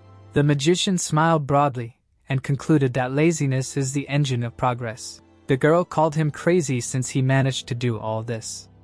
There was a briefcase with demonic stones on the floor. The lord turned over on his stomach and suggested waiting until the lands were restored. A bird flew over the dead trees a week later. People came out into the street. They gathered behind the fortress wall. Davy scratched his cheek and noticed that there were quite a lot of them. The old man showed him his muscles and said that they can't just watch their leader work. Davy said that this work would be very hard and advised him not to do it. The guy turned to the crowd and asked them to get used to it. The young man smiled and stated that their task for today was very simple. The prince pointed to the land that the knights had plowed and explained that they needed to cultivate it. Monetta's eyes widened in surprise. The mage gave them 3 days for the task and asked his subjects not to work if they were tired. Standing in front of the crowd, the lord explained that the payment would depend on how many hours they worked and promised that he would not hold back the money or make them work at night. The captain of the warriors raised his hand and explained that they would not be able to cultivate such a large area in just 3 days. Davy crossed his arms over his chest and reminded them that this land had previously been used for agriculture. Smiling, the locals commented on his arrogant tone. Closing his eyes, the man said that he remembered very well how their leader saved the citizens and defeated the goblins, and declared that this was too much. Suddenly, a bright light lit up his face. Halos appeared above the people's heads, giving them a boost. The soldiers' mouths dropped open in shock. Suddenly, his eyebrows rose. A golden glow enveloped the bodies of the villagers thanks to the enhancement spell. Davy smiled broadly and promised to show them a new era of swinging a hoe. The boy closed his eyes and thought about how he could put a territorial increase in the effectiveness of buffs if he had calderas. Prizerk asked what he took the holy sword for. Manmoto approached the leader and asked what they should sow these fields with. Putting his hand on his belt, the young man asked what should be done to make the poor land rich quickly, and remembered that there were only 2 ways to make money quickly. The prince imagined the precious stones and realized that they either needed to produce a lot of goods or trade in something rare, but these 2 methods could be combined. The demon queen sat on his shoulder and guessed what they were talking about. An image of a field of moon grass appeared in the mage's head. The captain of the warriors stared at him in surprise. The lord spread his arms and declared that they would grow moon grass throughout this entire territory. This plant was impossible to grow on the eastern continent due to difficult weather conditions. On the western continent, moon grass was highly valued. The magic tower and the alchemy school bought it at high prices. They needed it for potions. Everyone tried to snatch the plant with their hands. Its crazy price for a small amount did not bother anyone. Moon grass was a real non-competitive product. Manmoto, standing to the side, addressed Davy saying that the moon grass does not grow in such a climate. The guy replied saying that the heavens are favorable to him, so they will have a tropical climate here. The man froze in shock. Davy, stepping forward, said that they only had to find a place where forest vegetarians live. Leaves rushed under the elf's ear. The girl looked at the open window. The events take us to the elf's house. A lonely figure approached the house. Yuria, putting her hand to her chest, told the guests that she learned of his visit from the call of the spirits. Medes, taking off his hood, greeted the girl and apologized for his sudden visit. The head of the local elves raised her hand inviting her inside and said that she was always glad to see her teacher. On the table, one could see prepared mugs and a teapot. Medes picked up a cup of tea and said that he had recently had a dream. Then he put the mug of tea on the table. The elf closed her eyes and asked what kind of dream it was that he had set off on such a long journey in such a hurry. The girl poured tea into the cup. The elf did not move. Medes did not answer right away, thinking about the answer. Looking at the girl opposite him, he said that he had dreamed that the curse of the spirits had fallen on this forest. The head of the local elves froze. Smiling, she said that he had told her a long time ago that the spirits obey the laws of nature, logical and natural. Frowning slightly, Medes tried to object.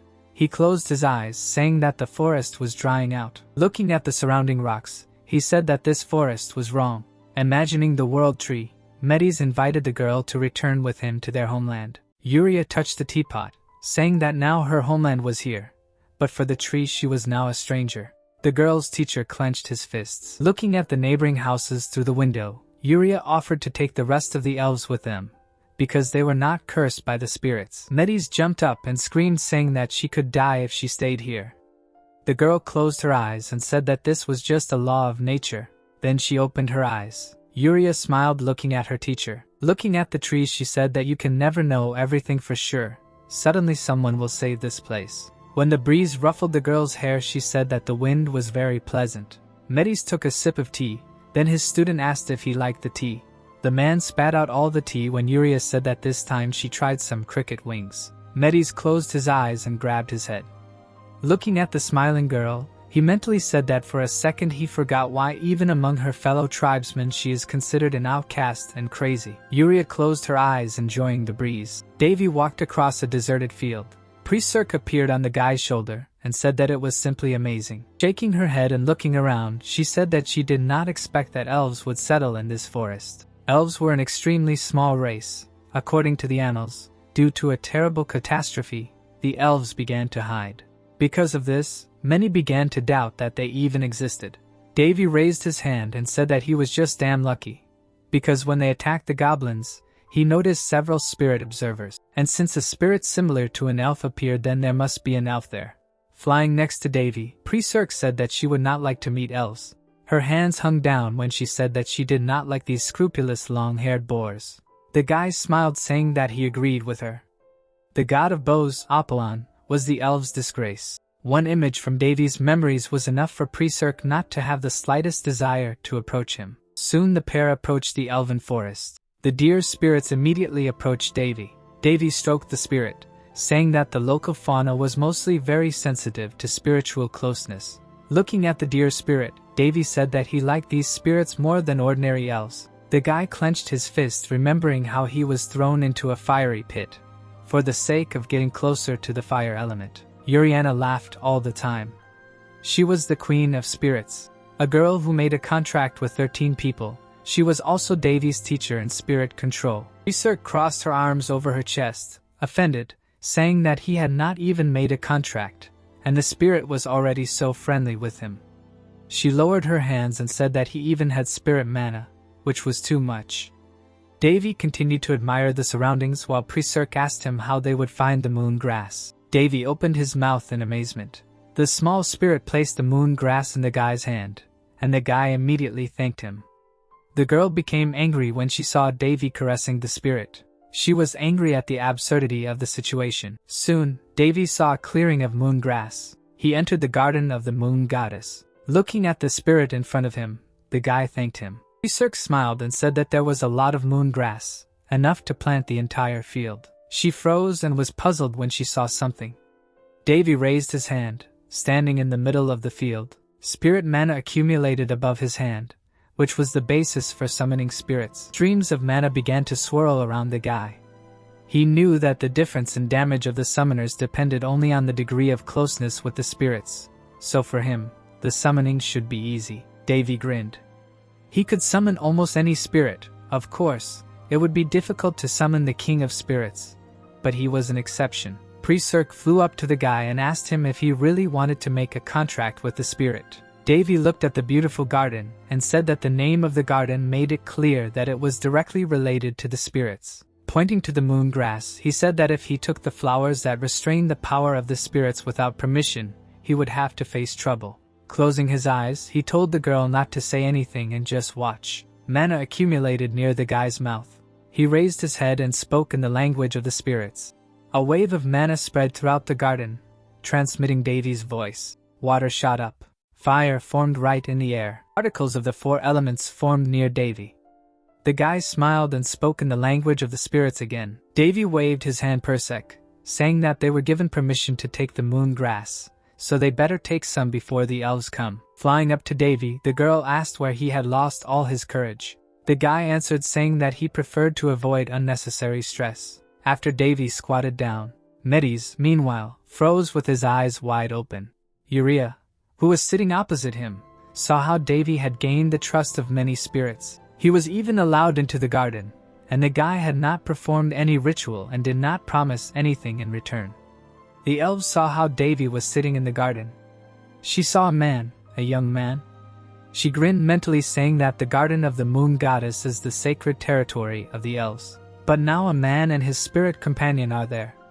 Opening her eyes, she tried to understand what she should do. Looking at the cup near the teacher, she tried to understand how she could tell him about this incredible sight. A smile did not leave her face. Metis frowned and asked Uriah what was bothering her soul. The man shuddered in horror when the girl asked him why he didn't drink tea. Looking at the cup of tea, Uriah mentally said that she had put her whole soul into this tea for the sake of the teacher. After she found the body of this grasshopper, she tore off its wings and dried them for more than a week. Smiling nervously, Metis said that he just had a stomach ache. Surprised and raising her hand, the head of the elves said that this was a real problem, and she had just recently developed a special diet menu. Metis immediately objected, saying that everything was not so bad for him. The man waved his hands, saying that her care was enough for him. But mentally he said that the problem was that her stomach would digest anything, as long as it was edible and nutritious. Metis stood in shock as Uriah asked if there was a chance that a human would deceive the elven gaze and enter the garden of the moon where he would commune with the spirits of nature, or that the great being would awaken from his slumber.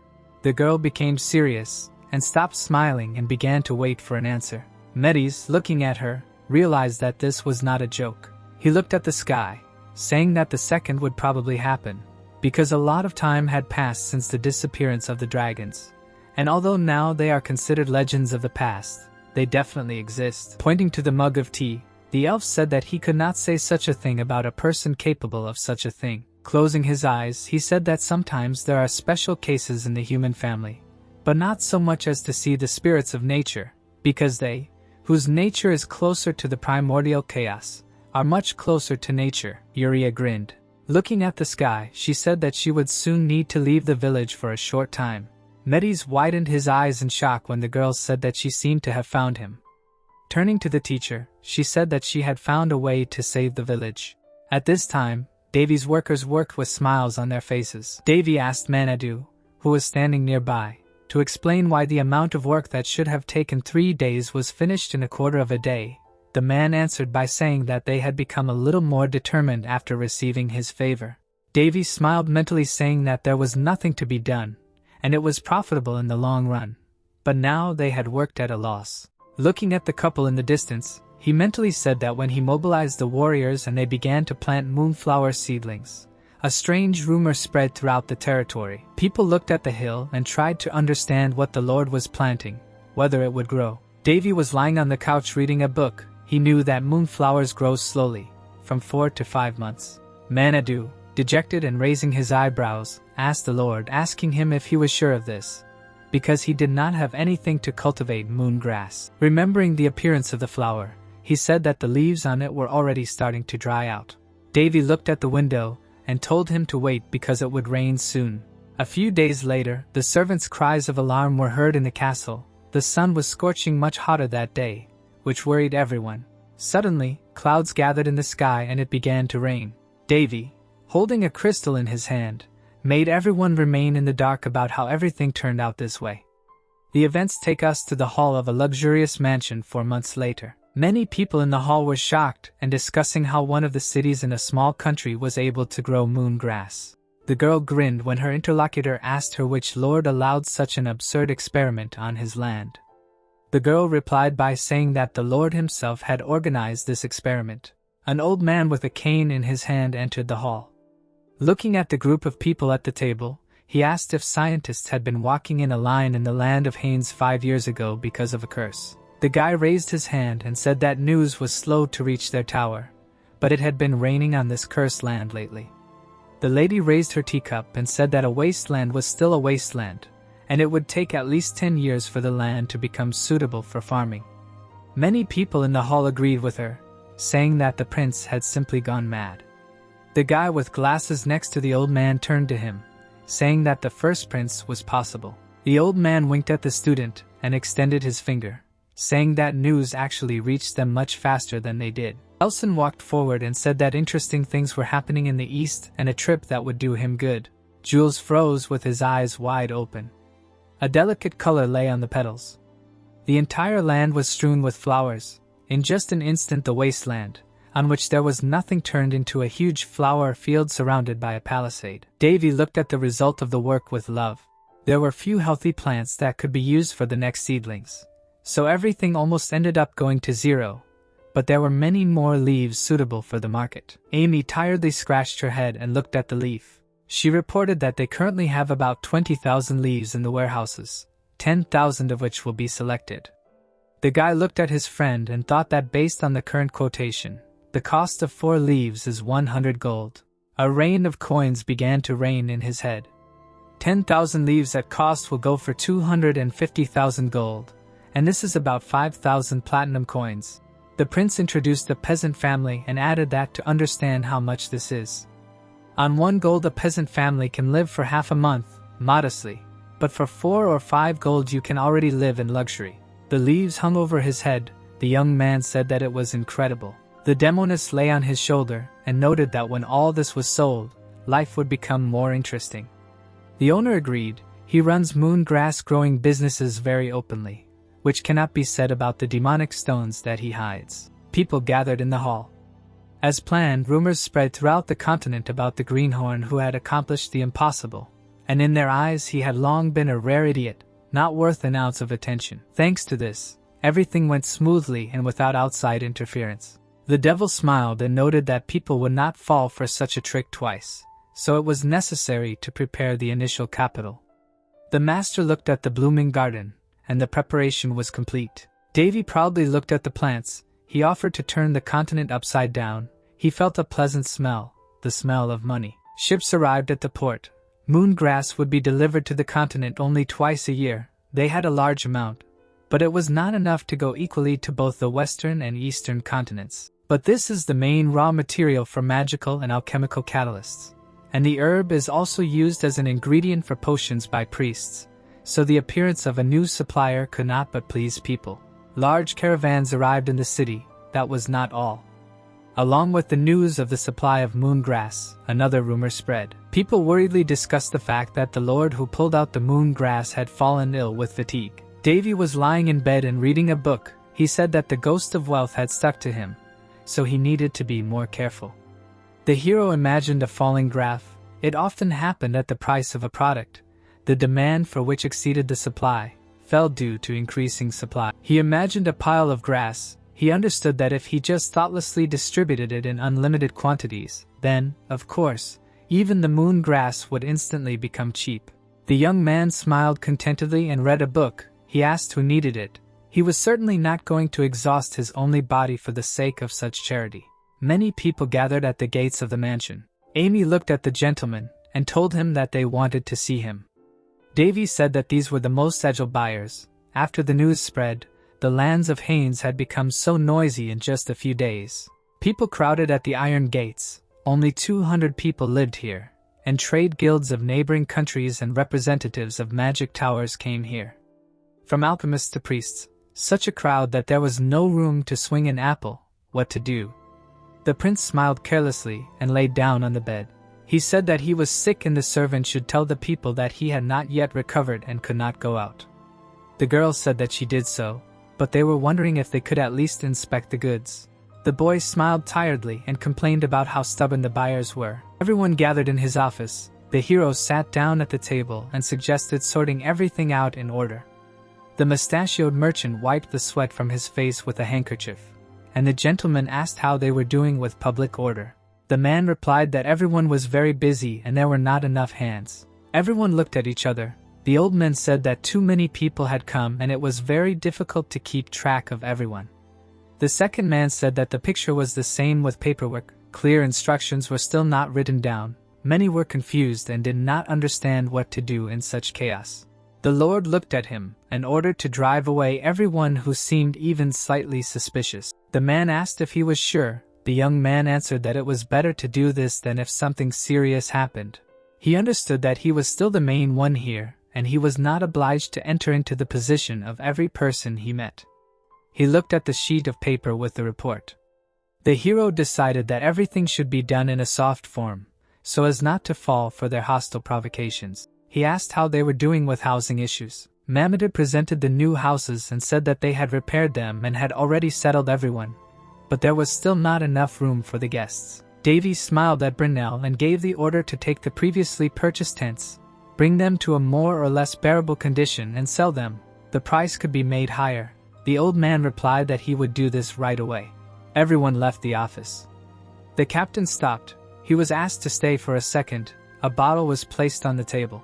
The gentleman smiled sweetly, folded his hands together, and said that they needed to discuss something. Night fell. The vigilante returned to the base, and they began to meet him. The man tiredly went upstairs. His subordinates offered to have a drink with them, but the captain refused and said that later. In the room, he fell onto the bed. His body was too heavy. The man lay face down on the pillow. In the morning he had guard training. In the afternoon he had to supervise public order, and lately he often went to administration lessons with his personal maid. There was so much work that he couldn't peck the chickens. Tears flowed from his eyes. Mamada had never been so busy in his life. He turned towards the door. His subordinates said that he had a visitor. A stranger in the cloak entered the room and asked to excuse him. The man with a monocle took off his hood and introduced himself as a 4th-level expert of the Green Magic Tower of Hallis. Both sat down at the table. The gentleman could only imagine how many people came to them. He apologized for the inconvenience. Hallis smiled and said that so many people flocked to such a small territory, but they had it here. Surprisingly, calmly, he heard that when their lord was sent here, he defended their lands alone. Mamada looked at the alcohol in the glass. The guest said that the hero appointed the captain to his post. He called him a very brave man, because the prince definitely knows what he is doing. The mustachioed man noticed how much flattery was pouring in his direction. He looked at the guest and asked what brought him. He replied that he urgently needed to see the lord. The tower expert coughed into his fist and clarified that the entrance to the Lord's residence was closed, so he could not get through. Is there a way to meet him? The captain looked at him carefully. He said that it would be difficult because the Lord was ill. Hallis smiled. He said that trade was important, but the health of my Lord was more important. He understood everything perfectly. But suddenly he took a bag from under his cloak. He explained that the green tower was not in the best position either. There was a bag of jewelry on the table. The guest asked if they could somehow come to an agreement. The captain's eyes suddenly opened. He frowned and said that he does not take bribes.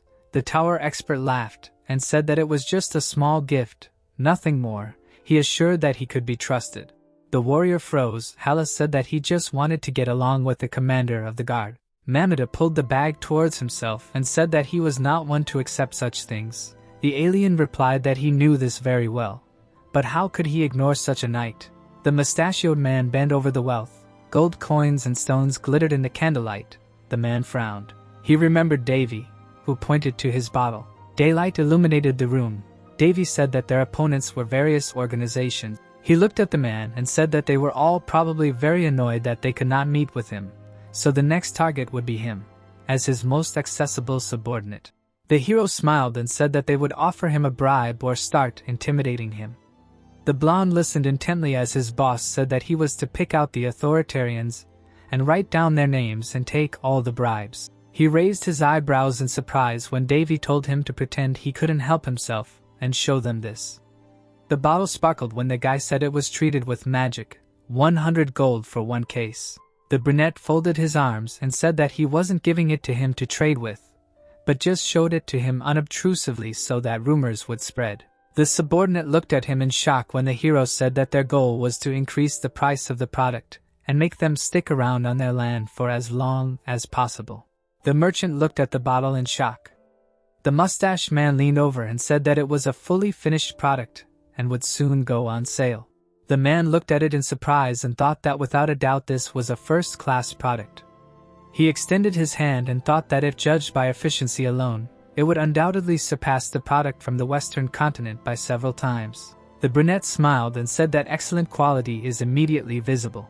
The man spread his hand and said that the Lord personally worked on the cultivation. The merchant cleared his throat and said that it was a very valuable commodity. He introduced the Lord and thought that he was very determined for a 17-year-old since out of 20,000 they collect only half. A drop of excitement rolled down his cheek and he thought that he should not be underestimated. The blonde raised his hand and said that the Lord was going to put the goods up for auction, but he did not know all the details. The brunette raised his eyebrows and asked if they had the so-called right of priority. The interlocutors left the tavern. The merchant thanked him for the information and said that the Green Tower would later generously thank him for this. They shook hands in agreement. The merchant's carriage drove into the depths of the night city. The blonde stroked his mustache. He grabbed his heart and exclaimed that it really worked.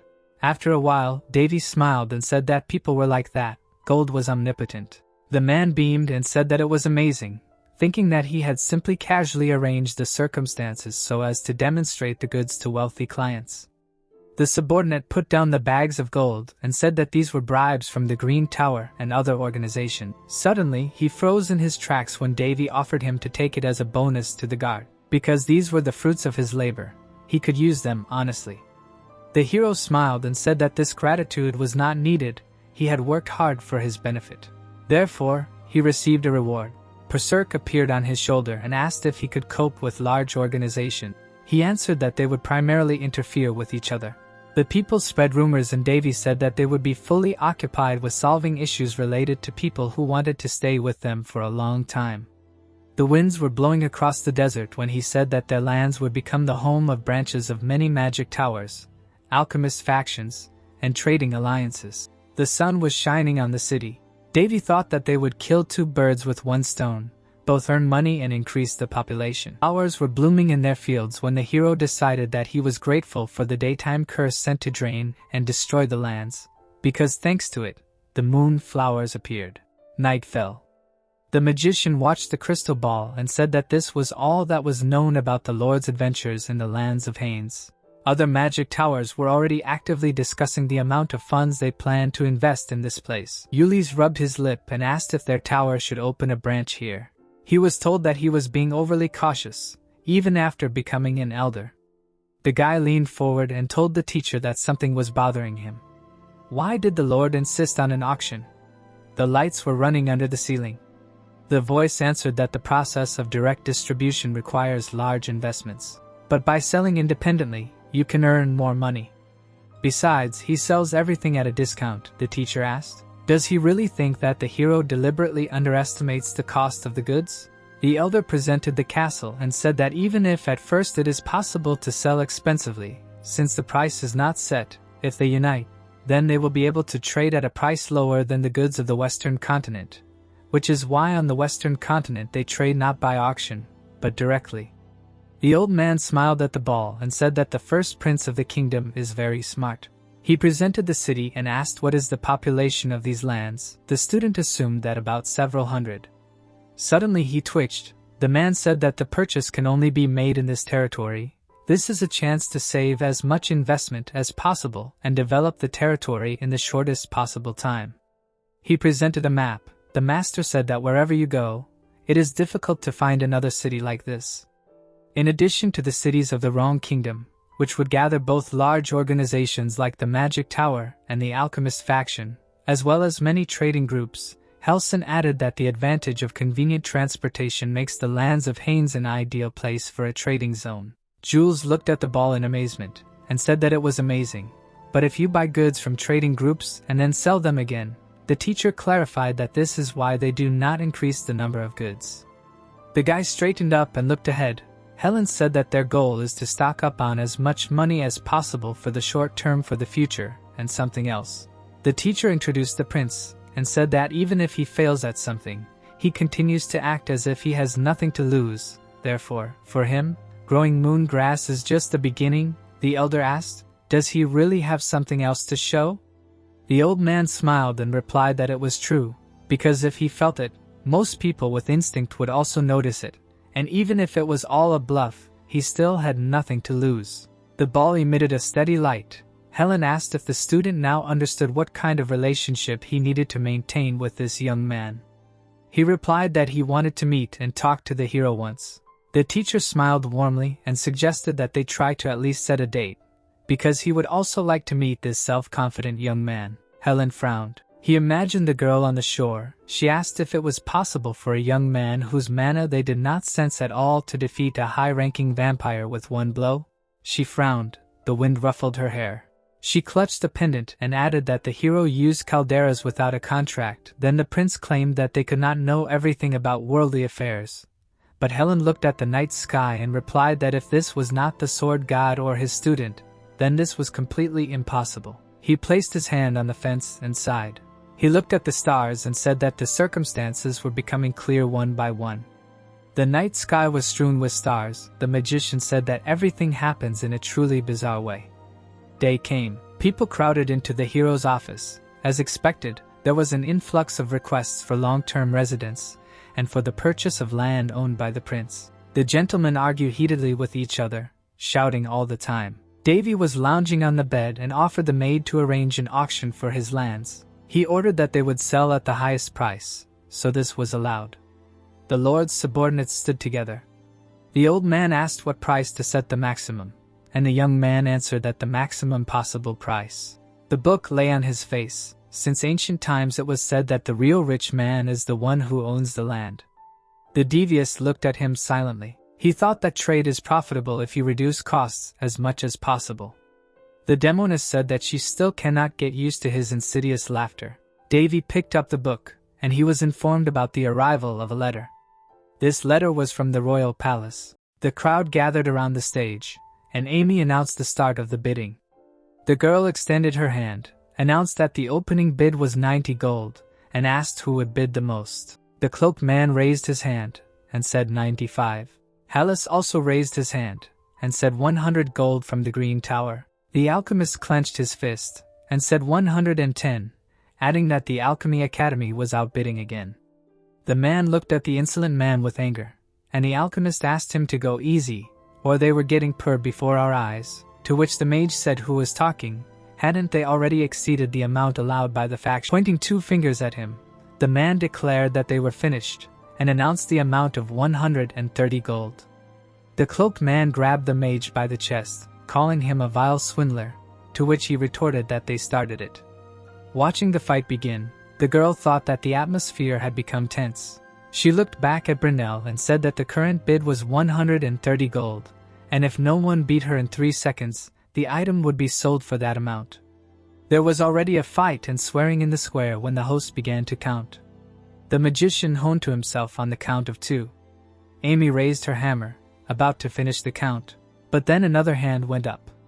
Holding a cup of tea, Davy was surprised that 150 was for the case. Brunel stood respectfully in front of the prince and explained to him that the alley trading group bought 5,000 on priority rights.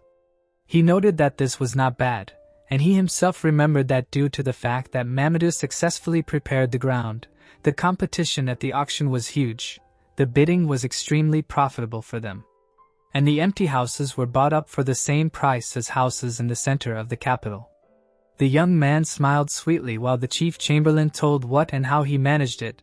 The remainder they sold in quantities from 500 to 1,000 at a price of 130 per case, thus distributing the goods among all organizations. And he noted that it was wonderful, noting to himself that the victory on all fronts was a stunning success. Amy looked at the notebook in surprise. At this rate, the annual income of the region would be about 1,005,000 gold. They would actually become the wealthiest region in the kingdom. Folding his arms across his chest, Davy said that they would continue to trade in moon grass, but would not increase the volume of goods. So he ordered them to clear the land for growing other crops and sell farmland to their residents. Introducing the scales, the prince thought that excess was bad. It was necessary to maintain a balance between supply and demand. Davy looked around at the interlocutors and asked Mamadou to discuss everything thoroughly with the Lord Chamberlain and get on with their tasks. For now it would be enough to fix the places that were completely unfit for habitation, and when he returned to do a major overhaul. The old man reported what they heard while the prince was recalling that a few days before the auction he had received a royal invitation. Presenting this envelope, the young man thought that the contents were predictable. He was praised for achievements never seen before in the kingdom, on the entire eastern continent, and a reward was prepared for his success and hard work. Davy stood near a burning fireplace. He was asked to return to the palace for a while. The guy stretched out his hands to the fire as soon as he received this invitation, stating that these old bastards call and drive away at their own will at any moment. Watching the letter burn in the fireplace, the young man assumed that they were tired of the constant struggle with Marquis Falgris, and they made a concession to catch their breath. The prince turned to the chief chamberlain and asked if it wasn't funny. Even if he was not the king, he could take the royal seal, put it on the letter, and bam, the letter was already as if it was from him. Scratching the back of his head, the young man admitted that he knew everything. He was just about to move on to the next step anyway.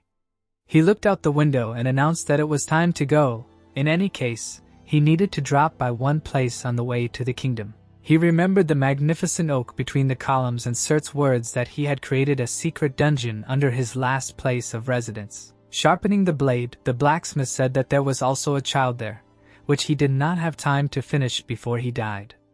If one day the boy found this place, let him finish it himself. Davy scratched his head with his hammer as the man continued that the rest was up to him.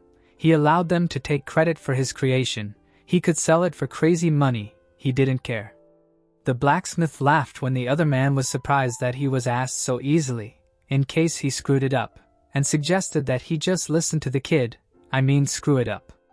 The prince's face turned cunning when the blacksmith said that he was a bigger perfectionist than him, and he thought that he had just been initiated into otaku by an otaku.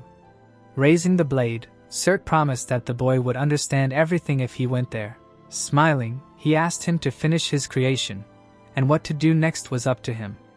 The bell in the tower was ringing when Brunel asked His Highness if he was sure he didn't want to take someone with him. Sadly a horse, the young man objected that it was not his style, and thought that the chief chamberlain was already used to it. The old man only grinned and asked him to take care of himself. Davy climbed onto the horse and asked him to take care of Amy for him. She often went too far when she worked, so it was necessary to make sure that the girl had a rest from her studies, and the interlocutor replied that he would definitely. Remembering how hard the girl worked, the chief chamberlain noted that she really was a unique child, although she came from a noble house. But for a baron's daughter she was amazingly smart, and to be honest, it felt like he was teaching his granddaughter, so it was even fun.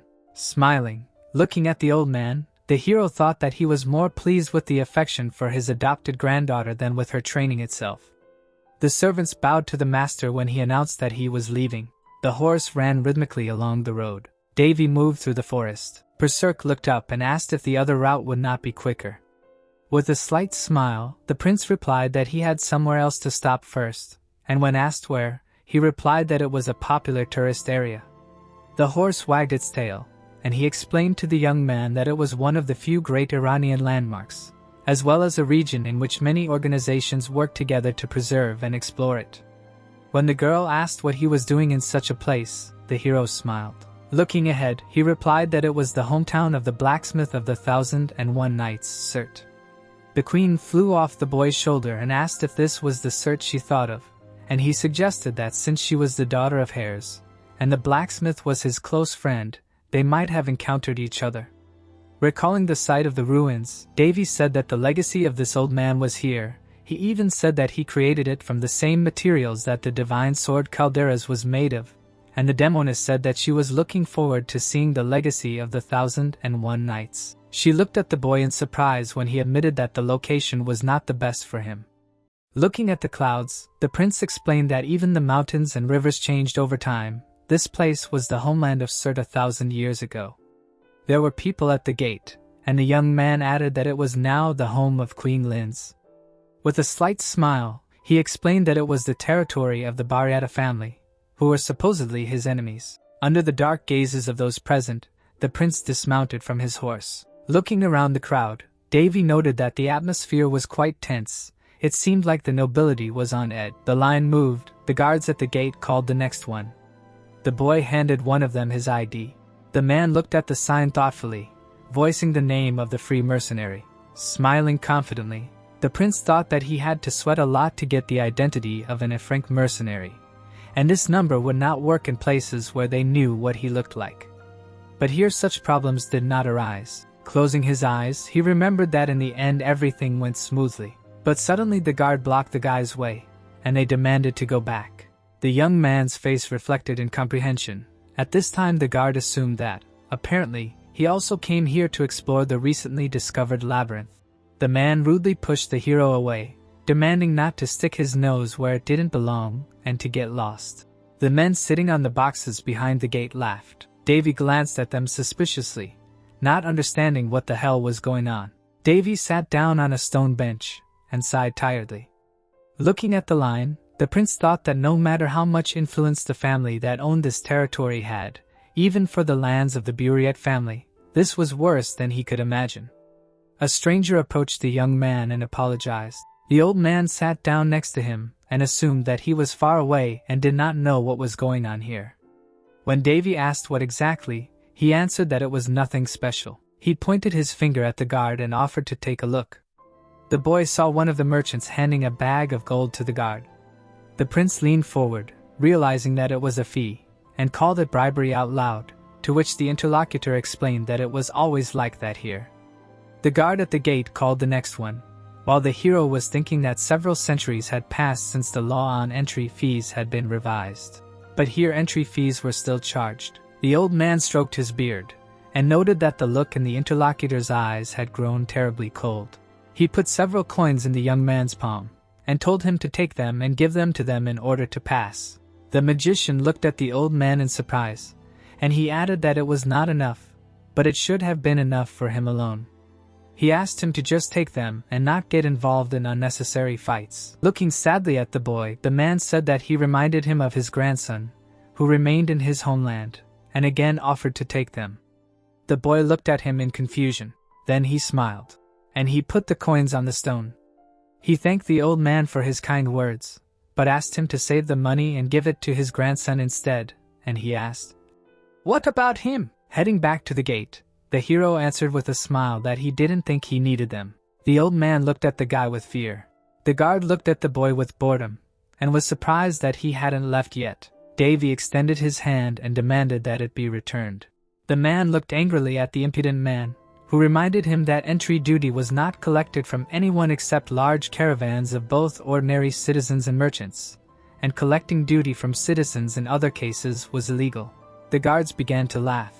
They asked what this runt was talking about, and what he would do to them. Without looking at the man, the prince said that he was giving a final warning before administering justice in accordance with the laws of this state. Looking up, the young man added that if they return all the money they had taken now, he would accept it as repentance, although he thought to himself that he himself was embarrassed by this scene. But whatever. The guards began to laugh again, suggesting that everyone take a look at this kid, while he thought that this was just a necessary process, similar to the Miranda rule. A blade was placed on the boy's shoulder, and he was called.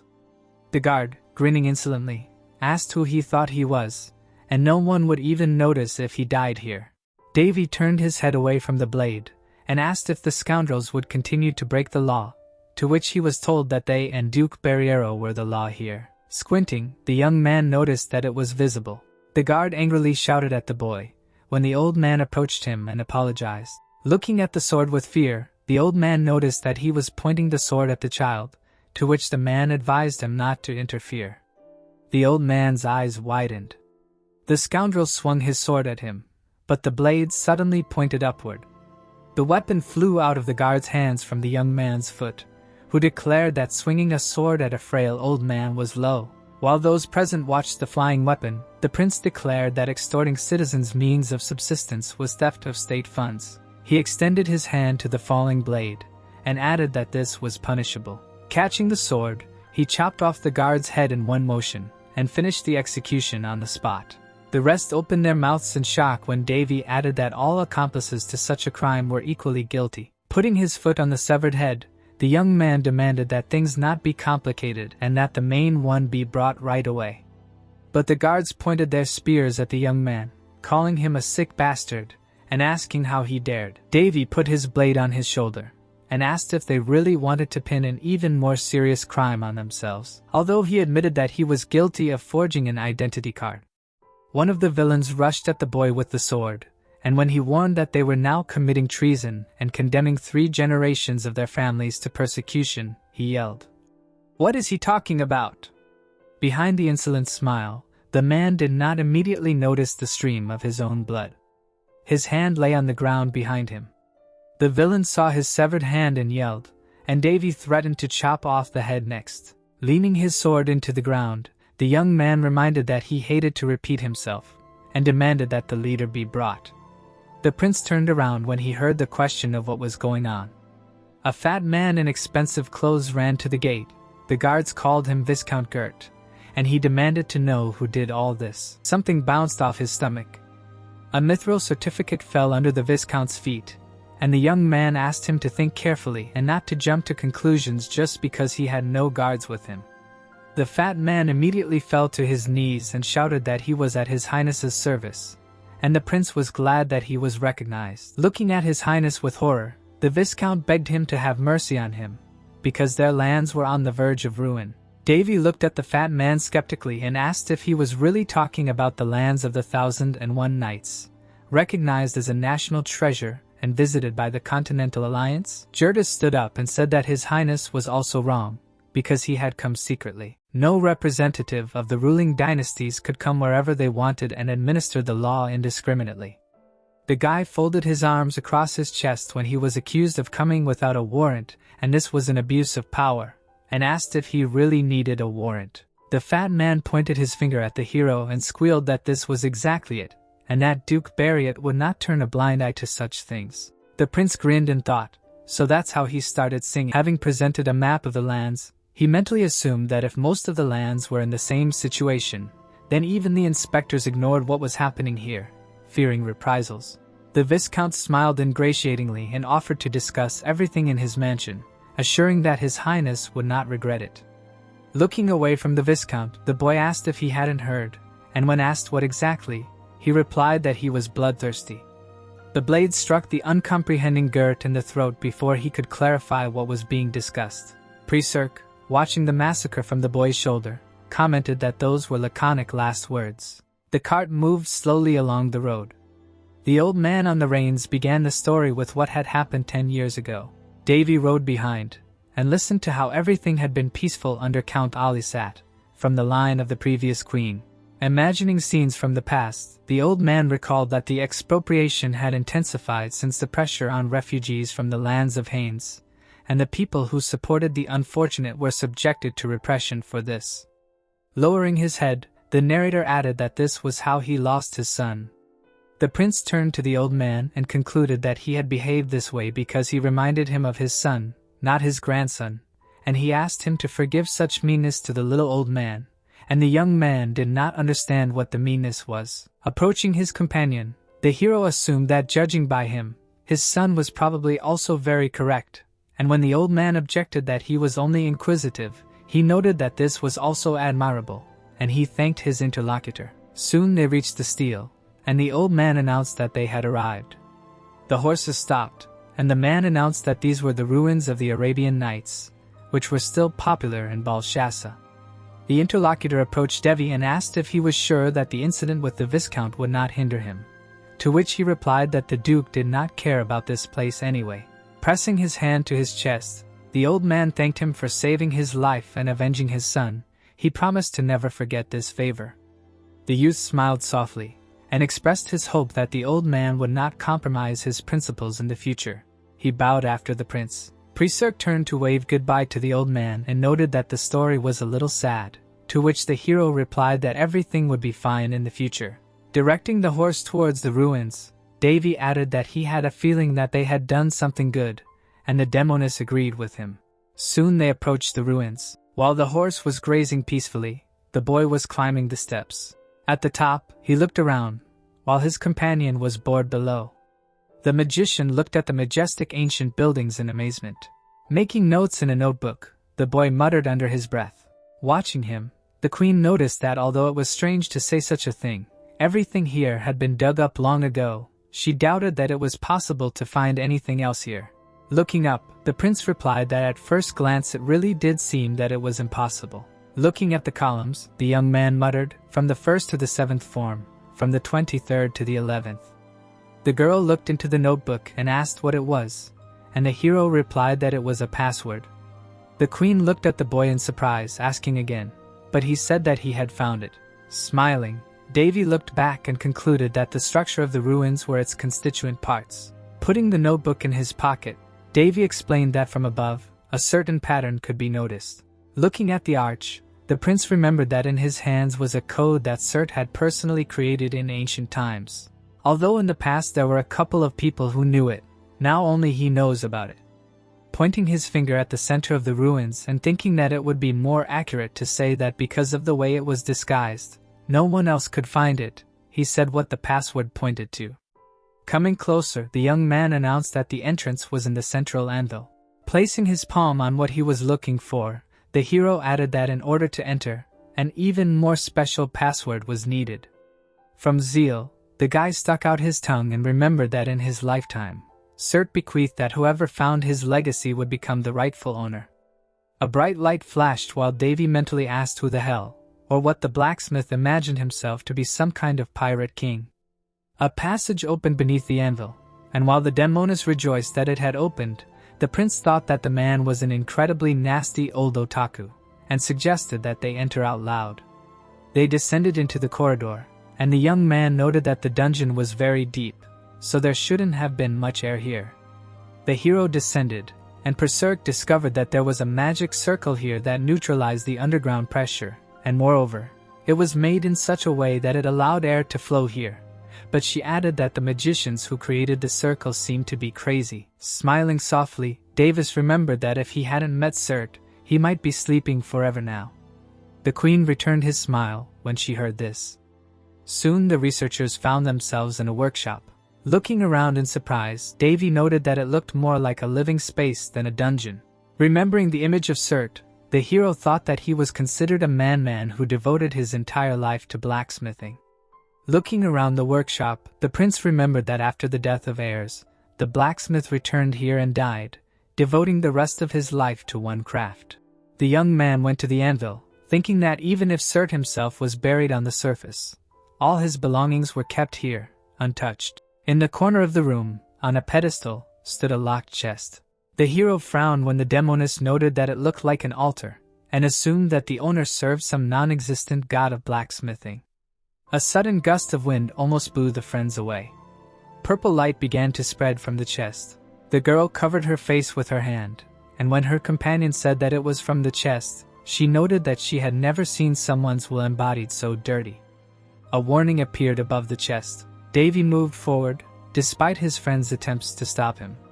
The Forge of 1001 Nights, a nickname given after the creation of the divine sword, when Surt pounded the hammer without rest for 1,000 days. But among the dwarves and hereditary craftsmen it was called differently, the Forge of the Devil. Unlike an ordinary craftsman, limiting himself to diligent work with a hammer on metal, Surt invested mana to go beyond this limit. The prince touched the chest, thinking, Surt was a great blacksmith who passed the line and surpassed even himself, and this was his legacy that he spoke of. The young man enveloped the chest with magical light. With a triumphant look, the magician opened the chest and announced that here they were, the scarlet nameless sword, cutting down the living, the blue nameless sword, cutting down the dead, and together they were twin swords that the blacksmith never managed to complete. Davy looked at the shining swords, and a notification appeared in front of him, which said that the name was currently missing. Their state was unfinished, the degree of completion was 90%, and the description said that this was the last legacy that the great blacksmith created, putting all his strength, mana and his own fading life into the work. It was not completed, so the abilities did not activate. His self did not exist, or it had not yet awakened. The guy suddenly focused on the very last line and repeated, His self did not exist, or it had not yet awakened. Berserk over his shoulder said, So in fact, all this noise came from them. To which Davy, smiling, replied, Yes, adding that he had assumed in advance. But this creation is very much in the style of Surt. A bright light spilled out in all directions, swords with an eagle, similar to Caldera's. The man on the edge of the cliff raised his sword to the sky. For Surt, the divine sword Caldera's was the most outstanding creation, but Caldera's was a sword created for the fencing technique and physique of its owner heirs. With these swords it was a different story. Davy did not take his eyes off the blades, continuing to speak, not taking the attention of the holder. The only creations that the genius craftsman Surt created only for himself. They were like two little girls, guys created to find their owner on their own. After these thoughts, the guy took the swords and said that a special item was received, one might say, returned, and Berserk said that they looked quite complete. Wiping the red blade, Davy answered, No. Closing one eye, he added that the final touches remained. Lowering his hands, he explained that they needed to find fire, but not ordinary, but hotter than hot. Having said this, he wrapped the weapons in a cloak. Throwing them over his shoulder, he explained that they needed a dwarf and fire. Muscular dwarves were working tirelessly in the forge. 2 bright moons were floating across the night sky, and Davy said that they had arrived. They stopped next to a man in a cloak, who told them to go straight along the avenue, and so they would come to the square, after which he wished them a safe journey to the capital. Davy smiled warmly, and thanked him for leading them. Together with the horse, he walked forward, adding that this was a call from the royal palace, after which he asked Berserk what she thought they were up to which she replied that he had a habit of asking about things that he himself knew perfectly well. She closed her eyes, with a wide smile on her face, adding that it looked like they wanted to reward him for his merits, as the letter said, and then asked if the truth wasn't obvious. The moon grass itself is a goose that lays golden eggs. In just 1 quarter he earned an amount that exceeded the kingdom's annual expenses. This time the taxes sent were a large amount. The gold coins created a small handful. The ugly hands reached out to Davy, and the girl continued to speak, so they planned to persuade him to nationalize the enterprise. In this case, the kingdom will become richer, or rather, the aristocrats of the kingdom. Looking at the guy, she asked if it was true that he himself assumed this, to which he turned away and grinned. They continued walking, while he said to himself that, frankly, he was a little annoyed that he had attracted so much attention from the entire continent. But that also meant that he had done something truly impressive, and for some reason, he was already tired of it. After a while, he walked along a spacious corridor of the castle. When he was greeted, the guy stopped in surprise. Not far from him stood Vespos, who said that he had grown a little in height. The old man did not take his eyes off the lord, adding that he had heard rumors that he had made a huge enterprise succeed on his lands. Davy bowed his head, closed his eyes, and said that it seemed that the heavens favored him. They had sent him a real gift. What can I say? After which he added that the atmosphere in the kingdom was tense. The corridors of the castle were empty, and Vespos answered that it was so, saying that, frankly speaking, the secret accounting book was made public. This enraged His Majesty, so a lot of the aristocrats involved and their workers were deprived of their titles and sentenced to death. Hearing this, the guy raised his eyebrows in surprise and said that this was very cruel, and the old man said that the king was already resting in his chambers, so the lord had better greet him tomorrow. Davy turned around and started to leave, answering that he was going to do it anyway, while saying in his head that everything went so smoothly, as if he had been patient, and finally exploded, although he had personally put a lot of information into the Marquis' hands. But without the king's participation, everything would not have happened so quickly. Thinking about this, he imagined a man in a long cloak in his head. Then, putting his hand on his hip, he frowned with displeasure and said to himself, it was in vain that he had bothered his head. Suddenly, the guy holding his hands on his chest mockingly asked who they had here. Davy stopped. He saw a familiar dark silhouette ahead in the corridor. There was a mocking smile on his face. Callus came out of the shadows and asked if this was Davy's brother. Seeing his brother, Davy looked at him coldly. Then he turned to Vespos and said that he needed to discuss something with his brother, so he could go, adding that it was fine, it was nothing. Callus kept his hand on his hip. All of the servants left the hallway, leaving the brothers alone. Callus folded his arms and said that 1 in 1,000 cases succeeded, and he already thought of himself as God knows what. He looked at his brother with mockery in his eyes and added that anyone would have managed, since even such a pathetic bastard managed to succeed, so he should not be stuck up, he was just lucky. Davy suddenly grinned, asking if he really came just for this. Was he really that jealous? And even he knew perfectly well how valuable his case was. Had he already heard enough about his inferiority? At this rate, he would never get out from under the queen's skirt. Hearing this, the prince froze in shock, and a smile disappeared from his face. Callus suddenly wanted to grab his brother by the lapels out of anger, but Davy unexpectedly slapped his hand away, saying that he was too arrogant. While he was holding his hand, Davy continued to say that those around him always fawned over him, so he lived in an illusion, but no one would follow such an empty-headed idiot. Proudly raising his head, he added that if a person was stupid and only had a spoon, then only ingenuity would save him. Hearing this, Callus rushed to attack with his fists, shouting and asking how dare he insult him. With a fist in his face, Davy looked away, saying to himself that if he had not been so stupid, he would not have shot him 6 years ago. His brother's fist flew straight into his face, and he added that he had barely thought about it, as he was already angry. Immediately after these thoughts, Davy threw his brother over his shoulder. Callus screamed in fear. There was a powerful blow, and even the floor shook. The prince was lying on the floor, and his brother asked him if he understood that spitting out such statements as if they were ordinary, he was thereby defaming the honor of His Majesty. Raising his leg, Davy added, at the slightest thing, he immediately squeals, "Bastard, bastard." Stopping his foot in front of his brother's face, he added, "Half of the blood flowing in his body belongs to the king of this country." Having said this, the boy stepped on Callus's chest. A few minutes later, the prince stood up heavily, and Davy asked him if it really hurt. Smiling maliciously, he added, "It hurts because it's youth." Having said this, he suddenly froze in bewilderment, after which he said that this is not at all appropriate. His brother turned to him with tears in his eyes, but before he could do anything, Davy gave him a powerful flick and told him to hold this in return. Callus flew back with his mouth wide open. Majestic arches rose to the ceiling, and Callus's painful scream was heard throughout the palace. The prince's hands were shaking with excitement. Putting his fingers to his bloody forehead, he asked in fear what he was doing. Davy, stretching out his hand, asked in response if he really wanted to do it again.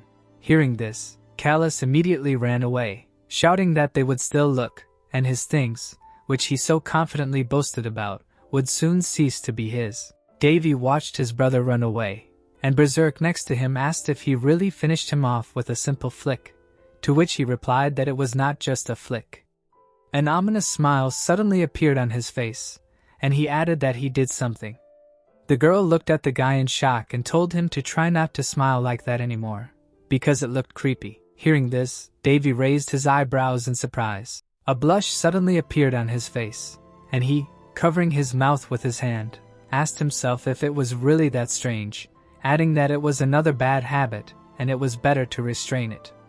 While Callus continued to run, Berserk asked what Davy did to him, to which he replied that he cast the worst curse in the world on him, which could not be removed even by magic. As soon as he said this, several hairs came off the prince's head. Hearing this, Berserk, resting her hand on her hip, asked in surprise the worst curse, "What is so terrible?" To which the guy, putting out his index finger, said that in addition, he gave him a gift. Resting his hand on his hip, he smiled widely, adding that they will enjoy the spectacle tomorrow in the hall. The next day, many people gathered in the hall. The nobles looked at each other, and shouted that the cultivation of the moon grass took 4 months. The profit for this period exceeded the annual expenditure of the kingdom, an amount that could immediately cover the cost of defense of the country. The kingdom of Ran, the meeting room. In the center sat the king and queen. Creon nervously massaged his temple. Berserk with his hand on his cheek looked at him, and said that they completely forgot about the owner of the enterprise under discussion, and were only talking among themselves. She drew attention to the fact that the marquis seat was empty, and added that among the royal faction, among the aristocracy, people greedy for power were visible. Lowering her hand, she sat on the shoulder of Davy, and asked what the future held for this country. When suddenly Davy, raising his hand to his chin, exclaimed that next time they would try the restaurant business, adding that in general the most profitable enterprises were the food and alcohol trade. He sat in his place and added that he was a newbie in this field, and it was a pity that there were no cooks among the heroes, and the girl said that he himself was far from ideal, since he wanted to look for a new income in the middle of this bedlam. Suddenly the king raised his hand and said enough. Spreading it to the side, he added that first it was necessary to reward Prince Davy, who brought such glory to the kingdom, after which he said that the guy was great, he was able to cope with such a serious matter without any help. Davy stood up from his place, and said that he was only doing what he had to.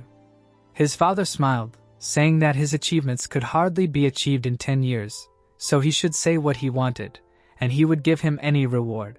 Davy, looking at the burning eyes of everyone present, said to himself that no matter what he asked, his request was unlikely to be granted, citing an infinite number of excuses. After a short pause, he turned his gaze to the king and said this is too great a reward, so if he has nothing in mind right now, he needs time to think about it. After saying this, he sat down in his seat, and Berserk said that it was wise.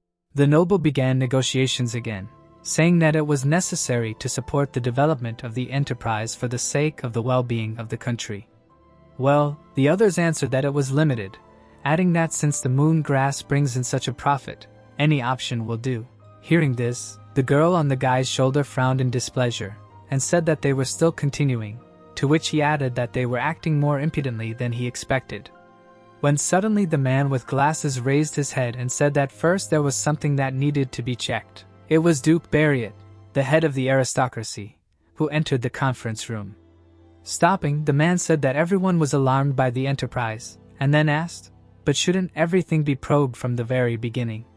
Standing at his place, he added that the subject of the current controversy, ways to use the moon grass to bring additional material aid to the kingdom, to which the man opposite him raised his hand in confusion and replied that this was true, this enterprise was truly innovative, and Davy told Berserk that he looked pretty good and seemed extremely influential. The man suddenly said that if the enterprises were used well, then, but the Duke, looking at him, interrupted him, asking why he did not take into account the opinion of His Highness Davy, who had made such a huge contribution, but planned how to transfer the enterprise to the state and dispose of it at his own discretion. The man raised his hand in confusion, not knowing what to answer, and the Duke again asked if his status was really higher than that of a member of the royal family. Then he looked at Marquis Ferundus and asked if they could use all his property for the benefit of their country. but he clenched his teeth in confusion. When the Duke said that this was precisely why the decision should remain with Lord His Highness Davy, and they had nothing to discuss here, the man lowered his head and said that he was stupid. Hearing this, Pryzerk raised her eyebrows in surprise and asked if he was really helping him, to which Davy, looking away, asked if it really looked like that, adding that it looked like some kind of mockery to him. The Duke glared at those present and continued to say that if the company was forcibly imposed state status, it would be considered repression. No one would dare to do business after that, after which he asked Davy if this was true. Davy crossed his legs and asked. He didn't just want to say that. Then the man adjusted his glasses with a smile on his face and asked if it was really that noticeable, adding that it was. Frankly speaking, there was a more important matter, so he considered that reconciliation was necessary first. Putting his hand in his inside pocket, he asked for the attention of everyone present. From there he took out an envelope and said that this was a message from the High Priest of the sacred country of Belshaza. Davy, folding his hands, silently listened to the Duke. Opening the envelope, he said that they were asking for His Highness Davy to move to a sacred country to witness the appearance of his stigmata and transfer the title of saint to the prince. When suddenly one of those present could not restrain himself, and enraged slammed his fist on the table, shouting that this was absurd. The man jumped up from his seat and pointed his finger at the Duke, shouted that His Highness was first and foremost the prince of this country, and not an ordinary lord. Did they really want to send him to a sacred country? The count next to him laughed and spreading his hand to the side said that this was indeed a sacred country whose influence extends even to empires, a country serving the goddess Priya. So what's the problem? Count Rhonda, clenching his fist, angrily asked since when the kingdom of Rhone became a subordinate country of the sacred state. The prince himself, how is it different from Danny? To which the Duke laughed, saying that it was the first time he saw such a slow-witted person who could not see beyond his nose. As a friend in the light of day, Davy said that they made such a fuss because of him. Standing up from his seat, he added that the fact of the stigmative's appearance on him was confirmed, after which he asked if this was really why he should go to the sacred country. What would happen after granting him the title of saint? The sacred side would take the kingdom under its wing. The Duke lowered his head and replied that one should look at the forest, not the tree. The royal family bears the burden of great responsibility. He suddenly looked up at Davy and with a sly smile told him not to forget that nothing good would happen if you stroked the sacred country against its grain. Davy looked back at the man with eyes full of contempt. Suddenly, someone in the audience turned to the Duke and asked what would happen to the lands of Haines. Duke Bariata looked at the questioner and replied that unfortunately, if His Highness moved to the holy country and became a saint, the territory would be impossible to govern by law. As soon as those present in the hall heard this, their eyes lit up and smiles appeared on their faces. At that very moment, they began to jump up from their seats, shouting that they needed to quickly appoint a new lord, they needed to find a suitable candidate, and someone even suggested their adult son. Pryzerk frowned in displeasure, saying that they were doing some kind of nonsense, to which Davy, smiling, said that everything was turning out very interesting, simultaneously saying to himself that was why he could not allow the enterprise to become state-owned. The Duke, without sitting down on his chair, said that he wanted to say something else regarding this. Having introduced the lands of Haines, he said that they were now at a very important stage of development, even at the most important. For such an important post of lord you can't put just anyone.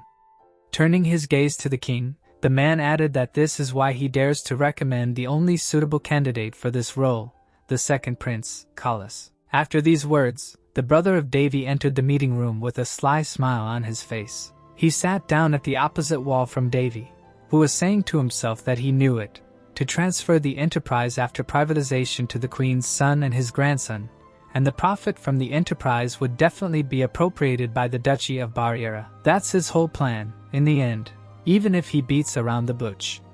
But the essence of his aspirations is no different from the aspirations of the aristocrats who initially caused the fuss. Davy introduced Collis and all his relatives and added that this is what his words meant about him no longer being his. Collis stepped towards the king.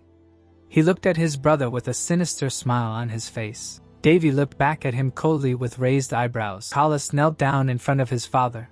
Davy did not take his eyes off him, standing to the side. When suddenly, Kalas raised his head and croaked. The hall fell silent from what he heard, and everyone stared at the prince in shock. A shocked cry was heard in the well-lit hall. The nobles began to talk among themselves, and Kalas continued to kneel. The king raised his head in displeasure. Everyone present opened their mouths in shock from what he saw. Only Devi, sitting to the side, laughed quietly. There was a red spot on the prince's face. His cheeks suddenly puffed out. When suddenly, raising his head, he cawed loudly, after which he squealed like a rooster. Everyone in the conference room was shocked from what he heard, from which their mouths dropped. Sir could not hold back and laughed at the top of her lungs. She waved her legs and arms, continuing to laugh, and Devi, folding his arms over his chest, said that she had a very violent reaction, but it was too early for that. Duke Bharyata jumped to his feet and shouted, asking what the prince was doing. What kind of jokes were these? But in response, Kalas only croaked, which made the man furious, gritting his teeth. The king could not hold back and slammed his hand on the table. Frightened Kalas, frowning, screamed, but all that came out was croaking, barking, and growling. His face turned pale from this. His father, raising his hand to his head, exclaimed that he did not want to hear anything. Waving his hand, he ordered him to get out, after which he called the guards, ordering them to immediately lock the second Prince Kalas in his chambers and let him repent for his actions until he orders him to be released. Kalas froze in place from what he heard. When the guards grabbed him by the shoulders, he screamed that everything was wrong, after which the cackle was heard again. He tried to turn to his father, but instead only barked, and the king, turning away from him, covered his face with his hand.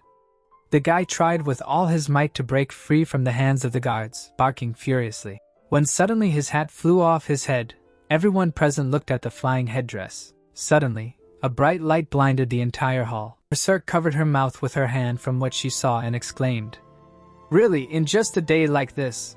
Devi looked at the bright light, answering, "Yes, this is the most terrible curse." His brother's bald spot was shining. Losing his hair, Kalas fell to his knees, and Devi said to himself that now he really became sun-faced. The guy's headdress, covering this, lay on the floor. Not far from him lay the prince's blonde hair. After that, Devi, smiling widely, said that Kalas was not yet fit to rule the lands. Hearing this, Duke Bharyat turned sharply to the guy. Devi, closing his eyes, continued to smile. A massive chandelier hung from the ceiling. Devi, standing up from his seat, asked the duke when his position became higher than the king's. Hearing this, the man frowned and asked what his highness was talking about, to which he replied that he would ask the question differently, after which he asked if this country really belonged to the duke. The man looked at Devi, answering, "No way," adding that he seemed to have misunderstood everything. Showing the message of the sacred side, he explained that he acted solely in the interests of the kingdom of Ran, to which Devi asked why he had a message from the sacred country, which even his majesty had not seen. The duke did not know what to answer, and Devi, resting his hand on his hip, asked why he was talking the same nonsense as they were. Having said this, he turned his gaze to the counts present. When the man asked him to watch his words, Devi closed his eyes and quietly said that there is such an expression. The owner has not yet thought of selling the cow, and the other one is already by the horns. Hearing this, the duke raised his eyebrows and asked himself what cow, after which he said that they are now in the meeting room. What is all this for? When suddenly the guy pointed his finger at him and exclaimed, asking if this is really his decision regarding the subject of discussion. Lowering his hand, he clarified, probably selling a member of the royal family at the first request of the sacred country, taking advantage of the situation to monopolize the enterprise of the Haines lands. Adding that in his opinion, the duke is no different from other aristocrats. Hearing this, the man opened his mouth in shock. After a short pause, he frowned and asked how he then wanted to solve the problem with the sacred country, to which he, slightly lowering his head, replied that it was only necessary to settle this issue with the country itself. Hearing this, the king leaned towards his son and asked if he had really come up with something, to which he replied that there were people living in the sacred country too, and the high priest was also a person. A magic stone was placed on the table. After a while, it began to emit a bright light, and a guy's voice was heard, who said that the connection had been set up. The vicar was sitting on the other side and with a smile on his face said that he was the budget management department of the sacred country. Devi, resting his hand on his hip, with a smile on his face, said that he apologized for contacting him so unexpectedly, and then asked what decision His Most Holy Majesty had come to. When the Duke heard this, he angrily knit his brows, and the counts began to whisper, asking, "Sacred Majesty, really?" Davy proudly raised his head and said to himself, "This is there really, even if it is a country located on sacred territory, the same people live there, and they are also interested in business." Those present in the hall began to rise from their seats. Davy approached the magic stone, saying to himself that the high priest, who was part of the council of great elders, was more influential than the king of a small country, but he had contacted the ruler of an entire sacred country, and the vicar replied with a smile on his face. In this case, the high priest Malls acted arbitrarily, and in the future, such a thing would never happen, so there was no need to worry. The magic stone continued to emit a bright glow, and Davy said to himself, "Of course, no one would oppose him." After a while, everyone began to leave the conference room. In his room, Davy sat in front of the glowing stone and said that it was a wonderful job, because thanks to him, the meeting ended well. The vicar, closing his eyes, smiled broadly, saying that he really did not expect the kingdom to decide to send the prince to the sacred country. It would be good for them, but in the long run, such a decision would only cause losses. Davy smiled back, telling them to continue in the same spirit, while thinking about the fact that he had presented His Most Holy Majesty with a simple fact. The guy imagined the sacred grass in himself with a communication ball in his hand and said to himself that if even one of the components in the form of him, or the lands of Haines were to leave, the cultivation of the sacred grass would cease, and who, if not the ruler of the sacred country, would know what this would entail? Leaving his thoughts, he, without taking his eyes off his interlocutor, said that in the next quarter he would prepare a certain volume of goods for his country and cultivate the remaining places on the field and additionally grow moon grass, which he would sell to them. Hearing this, the guy smiled even wider and exclaimed that he was very grateful to him for such a favor, adding that His Majesty had asked him to continue selling them impressive volumes in the future. Then Davy, closing his eyes, said to himself that no matter how you look at it, this is an incredibly mundane and greedy deal, but it makes no difference to him, because if you want special treatment, give something in return. He imagined a bottle of sacred grass and asked himself if this enterprise was not initially started for these reasons, because if everything is in the mud in this swamp, then no one will blame anyone for it. So forward, into the swamp, straight to the orthodox water spirit. After these thoughts, the vicar, waving his hand, said goodbye.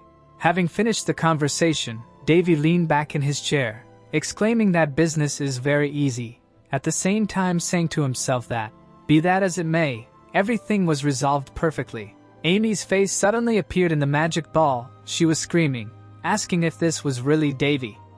With shining eyes she begged to be saved, when suddenly an old man's voice was heard behind her, asking how the person who would help the prince in the future could show such weakness. Bernil put his hand on the girl's head and apologized to the Lord for such an unsightly appearance, to which the Lord laughed, saying that he could see his great effort. Straightening up, the old man asked if the meeting had been successful, to which the boy replied, yes, without a hitch, he had settled all his matters here. After which he asked how the lands and the guests were. There were many tents pitched outside, and Bernil replied that at the moment everyone was staying in a temporary camp, as he had ordered. They had received permission to build, so soon there would be buildings in each district. However, regarding the improvement, he looked at the sketches he had left, but it would be difficult to implement. Hearing this, Davy folded his arms and asked if time was really a problem, but something answered, yes. Thick clouds floated across the sky, and Davy thought that he had saved the dying lands and got rid of the interference of external authorities. But this was not even the beginning. The abandoned backward place for a long time lacked much technical improvement. The estimated time needed to fill the gap was from 10 to 20 years. With these thoughts, he leaned back in his chair and thought, adding to himself that this issue could not be solved with money. There was a lot of money, but nowhere to use it. Suddenly he looked up, putting his hand on his head, and said that it was time to slowly launch a second enterprise, to which Bernil asked in surprise, the second. The guy looked at the old man and the girl in the glowing ball and answered, yes, it would be ideal for the best inventors of the continent. This family is famous for its troublesome stubbornness. but he has an offer that they will never be able to refuse. The old man asked after hearing this. Were they really the best on the continent? Davy had a sly smile on his face, saying to himself that it was like exchanging corn for diamonds. The risks were small, but the payoff was such that you couldn't find a more profitable venture. Boulders. There were blades at the wall opposite him. The sun was shining brightly in the sky, and trees were growing on the hills. The horsemen turned around and said that they would soon enter the lands of the Golden Boulder tribe, so they had to watch their step carefully. Davy, holding the reins of his horse, answered with a smile, "Okay." Having imagined a map in his head, he said that the Golden Moon tribe was a dwarven settlement located in the south of the kingdom. Introducing the old man with a long beard, he added that these were dwarves, formerly called gnomes or dwarves, from 100 to 130 centimeters tall, but extremely strong physically and very resistant to heat. They are called the family of iron, and they can rightly be considered natural-born craftsmen, unlike the elves, who have now become a legend. Dwarves live on volcanoes or in rocky areas and even have some contact with people. Davy rode not far behind his guards. The dwarf closed the massive doors, but because they dislike all other races, they only let someone of the level of the king or his representative into their tribes, which was exactly what Davy demanded as a reward for his successful venture. Riding a horse, he bent rocks, adding that perhaps the aristocracy thought that he was aiming for the position of crown prince. But he was not interested in any position, so he boldly made another choice. The boy looked around with a smile on his face, adding that he was not let go so easily anyway. That day, the council chamber was very bright, and angry cries were heard that the dwarves were unimaginably meticulous. The king, frowning, told his son that the dwarves were different from people. If he simply had not thought it through well enough, then any reward would do. But before he could finish speaking, Davy, smiling, replied that he should not worry, because he was sure that at least he would not be driven out into the street. The counts gritted their teeth from what they heard and began to whisper among themselves, and Davy said to himself that he still felt the angry, wary gazes of the aristocrats on him until the very end. A heel suddenly stepped into the air, and a familiar female voice asked what this bastard was planning this time. Berserk, putting her hands on her hips, added with a smile on her face that in her eyes it looked exactly like that. Davy, seeing her, smiled, saying that in fact these companions were assigned to watch him, although he even felt a little sorry for them. Without stopping, he said to himself that they were still going to arrange something. After some time, they reached the high walls of the city. When Davy stopped the horse, the dwarf shouted to him, asking who he was and where he came from, to which he replied that they came from the kingdom of Ron, after which he asked to join the Golden Boulder tribe. The dwarf sentry named Gert, hearing this, frowned and exclaimed that they had not heard anything about it. Davy got off his horse and explained that he came with a lucrative offer, after which he introduced himself. The dwarf looked out from behind the prince and saw a cart full of alcohol. He folded his arms across his chest and said with a blush on his cheeks that an agreement was an agreement, but the tribe had a big problem right now, and it was not the right situation to make deals. Hearing this, the guy raised his eyebrows in surprise, wondering what the problem was, and Gert continued to say that his job was to open the door. Having opened the gate, the man asked to leave the horses and proceed on foot. The guy began to look around and noticed a hook. Two butlers were exchanging glances. The sun was shining over the city. Gert pointed ahead and asked to enter, because the elder was already waiting. Davy looked inside with interest. Raising his head, Davy noticed a round table. Golda leaned his head on his hand out of boredom. Looking around, the guy thought that the man was noticeably irritated, after which he wondered if he was the only one, because usually the dwarves had several elders. Greeting, he thought whether it was worth starting with the first move to suppression. Davy put his hand behind his back and said, "May the protection of the god of iron always be with Golda," and then introduced himself as the first prince of the kingdom of Ran.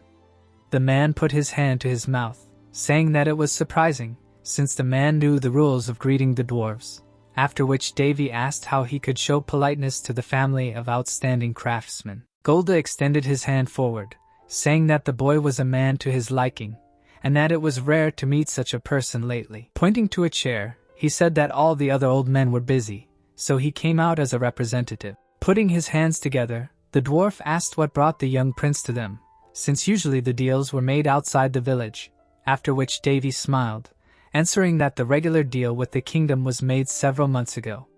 Looking up, Davy said that he came with several personal offers of cooperation. Producing his cart, he said that it contained a small token of sincerity, namely barley beer and meat. Smiling, Golda replied that people who knew etiquette were not so unpleasant, plus, they really liked human barley beer. The man placed his palm on the table, adding that their tribe was not in a state to fulfill wishes right now. Davy frowned, asking what this meant, to which the dwarf replied that outsiders did not need to know all the ins and outs. Getting up from his seat, Gert said that this was all he could say. The guy had come a long way, so he would allow him to stay for a few days. Gritting his teeth, the man threatened that if Davy did anything, he would immediately be exiled. The man pointed his finger at Davy. Suddenly, he raised his palm up. Passing Davy, Gert said that he would bow first. Davy turned his head back, after which he activated the information check. Looking after Gold, the guy read the information about him. Looking at the dwarf's face, he read that humans had not entered the settlement for a long time, so the man felt a little interest and doubt. Davy's eyes widened, reading that Gold wanted to study the secondary tempering of the primordial spark again, called the true sword of the dwarves. Gert raised his hand to his chin and asked himself when it was, explaining that he had created something together with the dwarves. Putting the swords crosswise, he added that it was quite a long time ago, since his skills were not particularly good back then, to be honest, and the quality of this kid is appropriate. But at that time he had such a great time with them that they feasted for several days in a row. The blacksmith and the dwarves raised their mugs full of alcohol. It was quite a significant event. Currently, stars began to appear in the night sky, and Berserk asked if the primordial spark was really that incredible, to which the guy answered, "For a layman it is quite." He sat in his room, his hands on his leg, adding that to be honest, he didn't expect to hear that name. Looking away, the guy said that he seemed to be called a non-slashing sword. The man shook hands with the dwarf. The sword created by Surt together with the dwarf elders, you could call it a corporation organized for the first exchange of experience between humans and dwarves, unity, progress, and the blessing of the god of blacksmiths. This is already a lot for a sword, but it became special due to the abilities invested in it, although that's all he knows. He again remembered how Surt, hitting his hand and arm, exclaimed that those dwarves finished off a week's supply of alcohol, after which he said that this was definitely the sword from the memories. 2 blades stood by the wall, wrapped in cloth, and Davy said that no matter how you look at it, it can be called a prototype. Taking them in his hands, he added, it can be considered the initial version of calderas. Although the direction and application are different, the principle of operation is similar. With a smile on his face, he looked at the weapon, saying to himself that a special processing method using mana, an approach that combines material and immaterial principles, from hammer strike to casting, is all slightly different from the basic method. Producing a famous statue, he added, the essence of this approach can only be comprehended by discarding all your past knowledge, so the conservative non-human dwarves can't do this in any way, so they are racking their brains over it. Thinking about it, he stretched and said that it was time to start moving. With a smile on his face, Davy turned around. The guy looked at the swords lying on the bed, saying to himself that for those around him, he visited this place for the sake of technology, and hiring dwarves to develop the lands, but his main goal is different. Davy thought about the great furnace, imagining it, that it was his target, that it was created with the identification of the highest technology, and these stubborn people would not be so easily persuaded to lend it, so a plan was needed. Berserk listened to the guy with her hand on her cheek. 2 bright moons were floating in the night sky, and Davy said that there was no need to worry. Everything would go well. There were many dwarves sitting in the bar. The 8th elder, holding a mug full of alcohol, asked why he was here. Davy stood by his table and answered with a smile that he thought he had a lot of things to do, and it seemed that he was free for a while, to which the dwarf, grinning, exclaimed that no matter how important the matter was, nothing worthwhile would come out without proper rest. Golda put his hand to his forehead, upset, saying that Brother Golgoda had already driven away all the elders anyway. Davy suddenly moved the chair opposite him and suggested having a drink together. Sitting down, he added that he had heard that the dwarves had very strong alcohol, and then asked if they would share. As soon as he said this, the dwarves from all over the bar jumped up, shouting that he was asking for trouble. Then the 8th elder extended his hand to the bartender, and shouted that the man here was asking for strong alcohol. Other dwarves immediately jumped up to Davy, shouting that he had courage, because he wanted to compete with the elder Golgotha himself. They shouted right next to his ears, causing Davy to cover them with his hands, saying to himself that he was going to go deaf. Several mugs of alcohol were placed on the table with a crash. The bartender, frowning, said that he was saying this out of great concern, but the strong alcohol of the dwarves is not ordinary alcohol, it is too strong for the human body. Hearing this, Davy looked down at his reflection. The next second, he began to greedily drink the drink. In the blink of an eye, Davy slammed the empty mug on the table and shouted, "This is how you really drink." The dwarves immediately jumped up to him, showing their fingers and shouting, asking if he was okay, did he really drink it all at once, to which he replied that they had good booze. Berserk flew up to him and asked if he really liked it, to which he, raising another mug, replied, "To be honest, it was like drinking naked alcohol, the taste was terrible." Hearing this, the girl raised her eyebrows in shock, and the guy said to himself that he still needed to play the role of a drunkard, because dwarves love alcohol and gambling more than anything in the world. Having drunk everything to the bottom, Davy put the mug on the table and turned to the 8th elder, after which he asked how about a bet. Hearing this, the dwarf opened his mouth in shock. After a short pause, he smiled sarcastically, saying that they, dwarves, cannot help but respect a man who knows how to drink. The dwarves raised their mugs, shouting loudly that Golda would pay for the drinks, after which they asked the barista to bring whatever the prince wanted. Looking at Davy's smile, Golda said that he did not mind making a bet for the sake of sport, but right now, he would not be able to fulfill any request of the guy, because they had an emergency here. Grinning, he said that Davy's chance of winning was 1 in 10,000, and if he won, the dwarf would fulfill any of his wishes, but if he won, the guy would leave this place. Without taking his eyes off him, the man asked not to take it to heart, and was glad that a nice person had dropped in. But the timing was bad, after which Davy smiled broadly, thinking that the dwarf had been caught. They clinked their mugs. The next day, they sat opposite each other, and Davy asked how Gold's hangover was, to which the man asked him to speak slowly, because his head was still buzzing. Covering his face with his hands, the man said that he didn't even expect to lose to a human. Looking away, Davy thought, although he, having reached the limit of the power of sacred mana, in principle cannot get drunk, but it still requires a kind of concentration. Berserk put her finger to her head, saying that this is really too much, because after the victory, the guy continued to drink with other dwarves, and then asked how he became such a drunkard.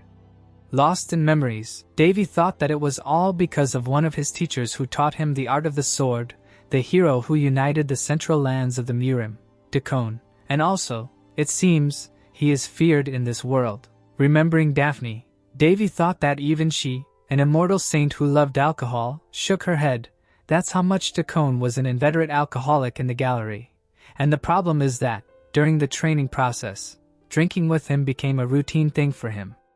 Taking a sip, Dakon gritted his teeth, asking what the next move was. Raising his glass, he shouted that they needed to have another one.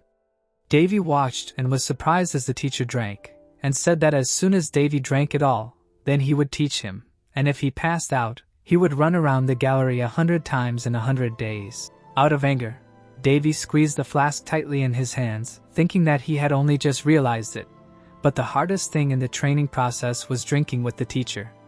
He looked down at the mug of dwarven alcohol. Closing his eyes, Golda said that in any case, an argument is an argument, and then asked the guy what he wanted.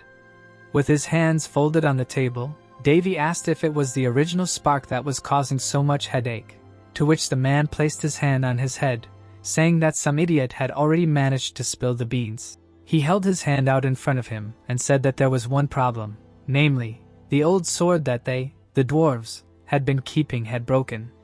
Looking straight at Davy, he said that the sword had originally been passed down from tribe to tribe, always kept under close surveillance, each tribe swearing to guard it like the apple of their eye.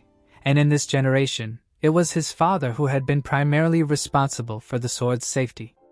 Turning his head to the photo, the man added that because his father had passed away early into the embrace of the earth, The responsibility for the sword had fallen on his and his brother's shoulders. Davy thoughtfully placed his hand to his mouth, saying that the sword had broken at such a time, when the dwarf suddenly asked if that was really all he wanted to know. Without turning away, he said that he was clarifying because it was Davy sitting in front of him, and he could ask whatever he wanted. Davy suddenly thought that the dwarves responded to the kindness shown with the same kindness. He only drank from gold, but clearly the first impression he made was also useful.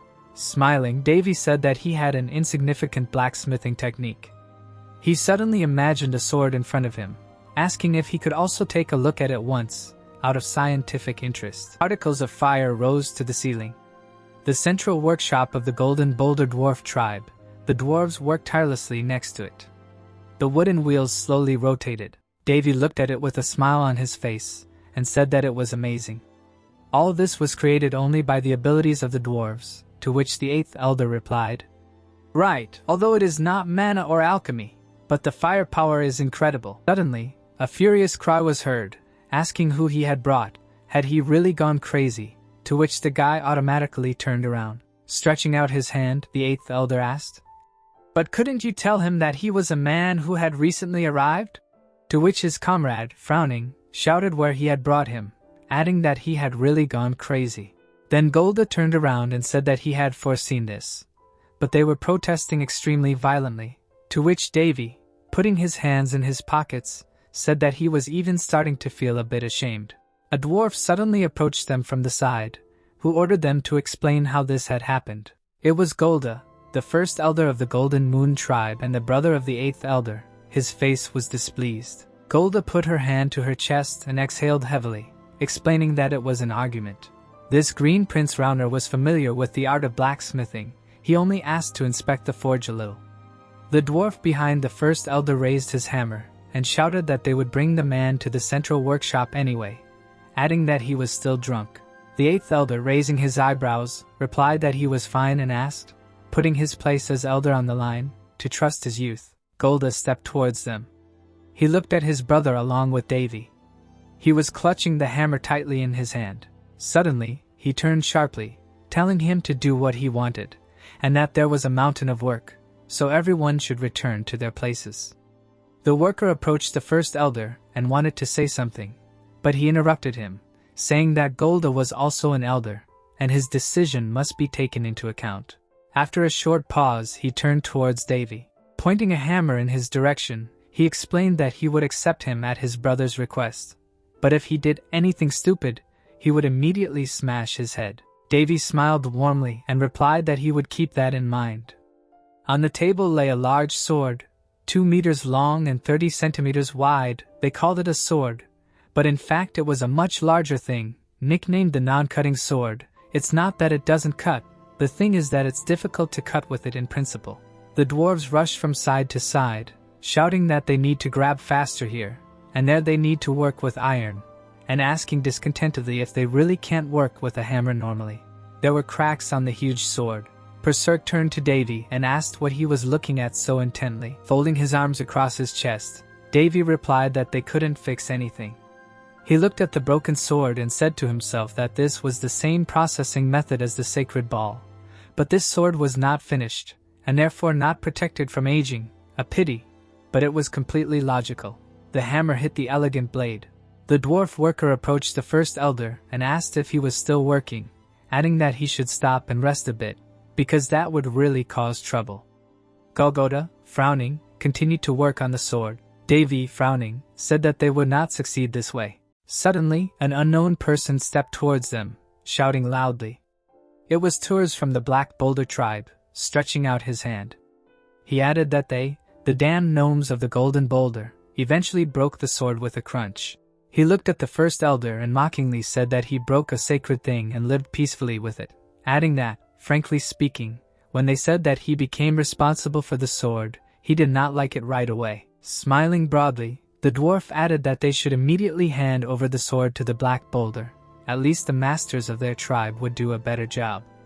2 workers rushed towards him, ordering him to be quiet, adding that even if the Black Boulder had the best elder, the sword would not be so easy to fix. Tours, folding his arms over his chest, laughed and asked who was even talking to him about this, adding that they had not made any progress for a long time. Golgotha hit the sword with a hammer. With a wide smile on his face, the dwarf continued to say that they should not desecrate the sacred thing anymore, since all the elders of the other tribes agreed on this. The first elder continued his work. Without lowering his hands, Turs continued to say that they simply could not trust this matter to a tribe with the worst skills. The red-hot hammer left a hot trail behind it. With his head held high, the dwarf suddenly said, although everything would be different if their father, the great elder Gord, was still alive. After hearing this, Golgotha sat down. The hammer lay at his feet. Turs, grinning, exclaimed that there was nothing more to see here. He shouted that the preparations were already completed, so they were taking the sword, when suddenly tears appeared in Golgotha's eyes. The people carefully picked up the sword. Davy reached for the sledgehammer. Picking it up, he asked if he could ask something. Turning to the elder sitting on the ground, he asked if he was a master. The dwarf standing to the side began to laugh that Golgotha was now communicating with a human, and asked since when could anyone be in the central workshop. Golgotha approached Davy and asked the guy to step aside and not interfere. Without turning around, Davy replied that a master must feel the spirit of each created thing and respect it. Looking at Golgotha, the guy added that they had ignored him from the very beginning. He suddenly hit with a sledgehammer with all his might. Sighing heavily, the guy said that the sword was so damaged that it was completely unusable, while the rest of the dwarves watched from the side with their mouths wide open. They rushed forward, asking where he was going and how Golgotha would be responsible for all this. The men continued to shout that this was an abuse of power, so they would send a protest to the kingdom, to which Davy, without turning around, asked if the elder wanted to fix everything. Golgotha nodded, answering, of course, when suddenly Davy looked at him, asking why he was acting like this and caring only about preserving his pride. Looking at the elder's eyes widened in shock, Davy added that the dwarf understood everything perfectly. Putting his palm to the sword, Davy said that approximately 3,000 years had passed. The sword had faithfully served the village all these years, and they could not calmly let go of a thing whose lifespan had long since come to an end, and they were only wasting extra energy trying to forcibly revive the dead man. Menacingly turning back, the guy shouted, asking how they were treating a value that had become their emotional support, and still calling themselves master. Clenching his hand into a fist, Davy asked since when did dwarves behave so lowly. Looking menacingly ahead, the boy thought that they were the best craftsmen of the continent. Turning to Golgotha, he wondered if they could not see that the thing was completely worn out, and therefore it could not be repaired. Suddenly, he grabbed one of the broken parts. Turning, the boy threw it into the fire. The dwarves grabbed their heads in horror. Looking at the fire, a loud cry was heard, "No!" There were glowing swords on the rack. Each thing that the master creates must have at least a piece of soul in it. Tools were hanging nearby. A person who neglects this rule has no right to be called a master. Sir grabbed a hammer and declared that if he meets such a person, his student must kill him immediately. Davy stood in front of a smelting furnace. A flame burned inside. The dwarf clutched the hammer in his hands, cursing Davy. The guy looked away and explained that, considering everything they had done, this was the right thing to do. Frowning, the young man asked them not to mock the sacred object and thought about the fact that this thing was created by his teacher and was not personally connected to him in any way.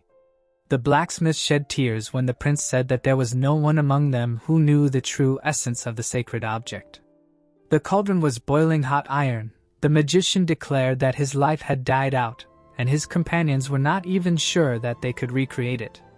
Turning away, the lord was indignant that they did not even try, deciding that it was impossible and asked if they could really be called a family of masters.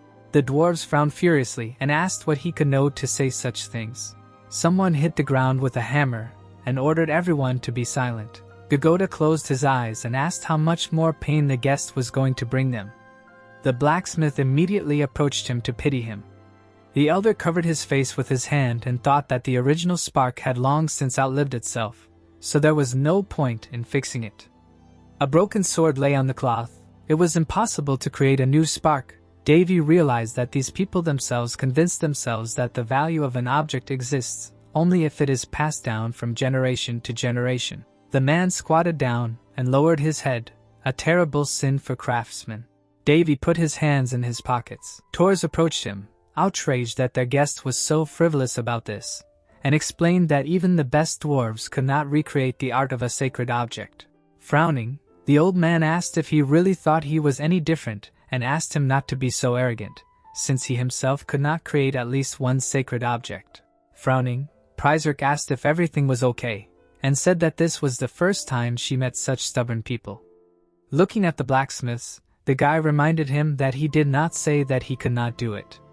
The man's mouth fell open in shock. Gagoda frowned tensely. The demon queen's eyes widened in amazement. Throwing up their hands, the dwarves declared that even they could not handle such an unusual alloy, and doubted that an ordinary person was capable of it.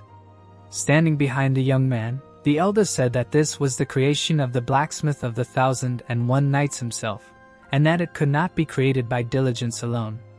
The prince placed his hand on the anvil and asked them to stop resisting so fiercely. The dwarves frowned in displeasure. The magician struck the anvil with a sledgehammer. The lord presented many magical artifacts, and remembered that in the gallery there was one of the few items in which he could barely keep up with the teacher. Looking at Cirque, Davy thought that this was a natural master in learning, so his blacksmithing skill was growing extremely quickly. The hammer hit the steel. Davy picked it up and realized that he had already created the initial spark in the gallery more than once, which was no different from the prototype. 2 ingots lay next to each other. Turs looked at them in shock. The boy continued to hammer. Someone shouted that they couldn't use Caterham's steel and this real alloy at the same time. The young man lowered the corners of his lips and asked who said that they couldn't do that. The dwarves watched him work in horror. A rainbow appeared on the surface of the water. The prince declared that they had imprisoned themselves in their own rules. The magician raised his hand and thought that no rules were needed here. Green smoke appeared above the stones. The lord decided that everything could change depending on how the process was managed. Multicolored liquid poured out of the flasks. Davy realized that you can mix anything, as long as the method of work is correct. The man opened his mouth in amazement and asked if he really used that reagent in the alloy. Davy continued to hammer on the anvil. Sparks flew under the ceiling. A sword lay on the anvil, looking like a brand new one. Its blade shone. The boy looked back and declared that it was not that difficult. The blacksmith looked at the sword and said that its appearance was too unsightly to be called the original spark. His colleague said that it emitted the same waves as the sacred object. The young man smiled and thought that this was how it should be. Berserk flew up to him and was surprised that he managed to create it without a mana stone. The prince said that the dwarves could do the same if they abandoned their rules. The blade of the sword emitted a green glow. The magician explained that the most important thing was the veins. Energy swirled around the blade. The lord said that he himself accepts mana, which circulates through him, like through the human body. Davy approached Skull God and asked if he knew what he had just done. With a wide smile, Davy explained that there were very few items that could restore the power of metal without a mana stone, and added that all of these items were different from artifacts that were discarded when the mana supply was depleted. The demon queen crossed her arms over her chest and suggested that her friend had easily won the hearts of these blacksmiths. Bright sparks appeared around the sword. Placing the hammer on his shoulder, the boy announced that his role was over and said that the blacksmith of 1001 Nights had also worked up to this point, after which he handed the work over to the dwarves. The elder said that their technique was not enough even to complete it. The young man smiled and offered to teach them this. The man opened his mouth wide and asked if their guests could really teach them the technique of the ancestors and the blacksmith of 1001 Nights. The prince placed his hand on the bundle and said that it would not be free. The mage looked at the bundle and offered to deal with his case first. The dwarves opened their mouths in surprise when they saw his sword. Looking at them, Pryzerk asked why everyone reacted like this every time her friend posted something, and stated that at this rate he would one day be caught insulting a holy place. The lord asked if he should be afraid of heavenly punishment when he had a stigmata. The old man turned to him and asked what kind of sword it was. Davy asked his opinion on the matter. Golgotha looked at the weapon in amazement and asked if he had forged it. Raising his eyebrows, Davy denied it and said that he would finish it himself. The dwarves crowded around him and asked what happened to the master who made it. The boy replied that the man had long since died. Golgotha raised his eyebrows in surprise when he heard that several millennia had passed. A smile appeared on the young man's face when the blacksmiths began to discuss it enthusiastically. There were swords on the pad. The prince thought that because the weapons had been sitting idle for a long time, their effectiveness had increased tenfold. The girl sat on his shoulder and reminded him that this was not wine. The mage explained that it took a certain amount of time to process the weapon with mana. The sword was on the anvils. The lord said that it could only be touched in a few months, which was a big problem. Davy crossed his arms over his chest and wondered how he could finish a thing of this level. Golgotha asked if he had the ingredients to complete it. Scratching his chin, Davy replied that he wanted to ask the blacksmiths for them and decided that he would prefer to use orichalcum or adamantium, but it would be difficult. The elder frowned and agreed to help him. The guy raised his eyebrows in surprise when the dwarf said that he would give him his workshop as a workspace, and explained that it was in perfect condition and worthy of use. His astonished brother surrounded him. The young man realized that a personal workshop was not something that could be simply given as payment for new equipment. The man brought out a box. Someone exclaimed that something was stored there that they had never been shown. The prince's eyes widened in amazement. In the box lay a bone. Even the demon queen's mouth opened in surprise when she saw it. The magician raised his eyebrows and realized that it was the bone of an ancient dragon of unknown origin. Handing it to the guests, the old man called it an immensely perfect and noble material and added that it was a family heirloom that had been passed down in their family since the time of the first ancestor. The lord's eyes sparkled with admiration. Golgotha told him how carefully he kept it, since he had never met anyone who could handle it. The blacksmith raised his hand and asked the mentor to look inside. Davy looked back and realized that they were talking about him. The dwarf asked if it would be convenient for him to use the elder's personal workshop when he received the bone of the ancient dragon. The man put his hand to his chest and offered him his workshop. His companion said that he would be happy to help the guests. The old men began to quarrel, while Devi looked at them with an awkward smile.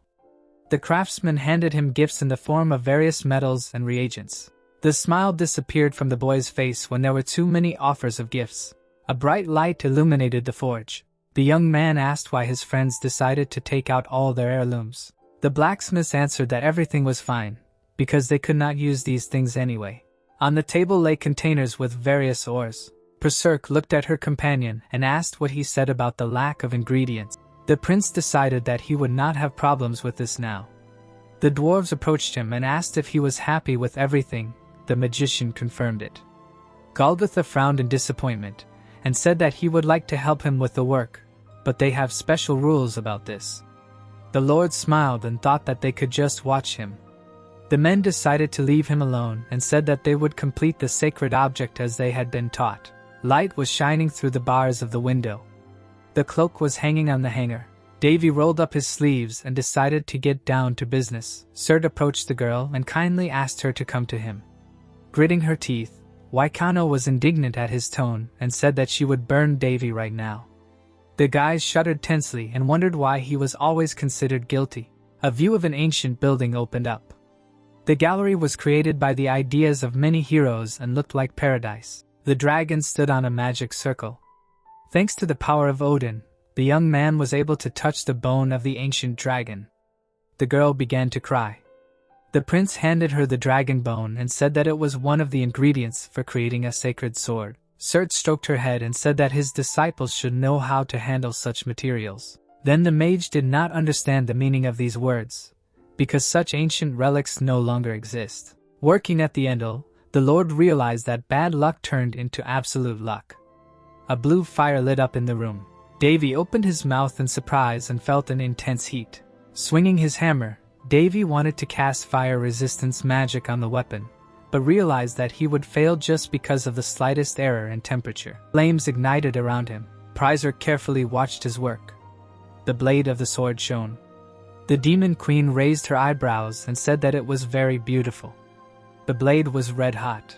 Looking at it, the guy thought about how one sword had changed from dark scarlet to pure ruby. The second sword became blue, like a supernova in the night sky. The girl flew up to her friend. She smiled and noticed that he was very focused. The young man grinned, his face covered in sweat. The hammer hit the Endel. Sparks flew from the sword. A bright light illuminated the forge. The prince looked up in surprise. The sword guards sparkled. Everything was ready. The weapons were lying on the table. The mage rubbed his hands and decided to give them names. The she-devil folded his hands behind his back and asked if he had any ideas. The Lord confirmed this. Pryzerk's mouth opened in amazement. These names came to him the moment he first saw these swords. Davy grinned. Davy touched the sword and said that they were now called the Red and Blue Ribbon. The blades lay on a black backing. Their status windows appeared. The scarlet sword sparkled. Elemental mana and spirit mana circulated in it. Next to it lay a sapphire sword. It turned out that when both blades were used at the same time, all effects were amplified. The boy took the red ribbon in his hands. The demon queen declared that he had no talent for giving names. The sword's hilt glowed in the light. The boy cut the air in front of him. He lowered the weapon, and the girl asked what his plan was. The prince narrowed his eyes suspiciously. The blade's brush touched the whetstone. At that moment, a huge crack appeared on it. Flying up to it, the woman asked what it was and noticed that her friend had poured neither strength nor mana, but was able to cut the whetstone made of mithril. The magician stroked the blade of the blue ribbon. Traces of sword swings appeared in the air. The Lord lowered the weapon. Its blade glowed. Tiny bubbles appeared next to it. Suddenly, a bright flash appeared in front of the heroes. Davy narrowed his eyes and realized that this blade cuts mana. The devil asked if he wasn't just smearing it from side to side. The tip of the sword glowed. Davy replied that it should be so. Berserk was surprised that this weapon could cut through something that does not exist in the physical world. The boy tilted it to the side and said that he created the most ruthless thing. The door of the forge opened. The youth went outside where the dwarves were sleeping. One of them opened his eyes. The man got to his feet and noticed that their mentor had left the forge. The prince asked what they were doing there.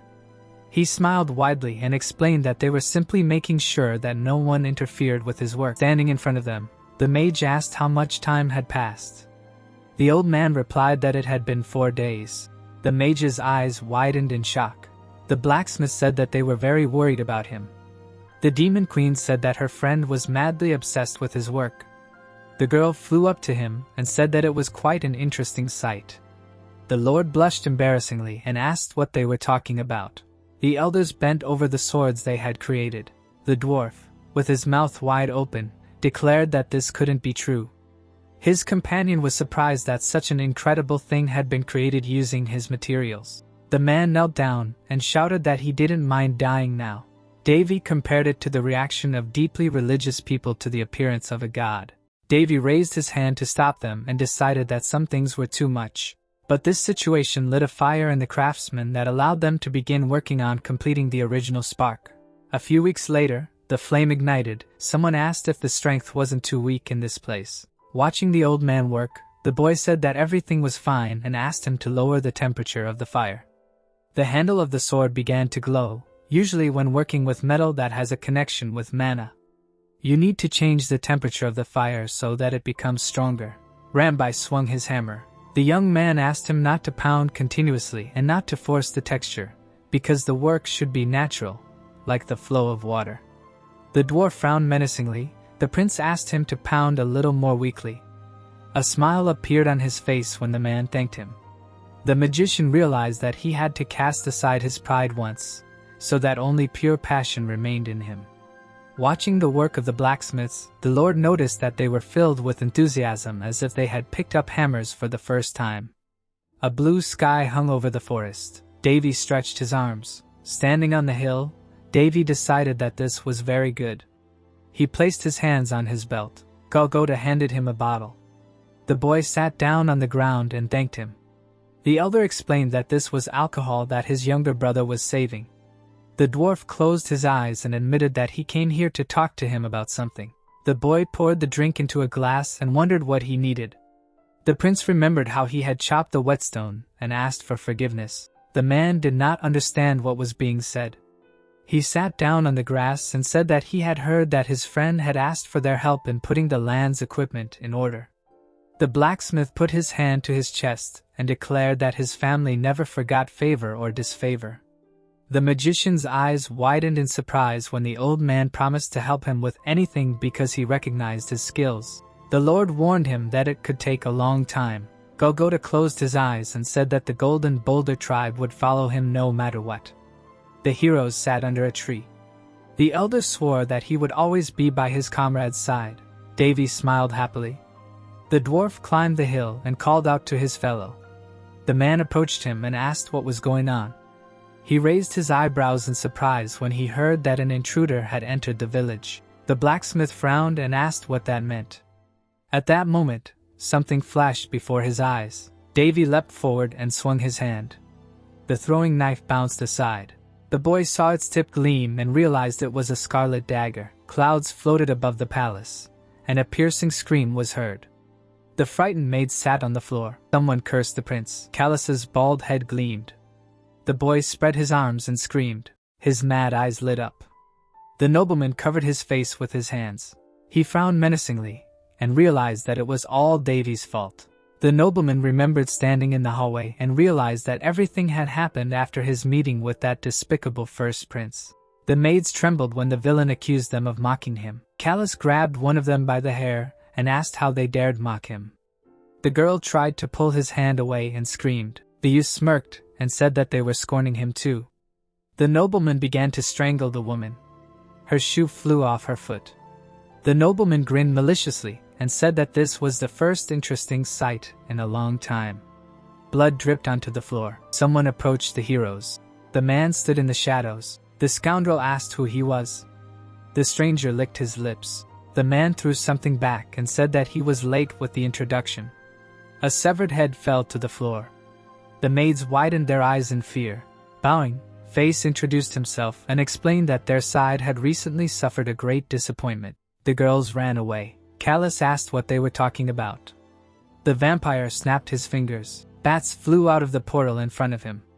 Sherry appeared after him, unconscious. The woman opened her eyes. The portal closed. The youth asked what was going on here. The secret agent smirked and said that someone had treated them very insolently. Snapping his fingers, the man said that he could easily cancel such things, adding that it was a gift. The nobleman covered his mouth with his hand in fear. The nobleman turned his head and asked who he was. Face asked if it mattered. Putting his hand to his chest, the vampire offered to make a contract with him and promised to deal with the man he hated. The prince's eyes widened in shock. The villain gritted his teeth and reminded him that his competitor had a stigmata, and someone was protecting him. Callus crossed his arms over his chest and said that this was not an ordinary man. The man said that he was still human. He held a rose in his hands. The young man noticed that the stranger spoke as if he was not human. Face looked back and explained that they would understand this very soon, because his subordinate had already gone there. The nobleman grinned maliciously. The vampire extended his hand and explained that at that moment his subordinate was already biting into his throat. Davy waved the knife away. The scarlet dagger pierced the ground. Davy frowned tensely. Berserk flew up to the knife and said that this was not an ordinary weapon. The guy picked it up and noticed blood magic. The young man looked around and realized that there was only one skill that could do this. A huge paw hit the ground. The monster opened its mouth and hissed. The monster was standing on a rock. The young man looked up and realized that this was the power of the vampire's blood key. Golgotha asked if everything was okay with him. The dwarves widened their eyes in fear. The girl realized that this was a demonic animal. The prince grinned and noticed that he had the highest rank. The lion narrowed his eyes angrily. The beast raised its head and howled loudly. The blacksmiths looked at it in horror. A magic circle appeared above the monster's head. A huge stream of energy burst forth. The rocks were destroyed under its impact. A powerful blow threw the masters into the air. A protective barrier appeared around them. The magician imprisoned them in spheres, which immediately flew away from the battlefield. The monster landed in front of him.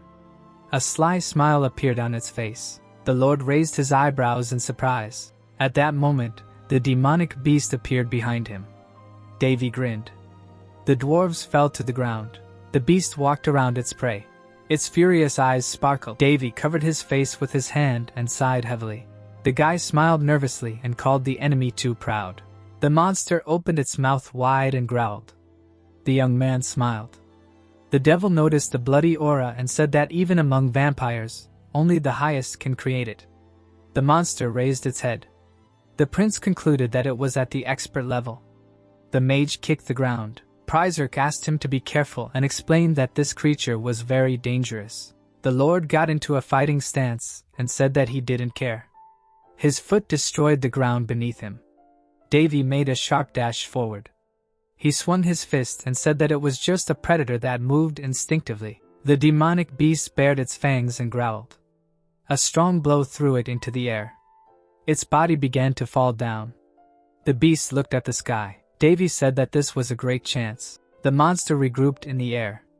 A reflection of the guy appeared in its eyes. The young man took out the red ribbon. The prince smiled and said that the real price of a new car can only be found out after a test drive. A magic circle appeared on the tip of the sword. The mage jumped into the air and swung the blade. His blade appeared right in front of the monster. The lord dealt a powerful blow to it. A bright flash flashed. There was a tall pea outside. During the peak of the Murim, all the honorable officials of the faction had rotted, and the state had problems with trade and food. Dakajun held a wineskin of alcohol in his hand. Davy sat in front of him in the lotus position. The man asked where he had stopped.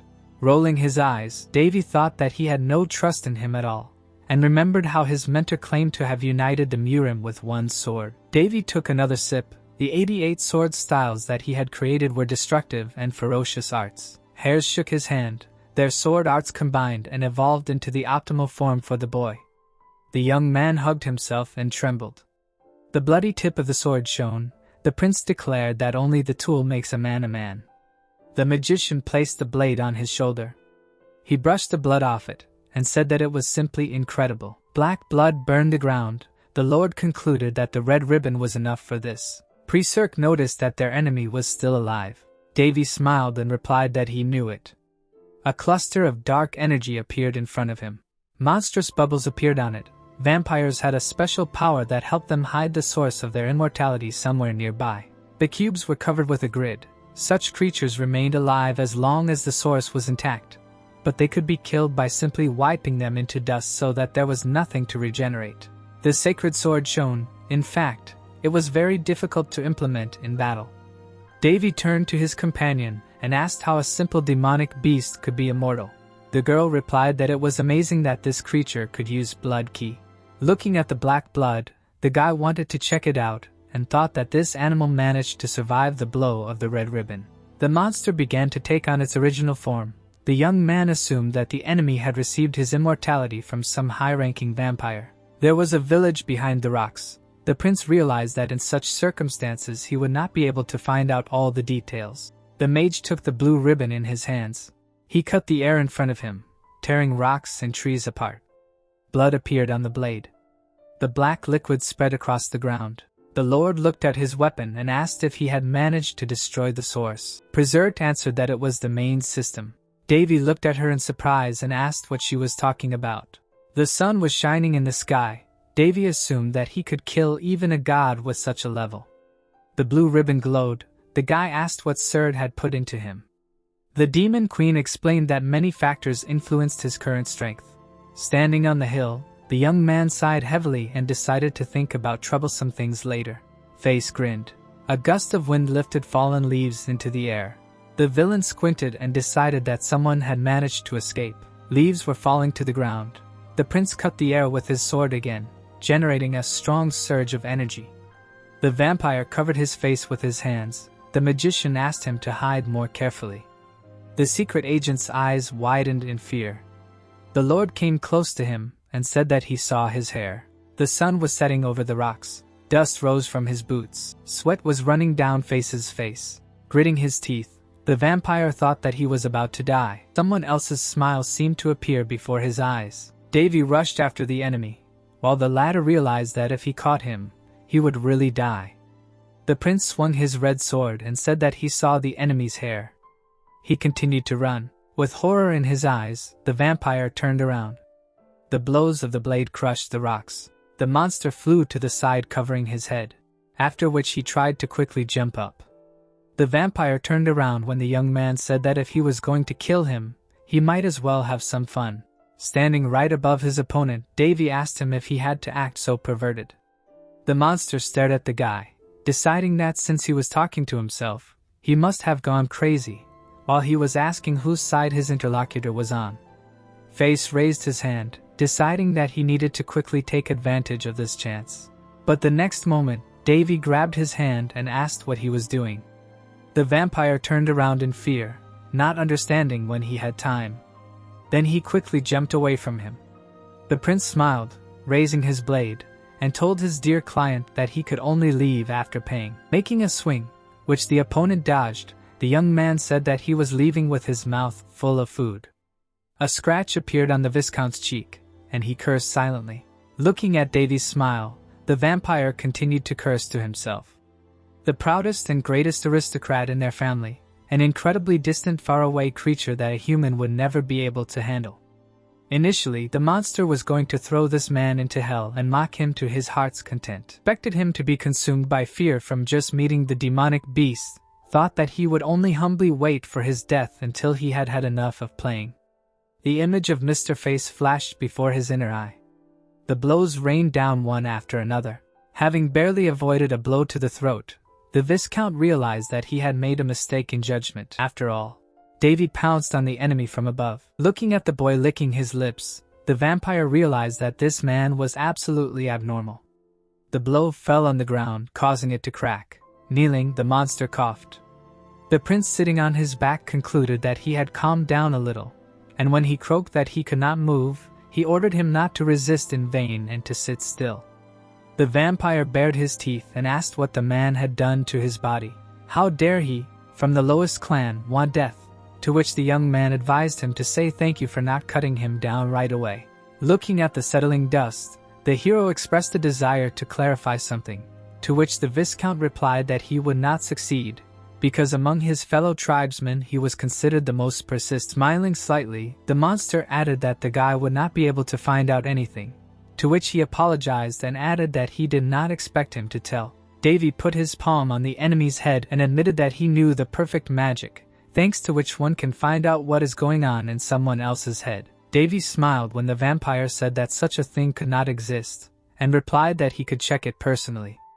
The Viscount looked at the young man in horror. The hero knelt down and launched semi-evolution, and he managed to catch a few scraps of information: black magic, curse brand, fusion key. The monster screamed loudly when the flames of inquiry fell on him. The guy removed his hand when the enemy screamed that he was hot and begged him to stop, advised him not to dramatize, it was still normal. Berserk appeared above Davy's head and addressed him, although he was an enemy, but this was too much, to which he replied that the vampire would not die from this. Shrinking, the demoness reminded that she was worried about him, to which the prince asked the respected demon queen if he was obliged to be lenient to someone who wanted to kill him. The girl lowered her head and admitted that he was right. The young man scratched the back of his head when his companion still tried to object and grinned. While the Viscount was writhing on the ground, the hero grumbled that this kindness was of no use. The hero folded his arms over his chest and stated that he needed to know very little, so he wanted to go through the questions quickly. The vampire was in a panic. He clenched his teeth when the boy asked first who he was and tried to refuse to answer. Davy simply summoned flames onto his palm and offered to continue. With a shudder in his entire body, the vampire said the name, Fedkid, and that he was an aristocrat of the Viscount's level, to which the prince noted that he was a mid-level scum. He glanced sideways at the youth, while he was discussing that he was the monster's target, and it must be all because of the vampire he had encountered recently. The hero mockingly looked at the trembling Viscount, and hearing confirmation of his thoughts, he thought that he said that he kept his mouth shut well, and look how smoothly he answered, and asked another question out loud. The enemy shuddered when the boy clarified that this demonic beast, where did they get immortality from? Continuing to shake, the vampire remained silent. Thoughtfully looking at the vampire, Davy admitted that he was holding up well, and perhaps it was worth pressing a little more. The Viscount clenched his teeth tighter. At some point, he even began to growl. Davy looked at the interrogator in surprise. Suddenly, the monster's face acquired a strange expression, and he declared that he chose death. Shock was reflected on the faces of the prince and the demoness, when suddenly the enemy's body glowed, and the latter screamed that this was taboo. The vampire's body began to swell. Tears flowed from the Viscount's eyes when he muttered that he did not want to. The young man looked with wide eyes when he said the name, Face, after which the monster literally exploded. Ashes fell to the ground as Berserk explained that it was a taboo, and such a harsh destruction at that, to which Davy suggested that he had not done it of his own free will. Looking at the charred remains, the boy admitted that it seemed that this was all that was known. The queen became upset, and asked if it was because of her, but Davy convinced her not to worry, as he assumed it was. Looking up at him, the prince mused that whoever cast the curse could sense when the curse they cast was affected. The girl looked at him in confusion when he stated that one curse cast on Callus had been dispelled, but mentally added that, more accurately, it had been put into suspended animation. Looking at the setting sun, the boy thought that it was hard enough to find, but they managed to, while the demoness muttered about a patron with the power of immortality. Remembering the image of Face, she assumed that there was more than just a man behind this. 2 moons lit up the sky. The city was undergoing active repairs. The hero climbed the stairs, noticing the work of the locals. Confusively looking at the destruction, the queen muttered that this was the result of the rampage of just one demonic beast. The guy passed by a squad of guards. He turned around in surprise when he heard the advice to go north quickly. Finally, Davy reached the dwarves who had formed upon the return of the mentor. Golgotha looked guiltily at the prince and admitted that he was ashamed to appear before him in such an indecent form, but he said that it was nothing serious. Looking worriedly at the dwarf, the young man asked if he was injured, and he replied that he was fine. While hammers pounded in the background, the elders admitted that dozens of houses were burned and some were slightly but injured. The hero noticed how the elder was looking at him. The boy smiled when the bearded man said that he felt like he wanted to say something. Patting Davy on the back, the dwarf suggested going inside first. Inside the room, the elder admitted that the guards were on edge. Looking at the brothers, Davy asked if something else had happened. Golgotha glanced sideways at the elder, and he cleared his throat. The elder explained that nothing special had happened, but they had been told that one child from the orphanage had disappeared. They had sent the guards out to search, but there had still been no answer. The dwarf looked at the prince with concern, and added that that was why he had said that it was dangerous for the mentor to stay here any longer. The young man put a book on the table, and said that he still wanted to tell them something. Pushing the notebook towards the dwarves, the hero offered to accept it. Looking confidently at his interlocutors, the boy explained that all the necessary information for the restoration of the shrine was collected here, and added that it could take quite a long time to complete. The elder rose from his seat when Davy added that it was time for him to slowly return. The dwarf linked his fingers together and wanted to know how they could repay this favor, but the prince said that he did not need anything in particular. If anyone needed to pay for favor, it was him. Running his fingers over the handles of the blades, the young man added that he had received enough. The hero's look became guilty when he admitted that the demonic beast had sneaked in with the goal of attacking him, not the village, so if he left, the problem would disappear. The boy bowed and asked for forgiveness for not telling, but the dwarves began to convince him that it would not work on them, and how it was the mentor's fault. Davy smiled guiltily and thought that acceptance depended on perception. If someone hostile to me were in their place, of course, they would blame him for everything. The prince convincingly spun a story about the demonic beast attacking because of the stigma on his body, especially since he really was the target. The young man was a little afraid that the vampires would decide to take it out on the village out of anger after his departure, but he could not tear himself apart to control such trifles. A child's cry was heard between the rocks. The boy was sitting on a branch and crying. He took his fists away from his eyes. Davy extended his hand to him, realizing that in the end this was all he could do. The baby was tightly embraced by the head of the shelter, while the boy mentally reasoned that he needed to go back as soon as possible, for their own safety. A bird circled the sky. A caravan was moving along the road below it. A feather fell near the fortress gate. There were guards on duty at the gate. One of them was dozing at his post. Several dwarves passed by him. Spears blocked the horse's passage and ordered him to stop. Clutching his weapon, the guard asked who was coming. With a smile, the prince answered that their lord had returned.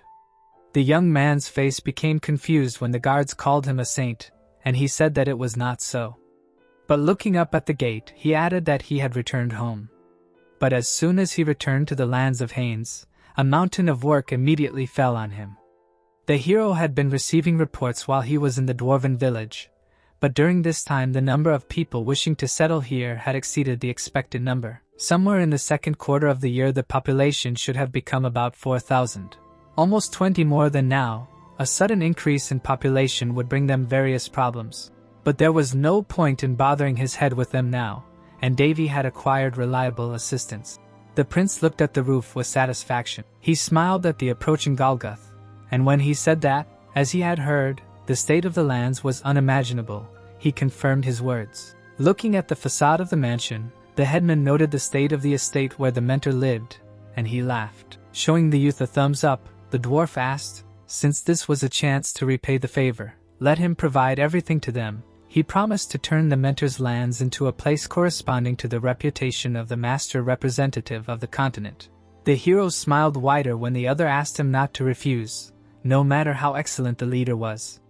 No one would follow him if he did not watch himself, and replied that he did not intend to.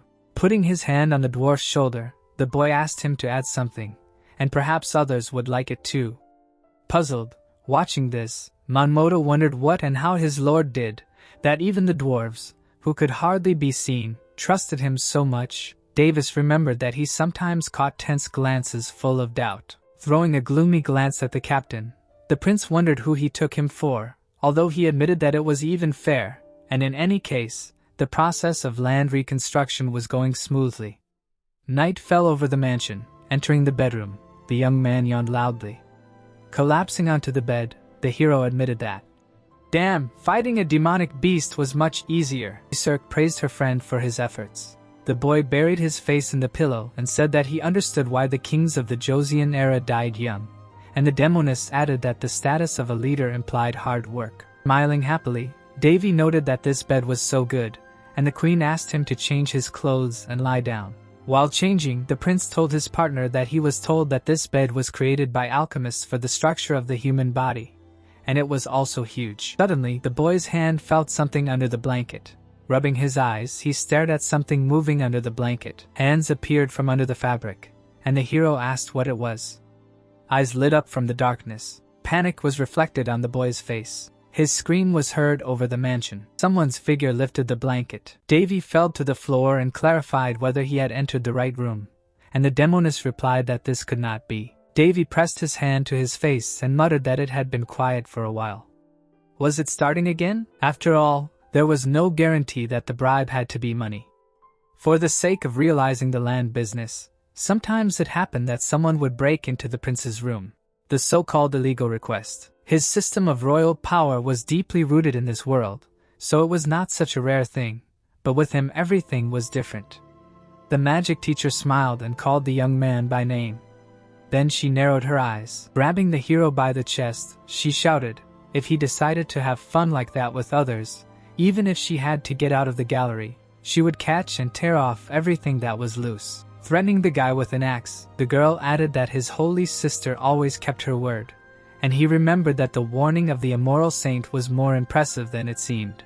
While bribes were being accepted, for some reason it was not revealed whose hands this was. A girl ran out of the prince's bedroom in a single sheet.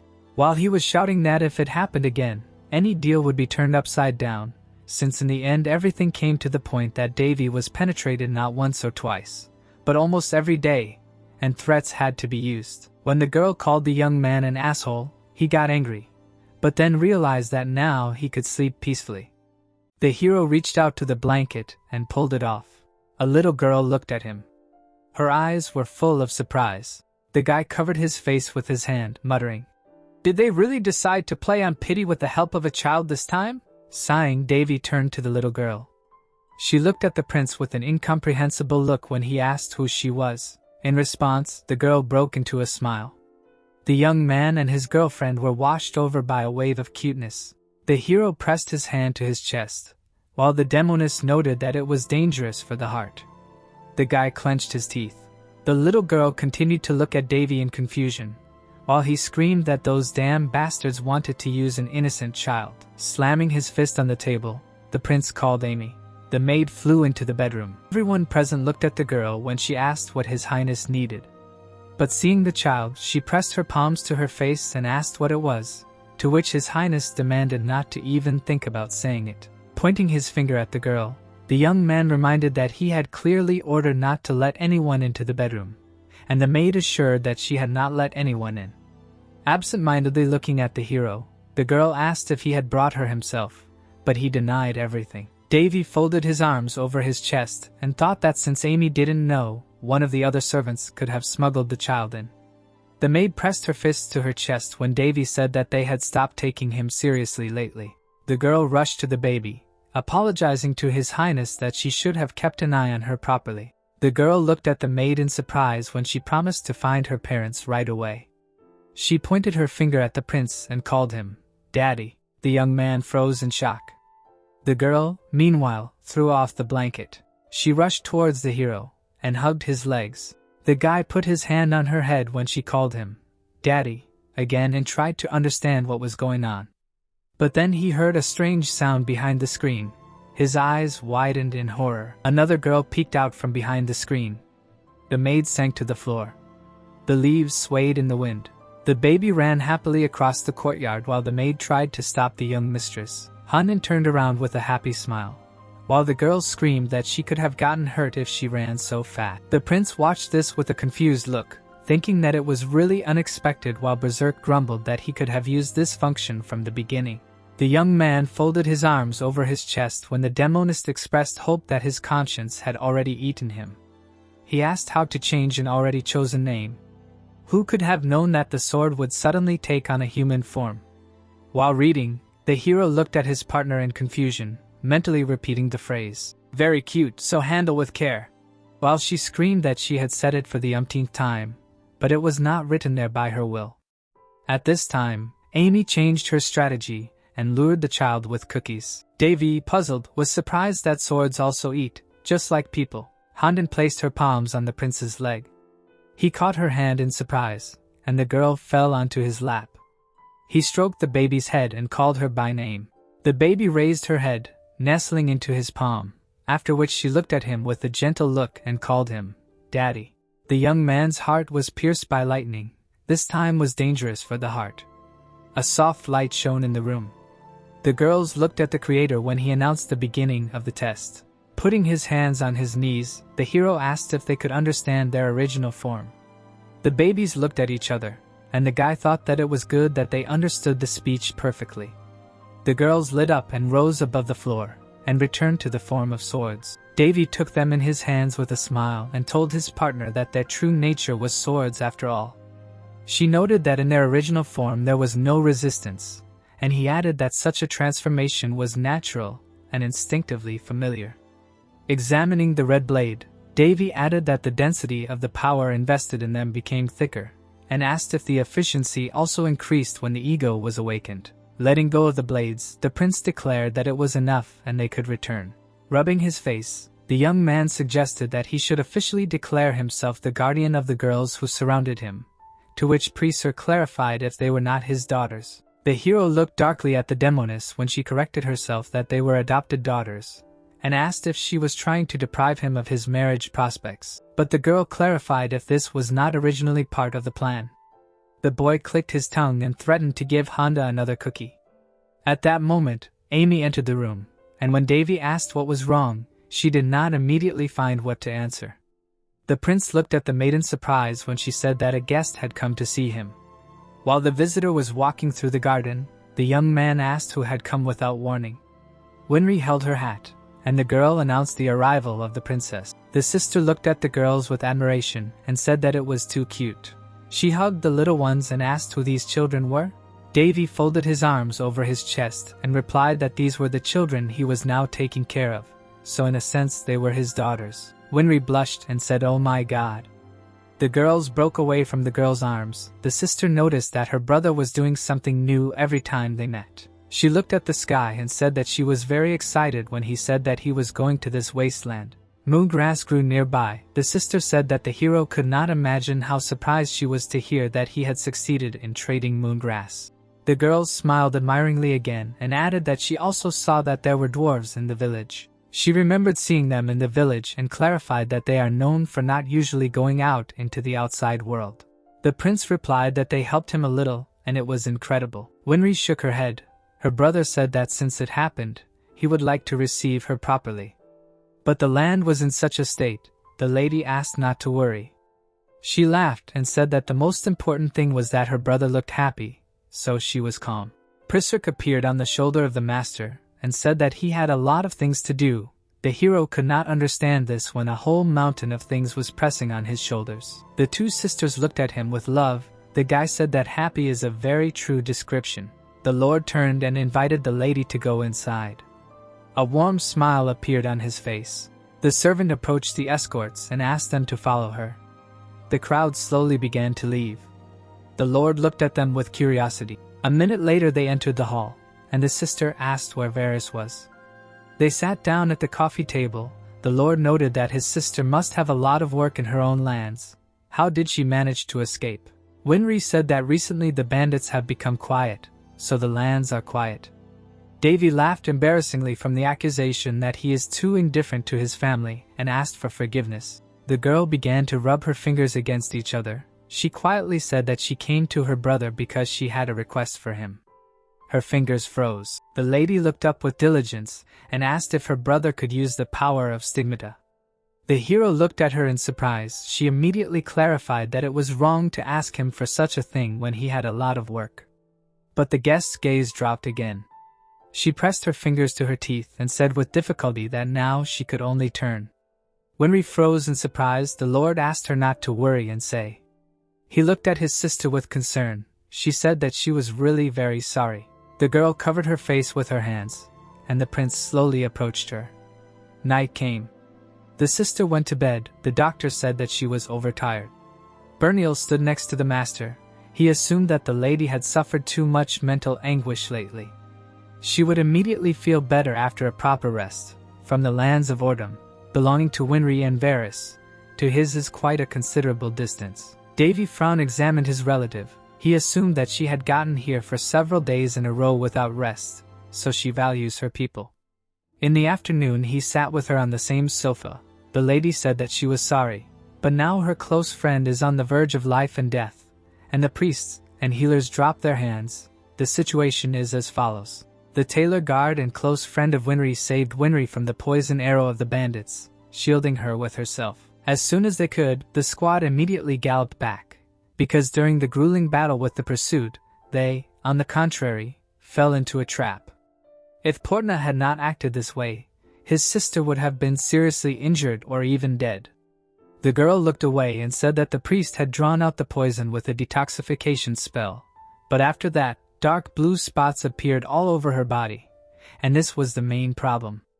The protector fell out of bed. After neutralizing the arrow's poison, strange symptoms arose. The girl was breathing heavily and suffering. She had a fever. Spots appeared all over her body, and Portna, who was coughing up blood at any moment, was gradually exhausted, and the priests and healers, everyone tried to help her, but it did not get better.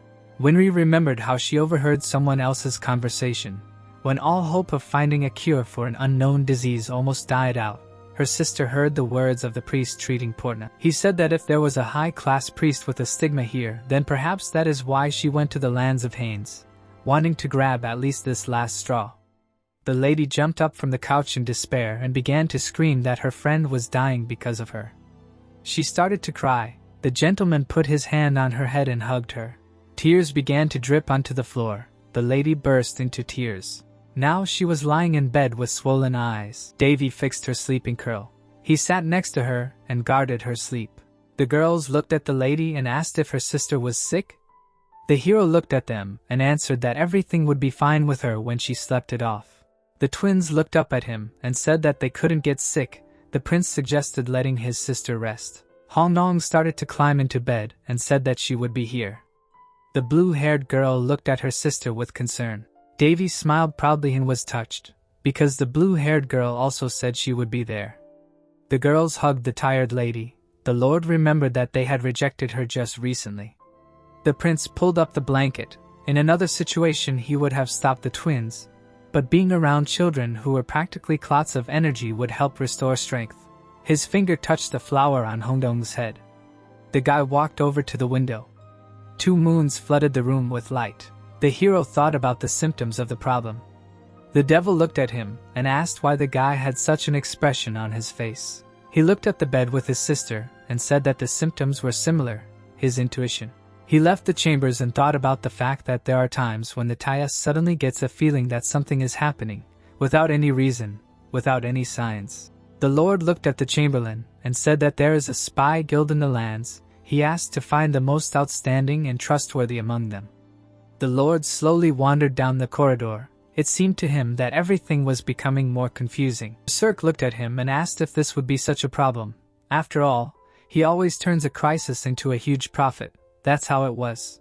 The young man looked at the picture and said that an increase in the number of victims is not welcome. Besides, judging by the symptoms, only one disease comes to mind. The Deviless folded her arms discontentedly across her chest, thinking about the symptoms. No disease came to mind. Did such a disease really exist? The guy leaned against the window and said that the problem is that this disease should not exist on their continent, and this is what puts him into a stupor. The next day, the ladies went out to sit in the garden. Handan ran and hummed a melody. Davy looked out the window and thought about the law of causality. He knew that there is no result without a cause, and from the outside the whole situation looks like this. He imagined 2 silhouettes. A man poisoned by an arrow poison. After detoxification, strange symptoms appear, and the man himself gradually dies. And both the priest and the healer see this disease for the first time. Something did not add up in his head. Berserk looked at the man's face and said that he did not look very good. The prince folded his hands together and replied that he needed to think about a lot. It was understandable. The devil said that she was also very confused by many things in the case of his younger sister. She imagined a deserted area and suggested starting at least with where the savages, living only by robbery in the kingdom of the outskirts, got such a poison in the first place. The Lord looked at the decoration of the office and replied that there were many foggy places, but premature conclusions should not be made. A little more information was needed. The boy sat down at his desk. Berserk asked if he had called a spy from the guild. He replied that yes, he needed to understand where it all started and where it was all heading. He introduced Hai, who said that the key to finding a cure for any disease lies in its cause. The hero learned this rule one of the first when he studied medicine. A smile appeared on the boy's face. He said that everything was on time. He looked ahead and told the spy to come in since he had come. The devil looked at him in confusion. The owner pointed his finger forward and asked not to waste time.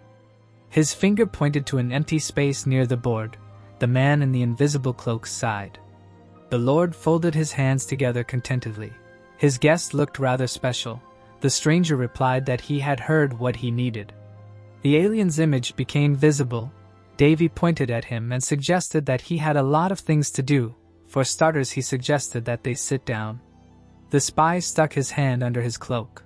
The prince smiled and asked him to do what he felt most comfortable with. He understood that the spy was wary because he had been able to expose him, so he decided to say everything directly. The guild representative looked at him silently. The customer said that he wanted to buy information, as much as the guild could get. The man looked at the M-Lord and started to say that for everything, but the gentleman interrupted him and finished with the phrase that a corresponding fee is needed. He agreed, because there is no such thing as a free lunch. The spy nodded and assured that for a sufficient amount they would be able to find out even the personal affairs of the nearest royal family. Davy smiled nervously. The man said that if the gentleman wished, they could even get the underwear of the members of the imperial family. He did not understand who advertised like that. The prince straightened up. His cheeks turned red and asked what about the princess of the Palan Empire? Is it possible? Berserk was indignant at the senseless indulgence of a perverted mood. The young man was beaming. The spy looked away and replied that he also wanted to live for now. The devil sighed and added that he was absolutely right. The hero stood up and said that this was enough for him. He put a bag of platinum coins on the table and explained that this was in advance. Davy put his hand on his belt and told his younger sister Winry, among the knights under his command there is a girl named Porna, who ordered him to get all the information about her activities recently. The representative of the guild looked at him thoughtfully. The hero saw his false and real characteristics. Davy shuddered. realizing that in front of him was an elf. Aina bowed her head and asked if she needed to find out the girl's background. The gentleman replied that he would be grateful if he called it a medical investigation. He smiled and asked if the performer could handle this job. The spy silently looked at him. The hero looked at him in surprise. He replied that he would not accept money. The lord looked at his reflection and asked if he really worked for free. He replied that he did not either. He looked at the customer and said that payment would be later at the end. The guy asked, what if he did not pay? Aina sighed and said that although he seemed like an ordinary lecher, contrary to what was already known about him, he was offering such a deal because he knew that he was not one of those people who did not keep their promises. Davy smiled, deciding that the spy wanted to add him to his connections. It was impudent, but not bad. He asked if this was really what his guild wanted. The prince smiled. Aina replied that it was a personal offer. The spy put his hand on his heart. He knew better. The room filled with smoke. The guild representative said that he was leaving. The hero smiled nervously, standing in the middle of the smoke and thinking that the elf could have left through the door. In front of him hung a system window. The young man again thought about talking to a dark elf who hid the floor. He rubbed his chin and asked if this guild was not the same one famous throughout the continent. Prizerk noted that not only merchants have a nose for money. The hero looked questioningly at his companion. She asked if he knew the last name of Helishin. The devil began to finger her fingers and explained that in the case of the spy there was no connection. She looked ahead and suggested that I forget. The guy answered that it was boring. 2 days later there was a clear sky, and the girl screamed that she did not want anything. Davy unitedly, he said that he was well aware of the girl's condition. Winry angrily clenched her fists. Her brother told her not to try to deceive him with just one short rest due to the urgency of the matter. Preparations for a quick departure to Ordom were already completed, but they did not even have time to leave, as it all began. The lady stood in front of the prince, and he told her not to be stubborn. The subordinates stood aside and waited for the order. The hero explained that it would take several days to get to the lands of Ordom, and the ride in the carriage would be even slower, and she herself said that they did not have time to just sit if they wanted to examine the patient as soon as possible. An elder appeared in his head, the light reflected from his glasses. The lord looked at his sister and said that the longer she behaved like this, the more she would delay everything. A ride on horseback requires a lot of physical strength. Winry looked away resentfully. Even if the twins were with her every night, in her current state the lady would not withstand the further journey. Davy frowned. No matter how much he thought, he had a bad feeling. That was how his intuition worked. The girl clenched her fists and shouted that she could go too, because she was not weak. Someone approached the couple and noticed that they had some kind of problem. Julius smiled slyly. The light illuminated the prince. He asked what was the matter. Winry approached him and looked at him pitifully. Dave pressed his lips together, suppressing his anger. His intuition was blazing. The guy smiled and said that he was glad to meet him. He himself was a 5th-level mage, and although it was unnecessary, he added that he was from the Red Tower. The lord shook his hand and introduced himself. He told that he had heard about the interlocutor.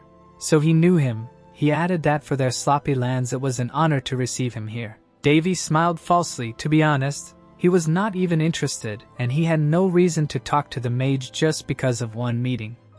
The trio was silent for a moment. Davy knew that the elder was famous throughout the continent or not. He was, first of all, a representative of the Central Magic Tower, located in the heart of the continent. Now contact with him will only bring more stress. Prizerk asked how the hero knew that the guy was famous throughout the continent. The magician objected at that time, because at present these lands are the most brilliant on the entire eastern continent. He smiled and decided to add something. Winry bowed embarrassingly after the words that because of how she bragged about her brother, he wanted to meet him at least once. The girl was indignant and asked why the gentleman was saying this right in front of the hero. He answered that it was impossible otherwise, and the prince himself thought that the new acquaintance was very dangerous. He raised his hand to the guest, offering to kill him, but Prizerk blocked the way and ordered him not to act rashly. Davy smiled hysterically. The devil asked if it was possible to treat him with suspicion just because he accompanied her sister. The hero answered that of course it was possible. Where did he decide to stretch his dirty hands? The prince introduced the tower. He heard that he was not only kind-hearted, but also gifted to the point of speechlessness. He was already recognized as the first genius of the magic tower. A master at such an age. What else can be said? Julius stood and smiled. He had a good background in wealth, character, appearance, and even abilities. He was the best man of this era, who had no weakness in anything. Davy looked at him. He was only interested in the question of how he was related to his sister. He asked how such a great lord knew his younger sister. The bespectacled man smiled cheerfully, and replied that he would also be on his guard. He said that when he went to the lands of Haines, he accidentally ended up in the escort of Princess Winry. The lord put his fist behind his back and smiled, said that he did not know how to thank him for helping his weak sister. He decided that this would not do and he would deal with him right away. But the devil of the abyss demanded to stop. Julius glanced at the embarrassed girl with a smile and replied that it was she who helped him. Princess Winry saved him with her magic when he was surrounded by mountain bandits. The lord grimaced tiredly. His sister replied that with these words he was trying to repay his debt. The guy smiled and said that, frankly speaking, in addition to fire magic, he was superficially familiar with movement magic, and he just had a small man agate for moving the necessary things. The princess looked at the lord lovingly, but the hero did not understand. Was there really something amazing in this? Winry jumped up to her brother, pointed to the imaginary gate, and began a long story about how, unlike the large installed gates, they are mobile, and even for those from the magic tower, they are an extremely rare artifact of the highest level, and to use them you need to be good at moving spells of the fifth circle, and only those with high-level mana can use this continental-level treasure. Julius smiled proudly. The girl did not expect that one of the gates could be in the Red Tower, but the man replied that it was just a coincidence, because he only had them now to avoid damage. The prince looked irritatedly at his sister, who was staring at the alien. He touched his temples. Berserk asked if it was not lucky, because the owner still had a hard time teleporting over long distances. Davy extended his hand to the elder and asked him to take care of him. He flashed a smile and answered, of course. The two magicians shook hands. In the princess's lands there was a statue of a horse. Lightning flashed under it. The Trinity appeared in a small square. The hero looked ahead and told the devil that for some reason the atmosphere here was chilling. The spirit covered her nose. She noticed that there was a smell of burning specific protein. Davy looked around warily. He looked at one of the city passages and realized that this smell was very similar to the smell of burning flesh. Winry put her hands on her chest. She was asked if the attacks had resumed here. She replied that it had only been a short time since the bandit groups were destroyed. Vague doubts floated in her head. Someone came out to meet the princess and noticed that she had returned. Count Rinton smiled confusedly and said that he had been nominated by the Central Office for Disease Issues as a representative. The lady looked at him incredulously. The old man began to shower her with flattery, but Winry objected, because now there was an urgent matter that did not allow for small talk. Suddenly, the trio was surrounded by knights. The count replied that he would also prefer this option. But alas, the situation was hopeless. The prince folded his arms across his chest. No one understood what was happening. Rinton smiled maliciously and replied that the princess's palace was being prevented by the Sacred Kingdom's artifact, which had just been completed. The heroes looked at the old man with embarrassment. He asked them to follow him. The group arrived at the palace.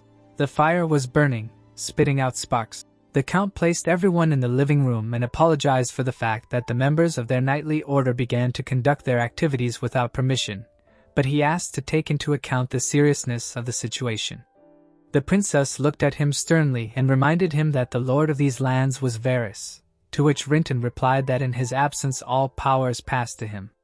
The count slowly raised the cup to his mouth. He knew that unceremoniously coming to her and putting forward his demands was all pure impudence.